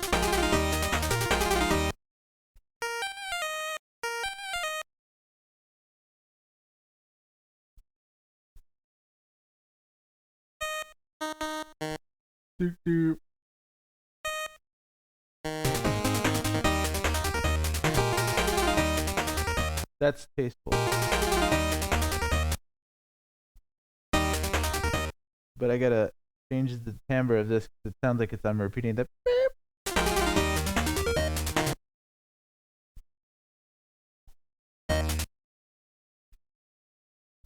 And also make it quieter.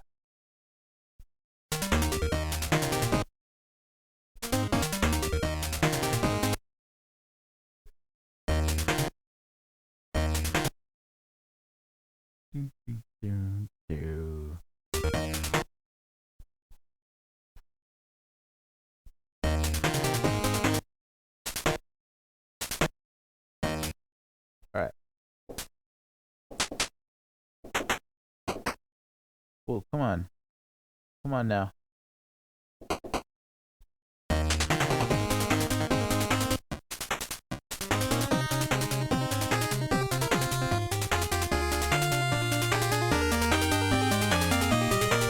Well, that's too active. Sometimes taking it another timbre makes you hear that because it doesn't stack up as much.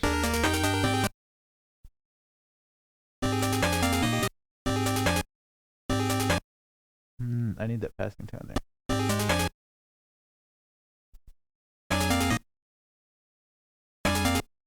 Whoa. Come on.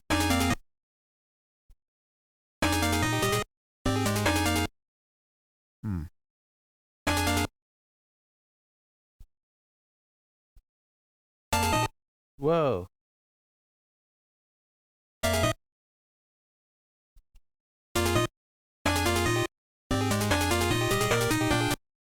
I don't need the doo-doo-doo-doo. That counterpoint could go away.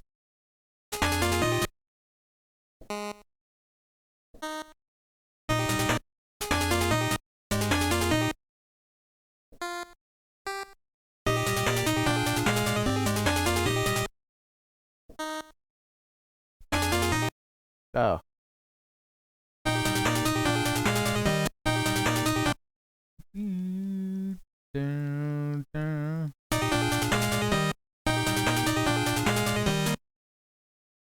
There we go.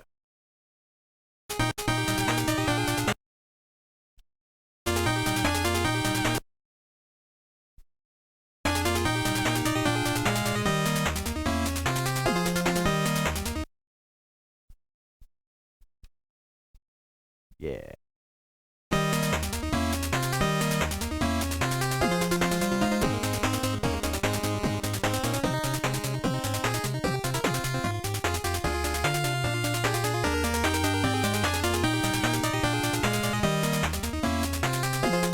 That should already be back in the other voice anyway, so let me just make sure of it here. In fact, I'm going to turn it off up here.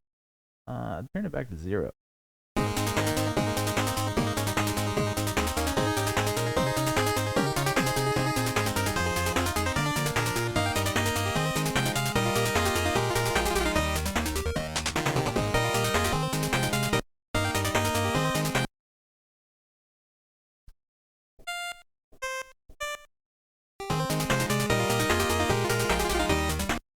It's gotta come up and then come down. It can't do. It's too repetitive. You gotta make it change it up a little bit. Ah.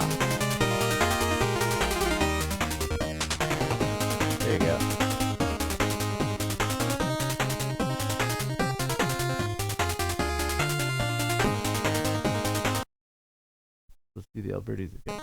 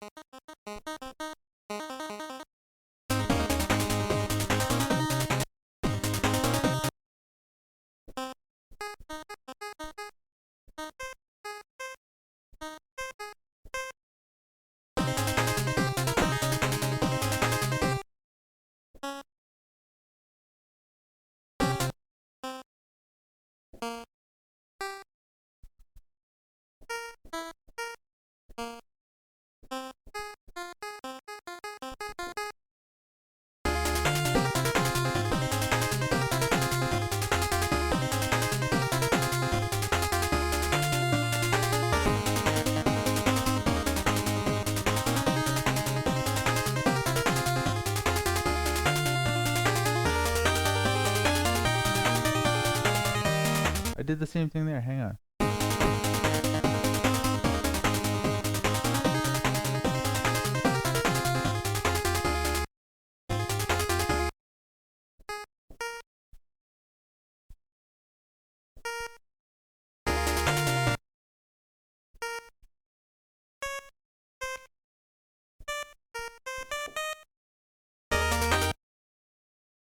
Whoa, it was there.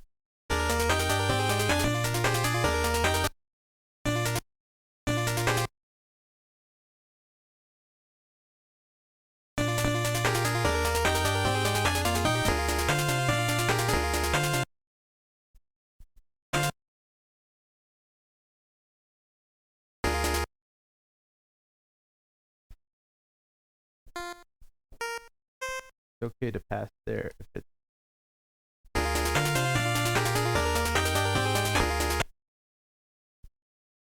take it down a bit. Take it down a notch.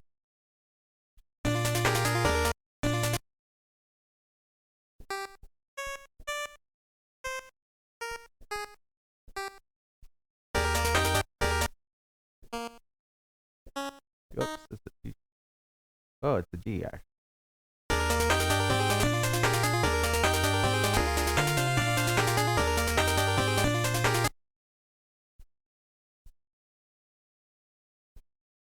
Can make them separate parts. Yeah.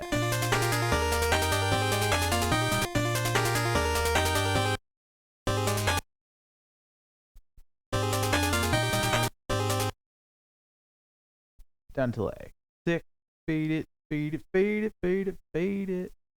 Oh yeah. And then vibrato it, and then clean that up over here. The 4 not a 3. Not enough.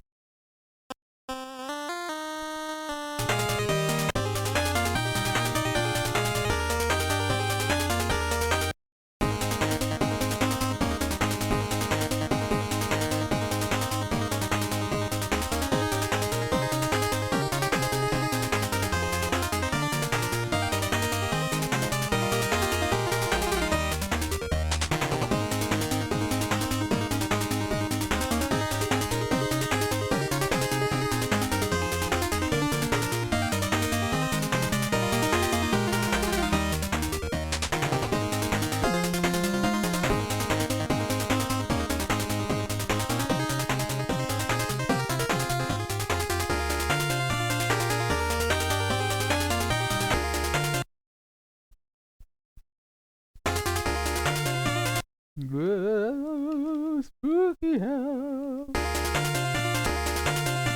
Oh, did that run afoul of it? Nope, it's fine.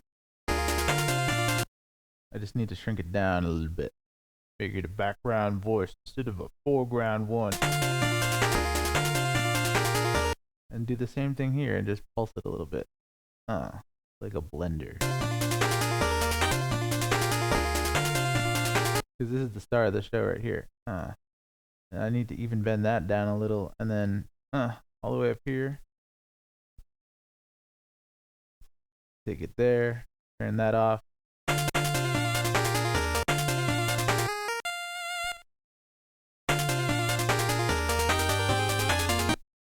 Let's do the same thing here. Ooh. Whoa now. Whoa now. In fact, I think that's right. except for that part. I need to have it ring out a little longer.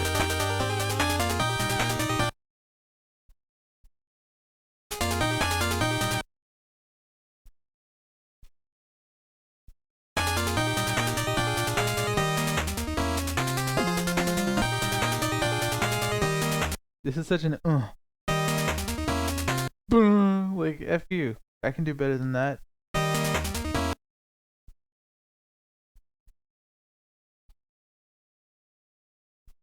First thing first.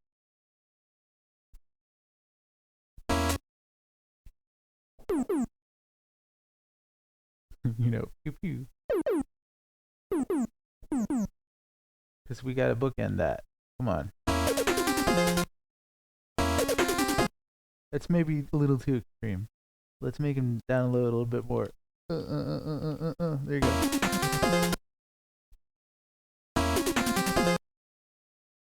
But then I can beef it up with other stuff here.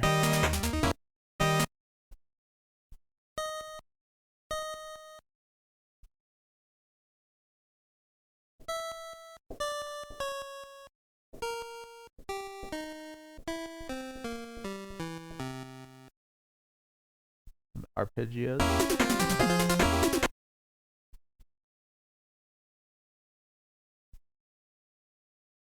What are we doing in here? There we go.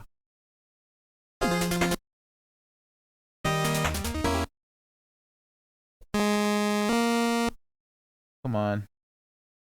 Get serious.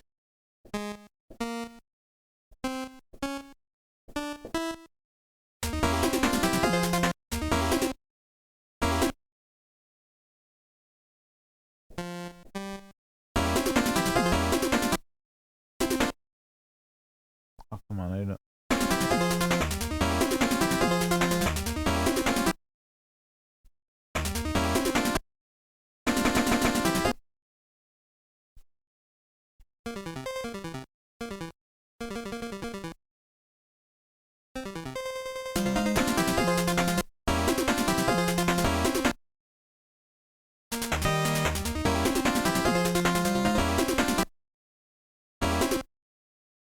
I can easily fix this.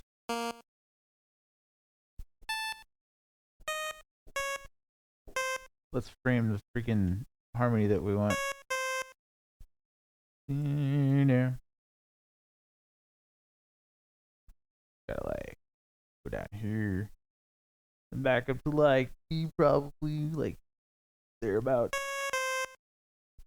and then wave it around a little bit. Yeah.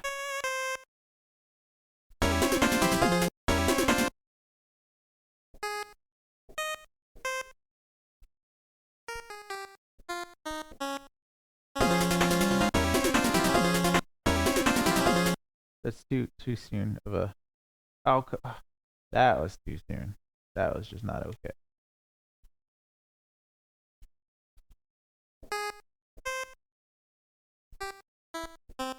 There you go.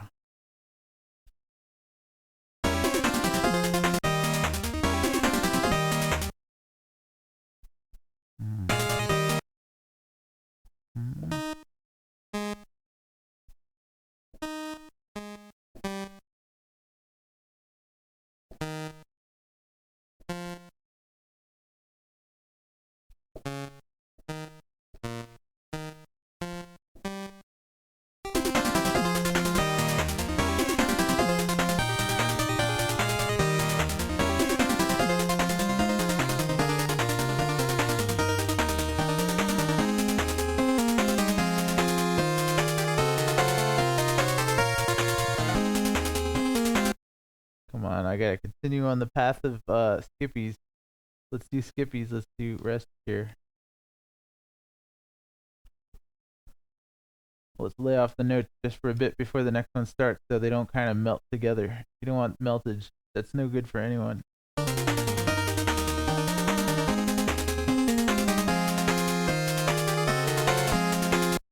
So check it out. I'm going to fade out that effect. I'm going to be like...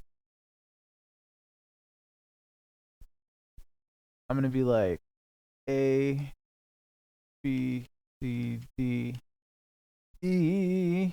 So, but along the way,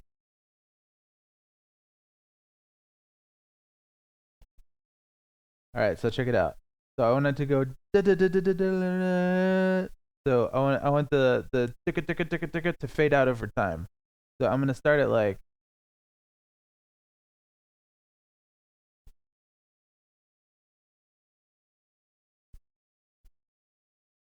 So check out what this sounds like now.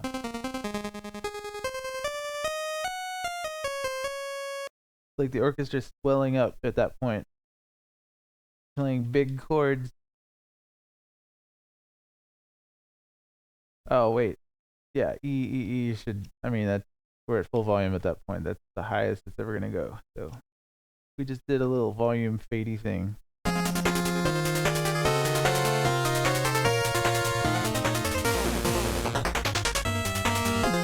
Together with the piano bonking over in here.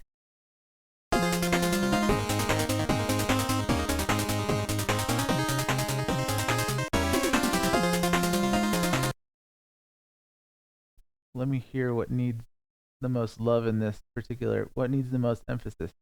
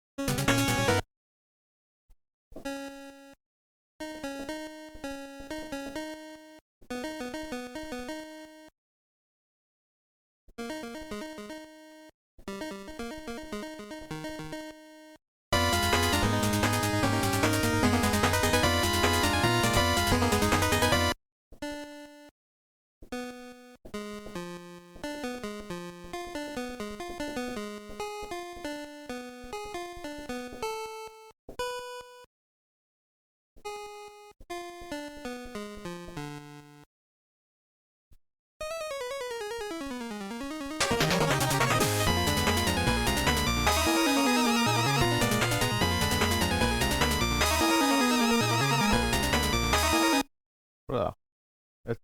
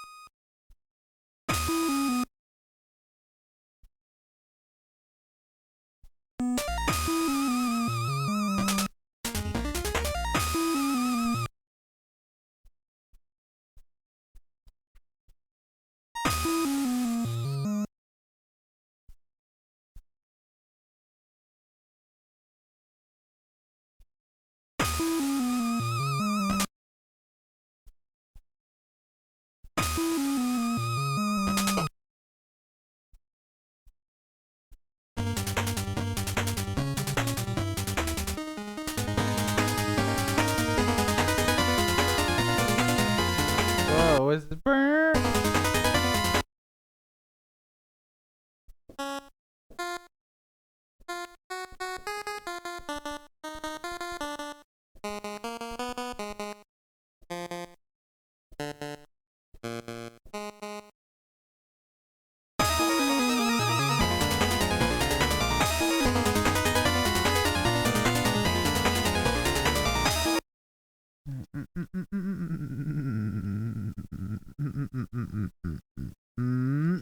Almost there. There you go.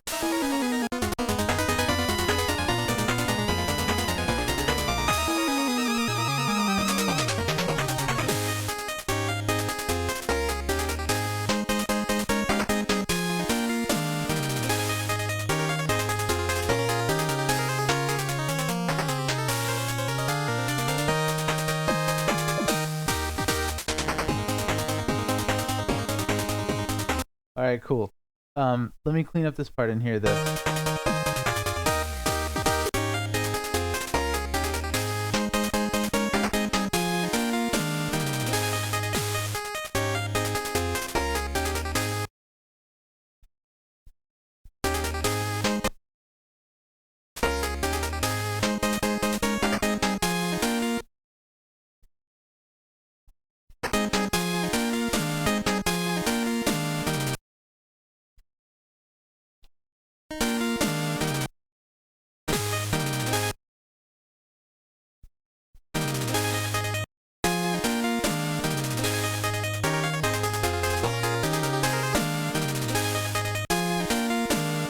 This is a little bear.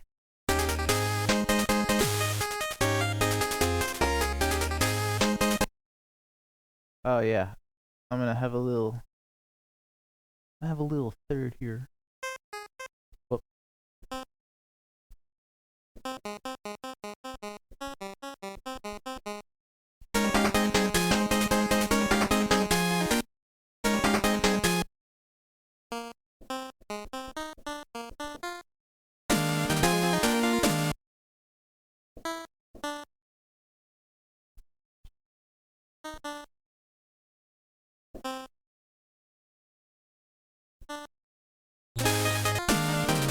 Whoa. Whoa, I was doing everything at half speed.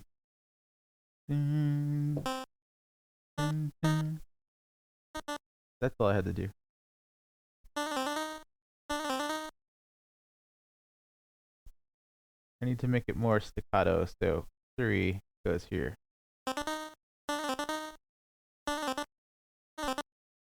But I also want these to be staccato. So how do I do that? I go 4. I mean A, like A or something, and then A00 to reset it, and that makes the volume envelope on here. See, it's very subtle, but it adds to it. That's too much, see? Maybe C. That's perfect. All right, let's go. And it just adds that little tiny flair in there that if you wonder how those are made, it's just like trying to figure out how to do a trill in a tracker is half of the fun. So you always want to put in little tricks and little things that you can do. Like the ring, the strum here.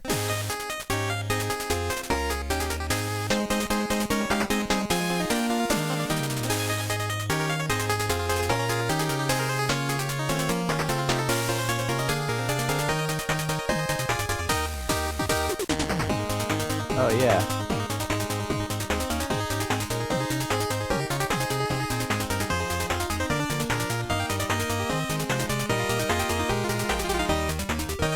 I don't even like that double.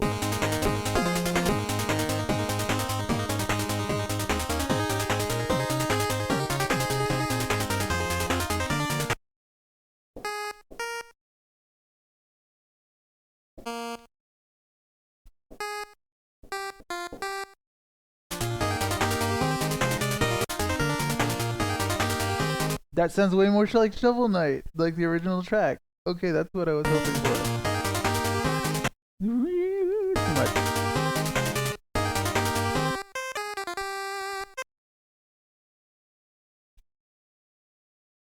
There we go. Now it's starting to make sense as the original track. Because it is a level track. It's not just a joke. It's like a play on the original, but it's like serious action stuff. So you want to have fun while you're playing it, but like it's still going through, a twisted version of King Knight stage.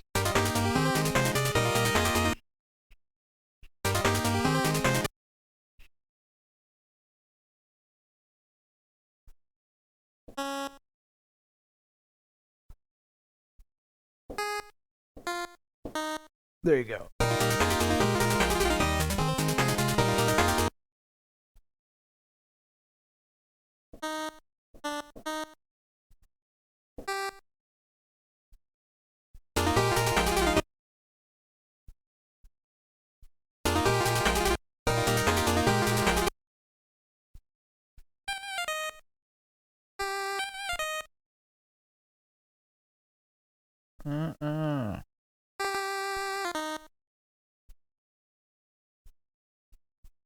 Now we're gonna make this real low and have it fade up like at the end. Only at the end you want to. Because the main one is trilling here. It's gonna sound like a harpsichord trill because I'm layering this underneath. It thickens it.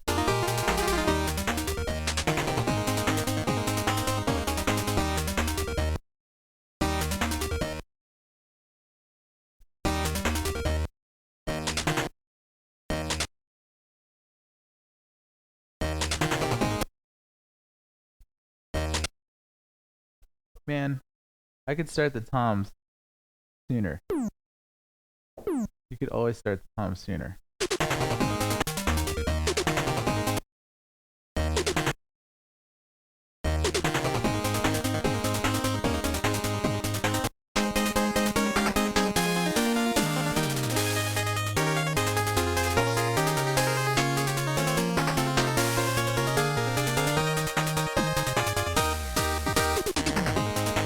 Oh, come on. That's fun.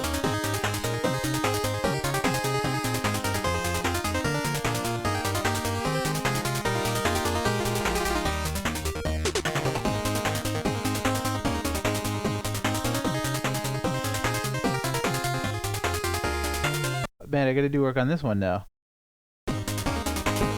Work is never over.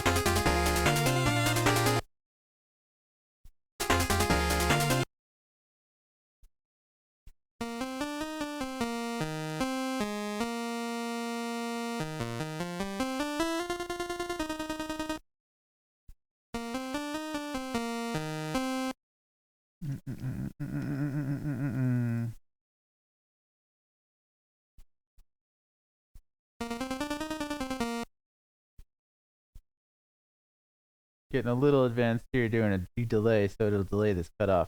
But that's too much. Just want it once. Dun, dun, dun.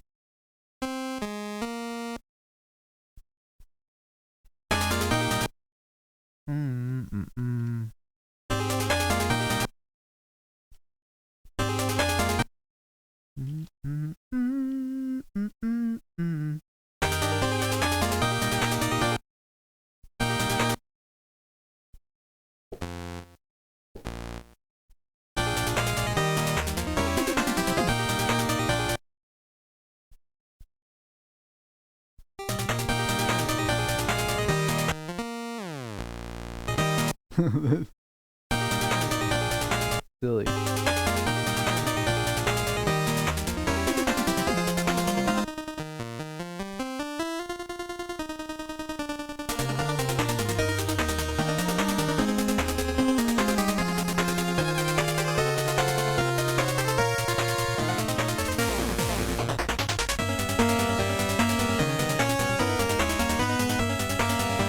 That's too much.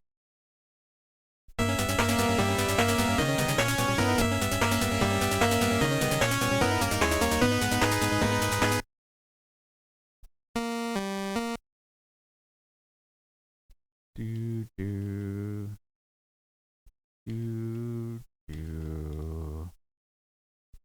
do do do do. All right, let's fade everything. Fade everything. Don't care. I want it faded, even if it's right next to it. I just want everything sliding evenly between these volumes that I have set. It's like doing an expression pedal with the mod wheel or something in the sequencer.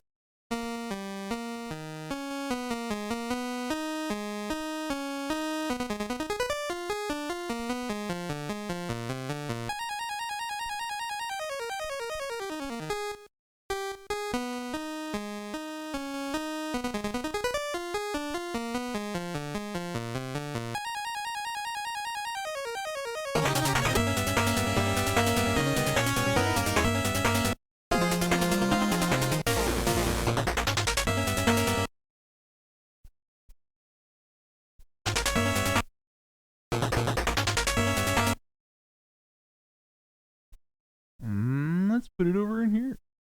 Oh, come on.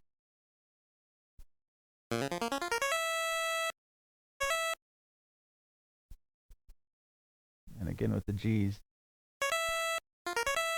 Just the slightest dip in volume between them.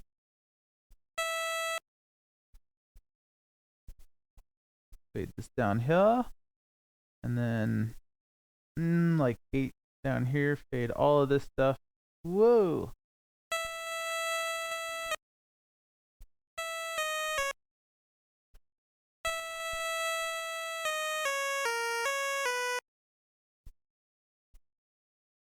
Yo.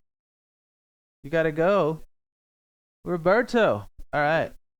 Solo it a little. Goosh. I'm good. Awesome. Everybody's all right. Nice. Well, welcome for everyone who's just joining us. I'm writing music for Shovel Knight, and I'm writing a slightly more upbeat version of King Knight's theme. Earlier today, we gave drum lessons for free. And then before that, we had Logic and Synthesis with Tommy. That was fun. Tomorrow. Speedrun competition. We're going to see who can beat me. All right, so if you can speedrun both campaigns of Shovel Knight before I can write a song, then you get an amiibo signed. Yeah, bring your friends. Bring your friends. Yeah. All right, peace. All right, let's make some songs. Oh gosh, sorry I'm making you guys hear this so much, but as you see, this is exactly how it comes together. It's like freaking. It's like marble. You're chiseling at marble. You're trying to chisel it. The silence is the marble, and you're chiseling away at it, like putting in a single little peck at a time, one note. It's really something. to try to wrap your head around it as it's happening, like, to keep in mind what you got to do next.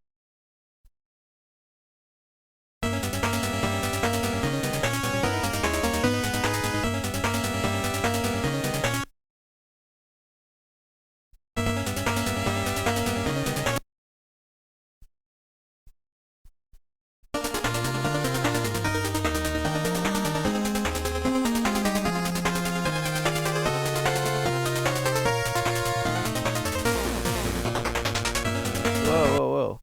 Bow.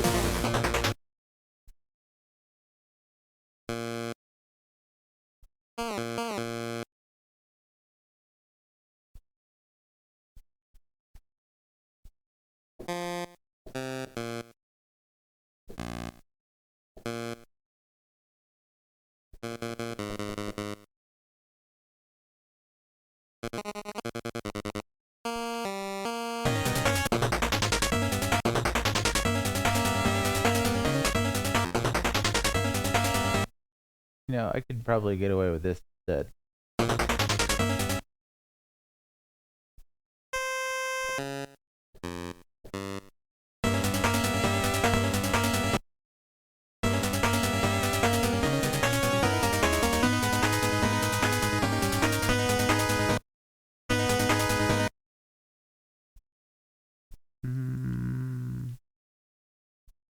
Oh yeah. Here we go.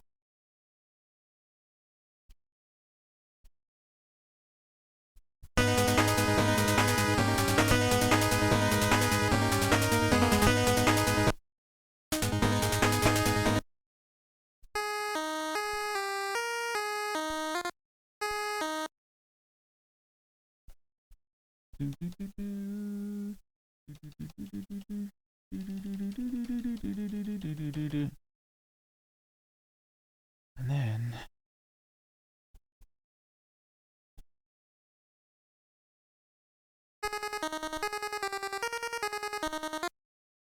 but even better than that, we're gonna do a little violin action here. Oh yeah, that's the laser starting up. You can control that laser at circle.mintpotion.com if you want to turn my lights on, as people have been doing.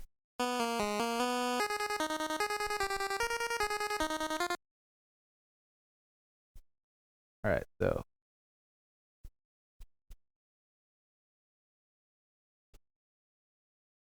some of these will be a little bit more emphasized. That's a good chugga chugga.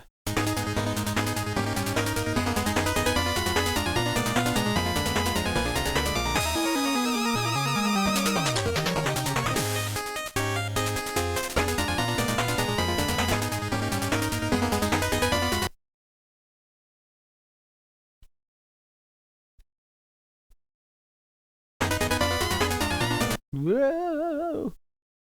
Can't lose sight of the goal, which is to turn off that arpeggio every time. Days since last arpeggio malfunction, 0.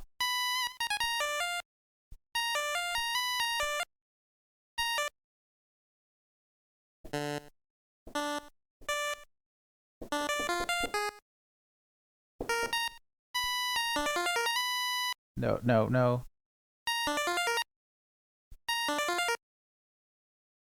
Maybe though.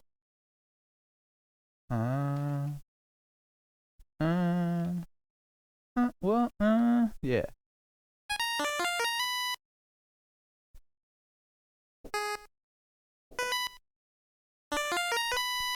It's just a single. I could do it if I did this.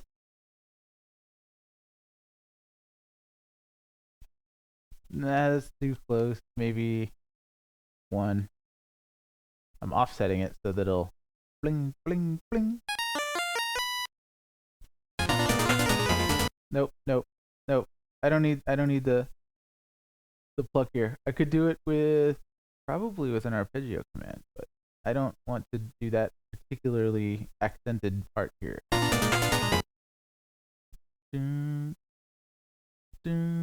Because I want it to be staccato.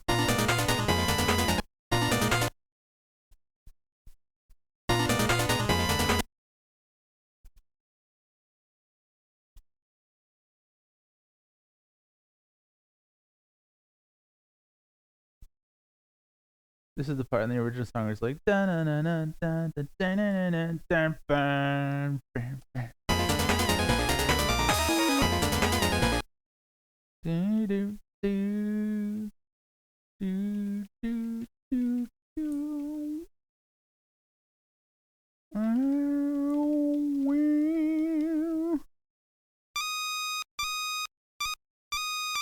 Dude, I almost played the beginning of Karnov just now.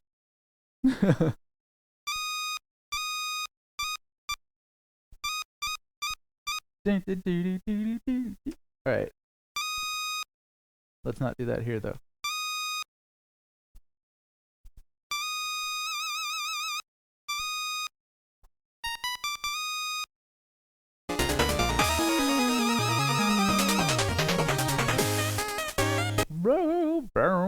It's like when you play Excite Bike and it's like when the effect is on there permanently, it always depresses me a lot. So I gotta remember to turn off 4, which is the vibrato effect. But I never do, because I'm just scrub. Alright, let's fade this down at the end here.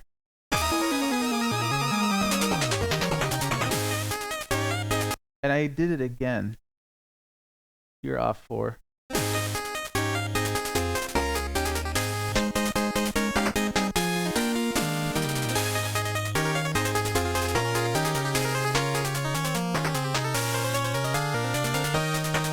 mean, but I already have this down here.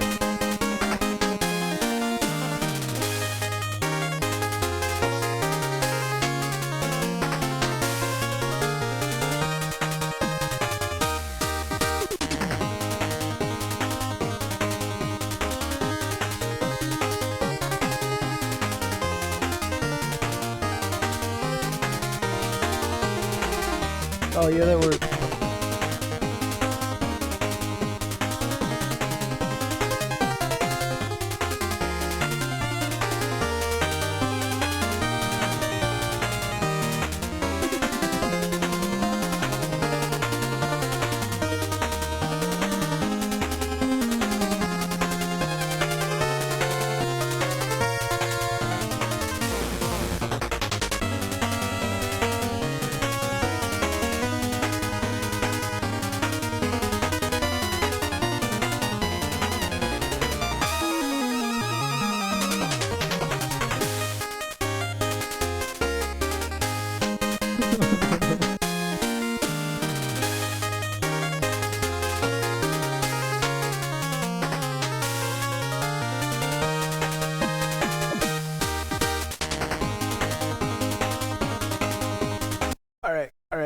Alright.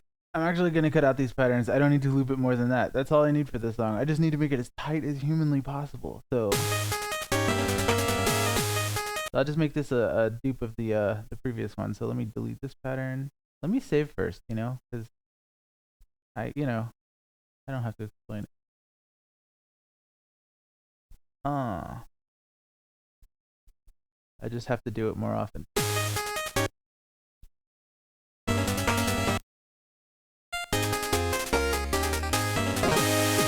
Oh yeah, follow mode. F you, get out of here.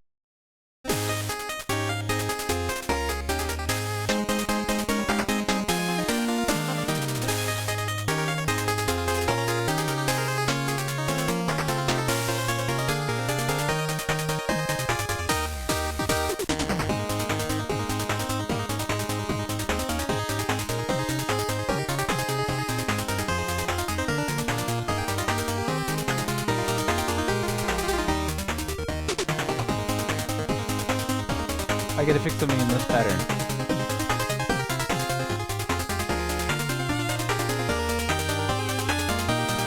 It's that. It should be a D sharp.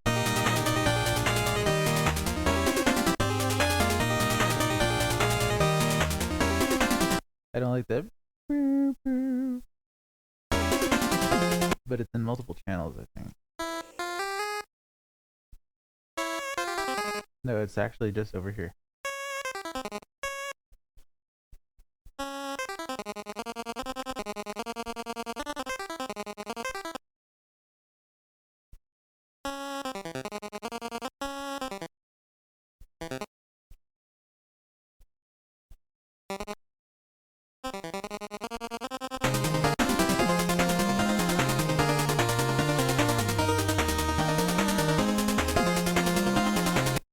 All right, I gotta turn some of the background stuff because the main melody isn't shining through enough.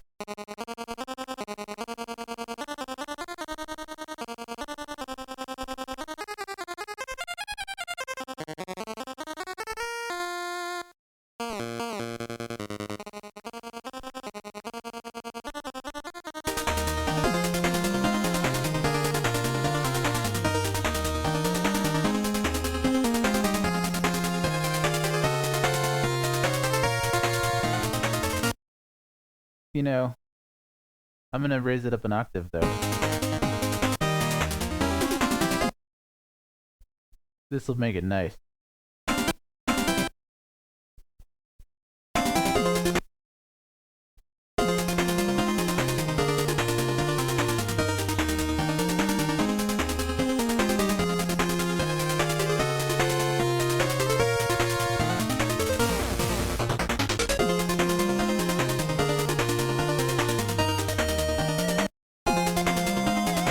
I gotta redo all of my vibrato though, because it's too strong. The higher up you go, the stronger it gets.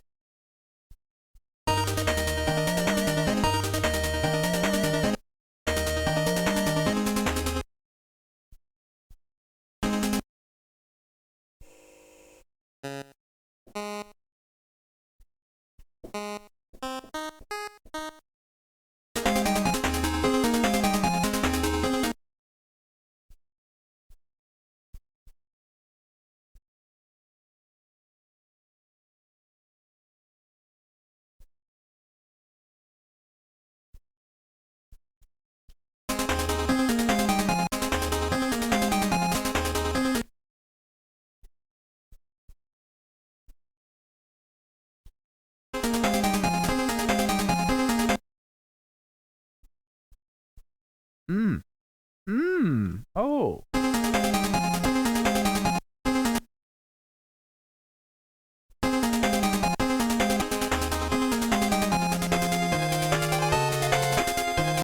There's no stuff on here. I gotta make it fancy. Come on. Fancy time.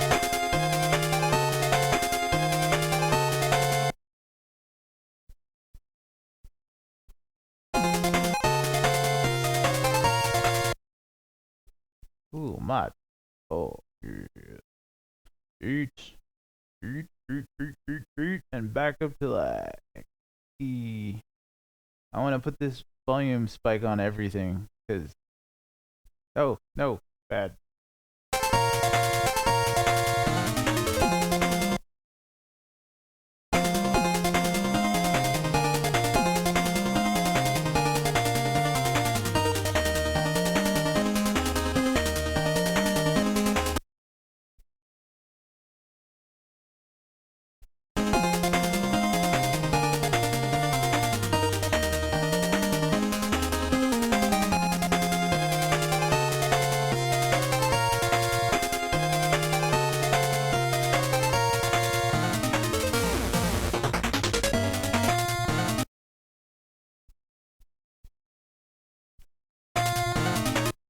Oh man, you can't do much vibrato in there. You don't.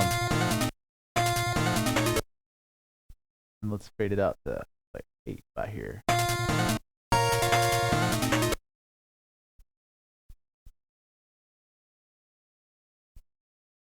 There you go.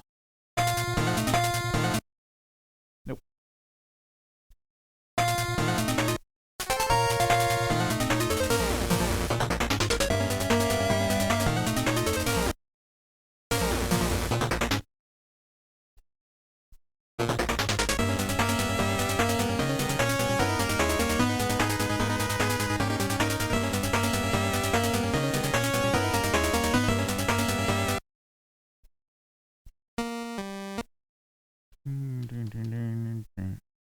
Oh wait, I had this nice thing done here. I want to do.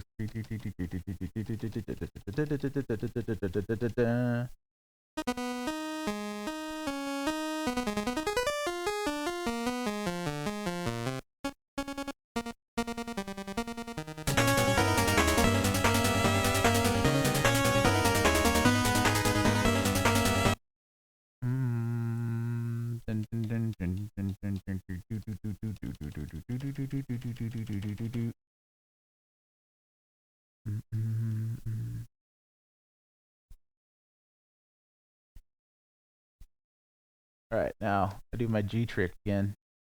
Ain't nothing but a G trick. And then I can select all of these and then very calmly drag it to face. There we go.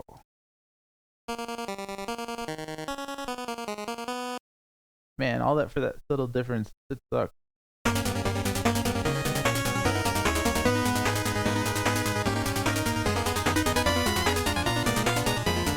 See, we have different parts of the string section going. Like we have different sections playing 16th.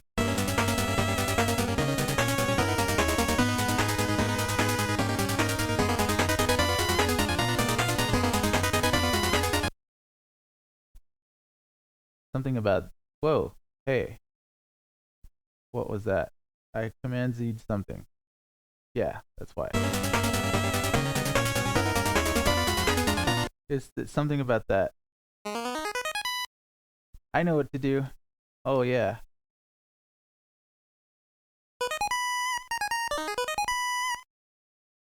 And then also,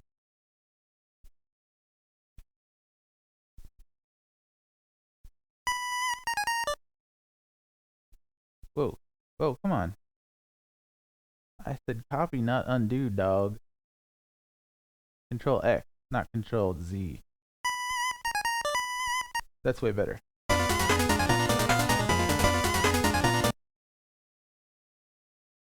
Wait. Man, come on. Control X.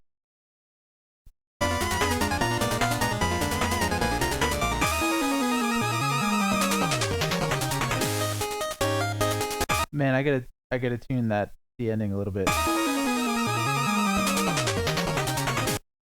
Technically, it's no illegal notes in here, but you still seem to think it's a shock when it goes back to major chord. I don't know if I want to leave it that much of a shock, so.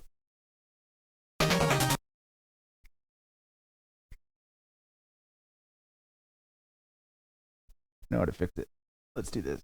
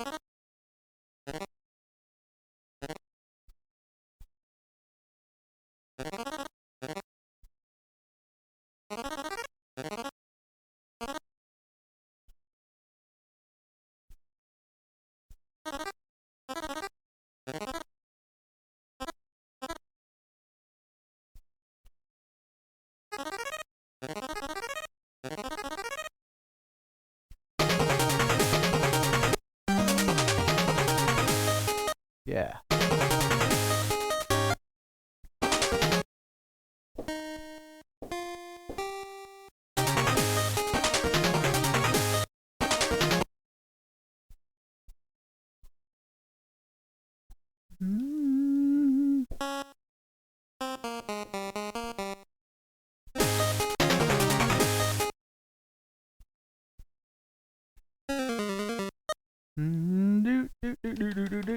Oh. La la la la la. What? Too soon.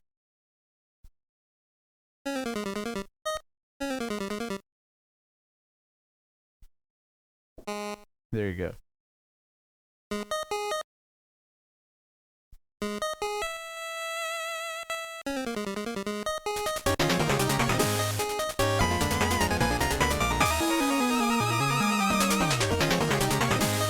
Yeah, it ties it back together because of the 4-5-1 implication in the arpeggios here.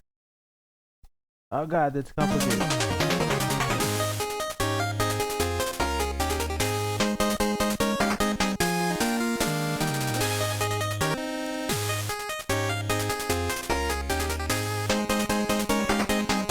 Let me tune this one before I copy it to the other one.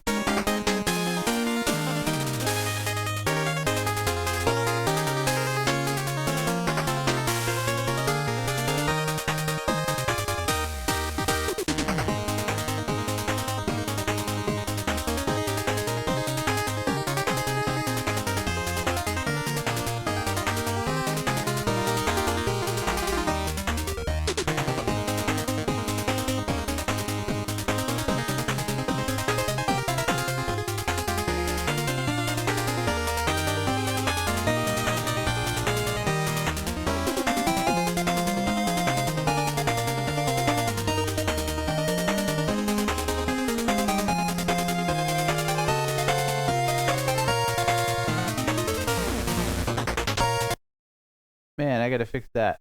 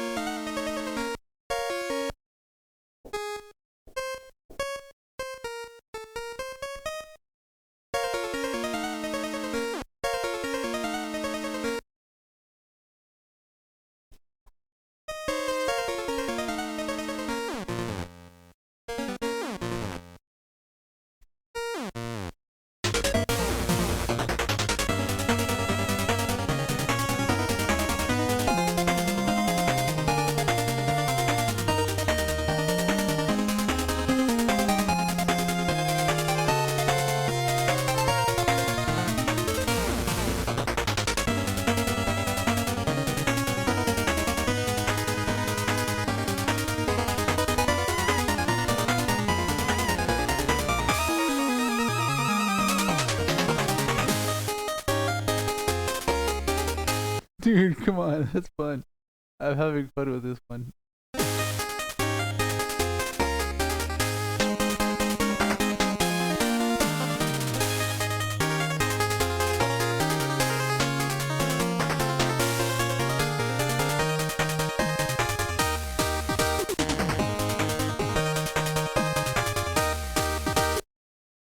You know,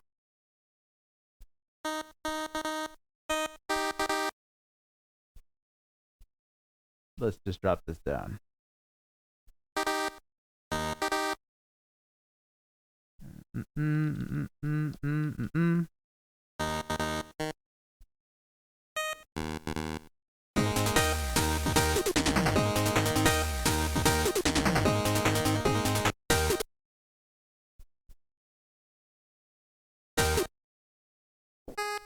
Whoop.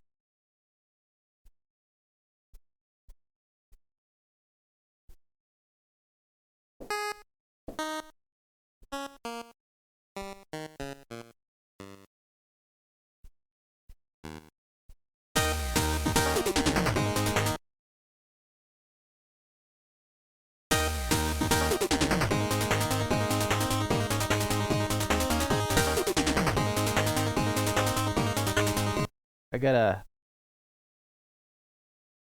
got a copy in this part up to 192. By then it should be heavy enough to stand on its own. Whoa.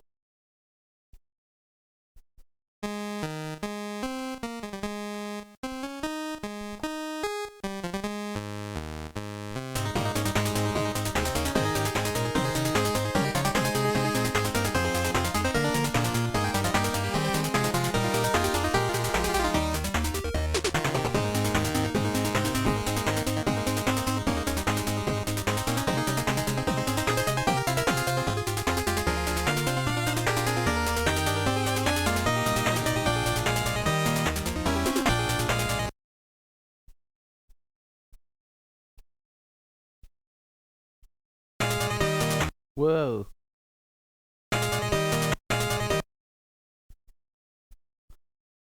Yeah.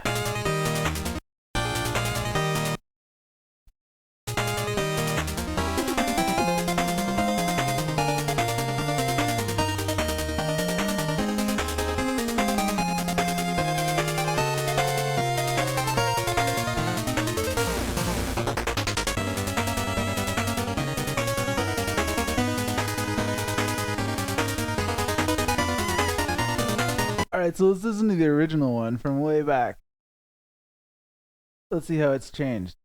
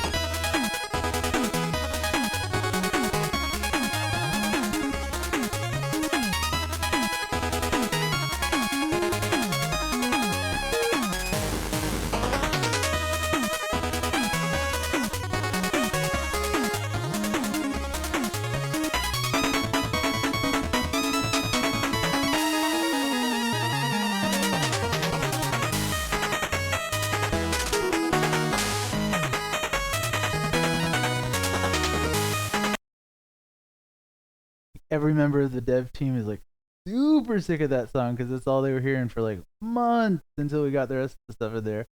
So, but that's a very sentimental piece for me. So, being able to make like the happy counterpart to it is like really weird and cool. All right, let's listen.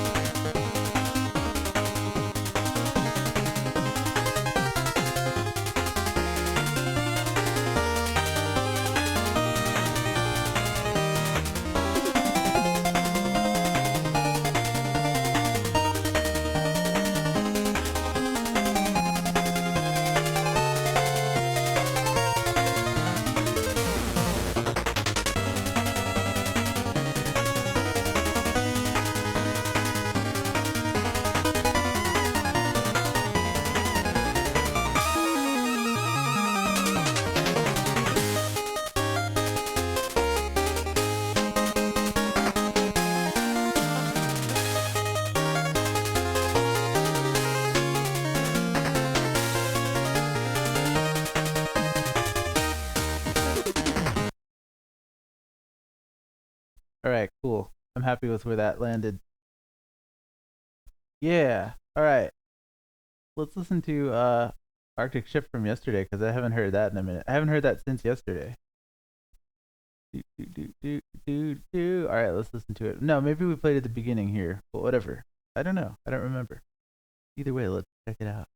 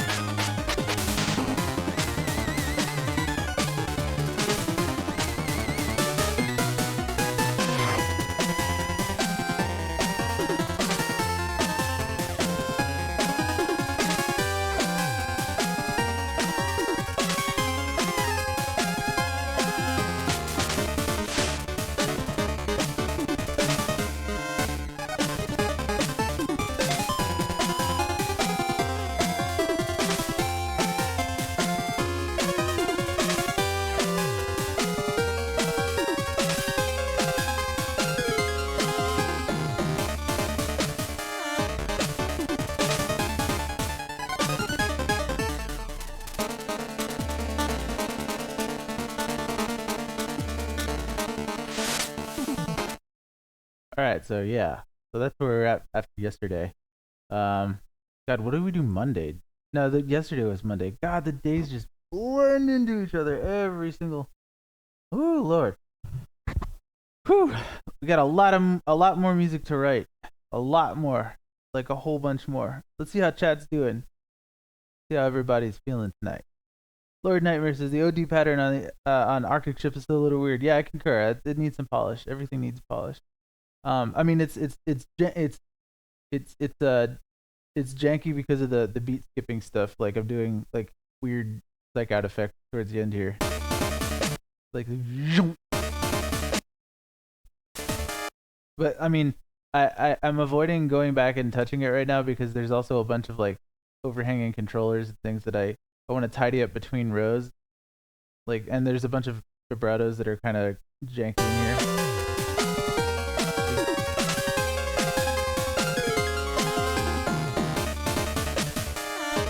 Like there's a bunch of stuff I wanna polish up, but luckily, yeah, the breakdown's kind of cool because I mean, if you listen to the original Polar Night theme, it's got all kinds of crazy stuff like that in there. So I'm trying to take a little bit of that so you can see sort of the substance of both the boss and the regular theme.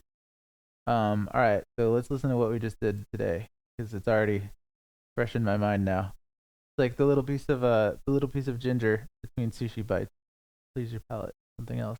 We could listen to baby metal instead. I don't care. Whatever. Anything that to get my mind off of what we were just working on.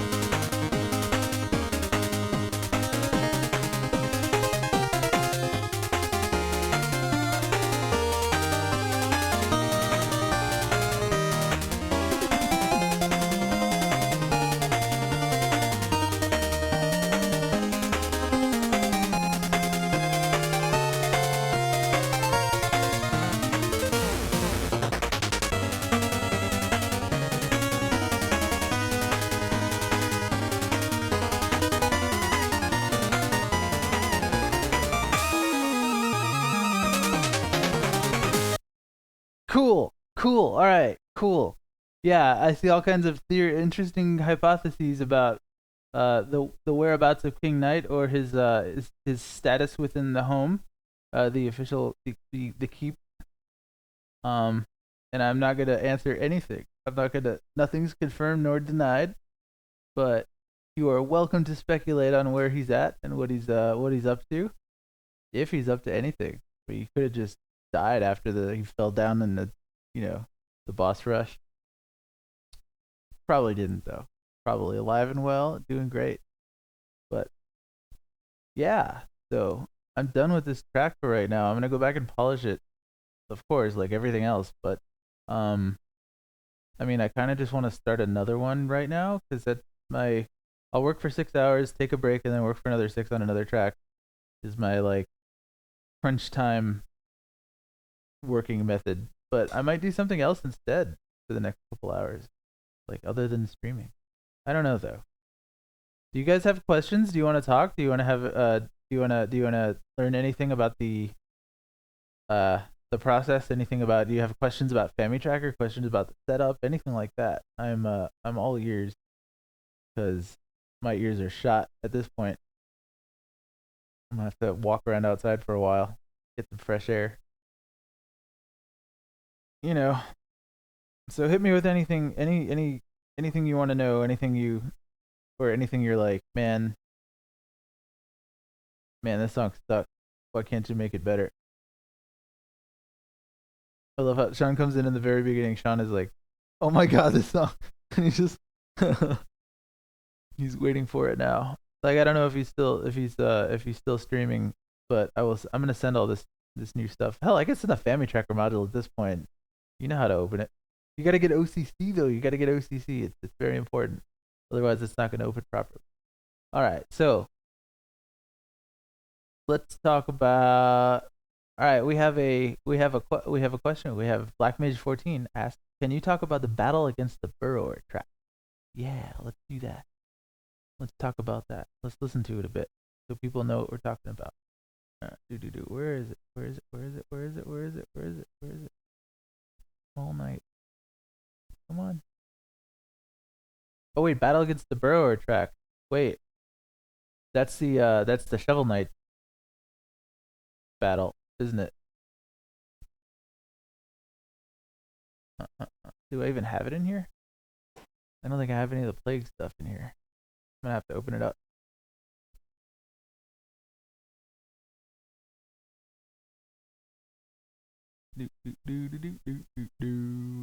Plague maybe?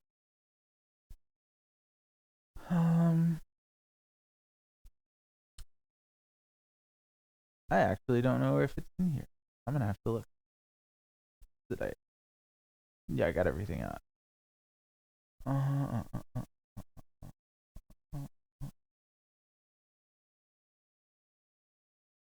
Hang on. I could play it on Bandcamp. I could do that instead. Or I could just be a champion and get the backups of maybe the May 7th still has stuff in there.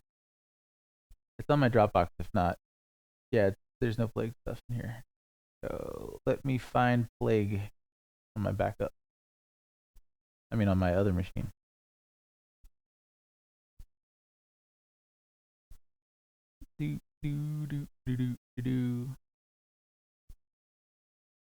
All right, plague night.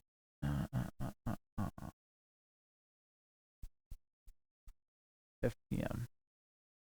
It's like in my Dropbox, but I should go look there first.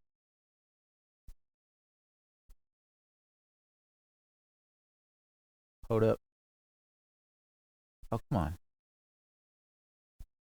I'll just go over here. Oh, Dropbox.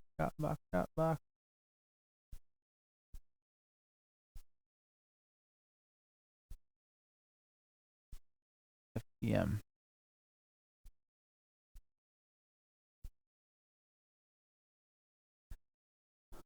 All right, here we go. Let me throw this in S, which is, what is the actual folder over here? It is Music Team Shovel Knight. Okay.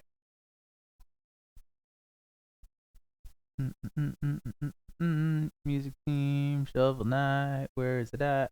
Here. Yeah, there you go. And put this in FT. Music played final, and we'll put Battletoads and Kratos in there as well. Because why not? Okay. I think I'm good. All right, ready to go. This should show up over here. Plague.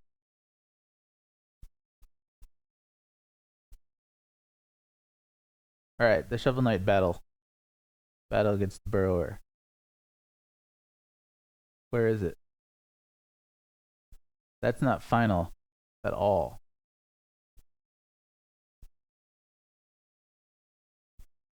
Huh. All right, hang on.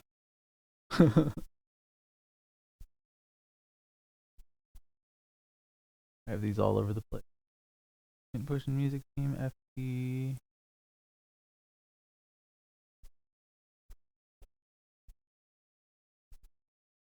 All right.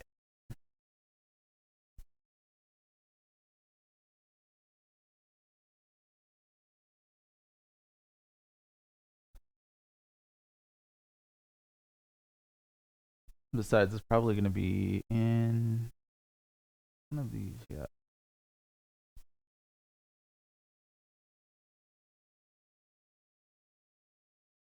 Nope, it's the same size.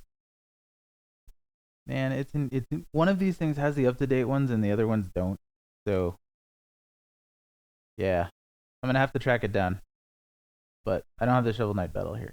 Anyway, let me get it on Bandcamp then. Chrome.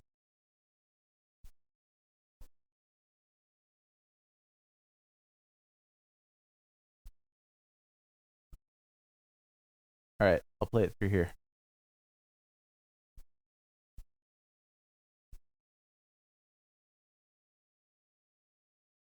This is just the quickest thing, so I don't have to like access my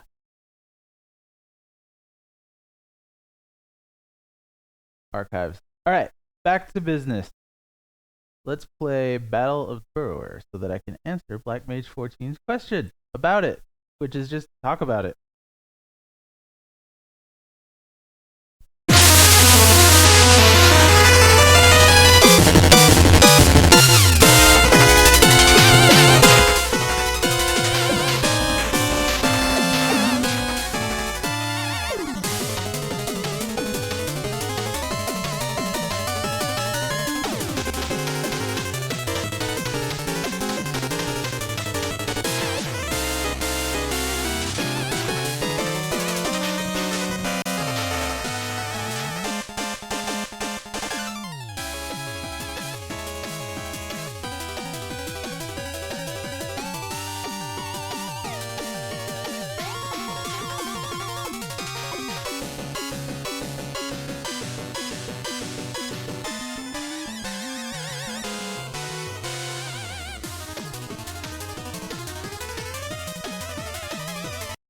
And man, I gotta find the thing that has this before I can really delve into it. There's so much going on. Sorry, it was so loud. It was playing on, it's the mastered version, and it's going directly into my whole setup here. So if I can find it on one of these FTMs that's playing around. Wait, you know what? Search the whole machine and let's find the most recent one. Not the most recent one. Because I don't think I have it on this computer, but I can check. Come on. HBO feature presentation.ftm. Oh, I have the FX4 stuff on here. Cool. All right. Shuffle. Music.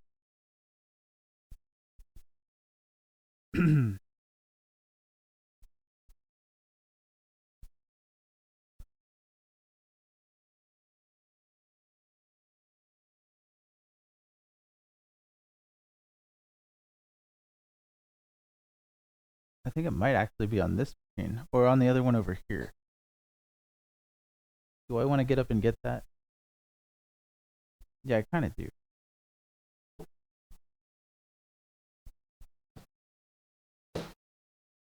Oh, we don't have a mouse on here. Rip. Oh well. All right, I'll get it later. Anyway, that was my boss battle mixing of Shovel Knight's theme and Plague of Shadows theme, which has got all kinds of whole tone insanity in there. It's like it's a really weird track. It's kind of crazy.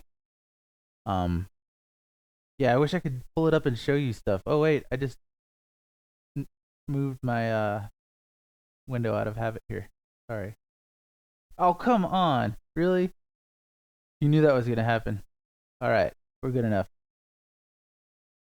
All right, I'm gonna try to find that tonight, and then next time I stream, we're gonna disassemble it. So, because I want to give you useful info on it, but it's hard to go through and analyze it piece by piece when I'm just playing it on Bandcamp. I want to show you in the tracker what's up with it, because there's some interesting opposing movement that's happening, like when the bass is going down and the other parts are going up. There's a lot of symmetry there that's like, I guess, not conventional, especially compared to what I'm doing in the rest of the soundtrack. Oh, did the stream die?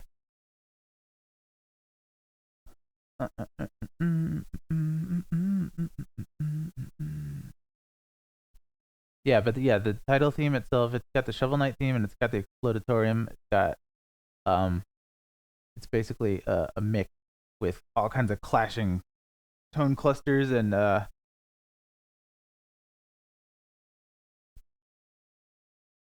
let's see.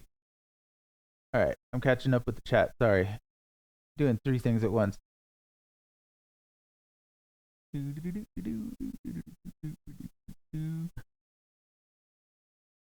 All right. Daryl M. Stark asked, how many Shovel Knight songs have you written for expansion so far? How many are left? Thanks for showing the process, by the way. Yeah, well, thanks for showing up. This is super fun. I always have a great time with you guys. Let's see. I would say so far we have. Oh wait, I'm in the wrong file. Perf. Yeah, it's PB one that I was looking for earlier. Okay, cool.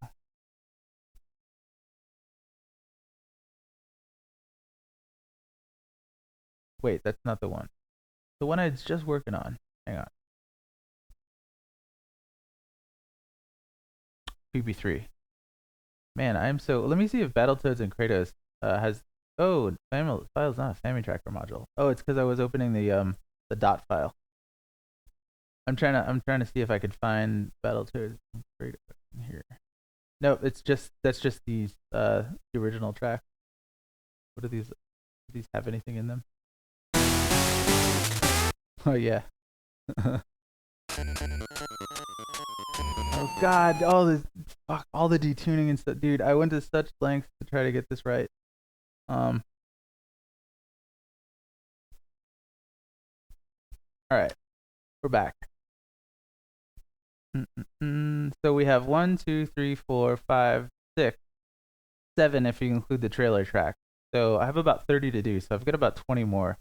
Not all of them are long tracks, but some are very long tracks, like the ending credits, the ending sequence, and stuff like that. So there's going to be quite a bit more work to do. I have weeks ahead of me making this stuff happen as rapidly as possible. So there's going to be quite a bit more happening. Okay, so Dang Dano asked, can you talk about the collaboration process with Manami Matsumai on the original SKOST? Sure. All right. So for the collaboration, it wasn't really. We showed her music that we had so far, which was I think King Knight, The Battle, and a couple other tracks, maybe Plains of Passage. We had a couple of tracks done at that point, and some general like guidelines. You know, in the trailer, you know, the musical style was more or less defined, but not really. It wasn't the full picture yet. Not everything was in place. But there were a few tracks that we sent her, and she sent back a MIDI file and an MP3, and it was awesome. It was just like we basically showed her the art from the level, and a brief description of, you know, what the level was about, and she went to work and just turned it out, like just killed it. Just showed us immediately. Like it was like a few weeks from the point where we got her on board, and then the point where she gave us the file, and there was no fixes or changes or anything like that. What you hear in the game is exactly what she delivered. It was super good. I wish right now I could find the original MP3 that she sent, but it's kicking around somewhere. I got it, so I'm gonna find it at some point soon and show you guys. But it was a pretty mature, like, there was no rules being broken. There were, you know, the triangle was a triangle. Everything was where it was supposed to be, because I think she used Magical 8-bit plugin. And then I just took the MIDI notes and transcribed them directly into the screen. Tried to get her drums sounding exactly like they did in the original file. So let's see. I'm trying to catch up. I asked John if you can release the FTM from the original game and maybe NSF for Plague. Yeah, I can release all that stuff. I just gotta find time to box it up and package it. Get rid of all the volume commands in the triangle channel and that kind of stuff. Yeah. Yeah, there's a whole lot more Shovel Knight music coming out. There's a crazy amount more. I want to play the Plains of Passage level. Actually, I want to play the classic level. I'm not going to tell you what this one is, but this is the first one from the new expansion.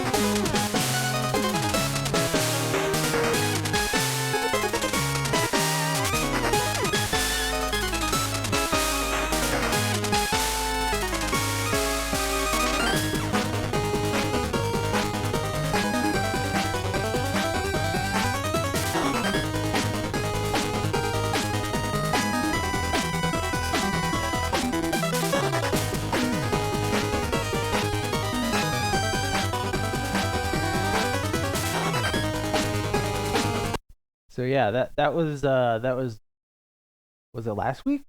Was it Was it last? I don't even know. Was it Friday? At this point, the days really do blur. And then we have Planes of Passage too. I'll play you that one real quick.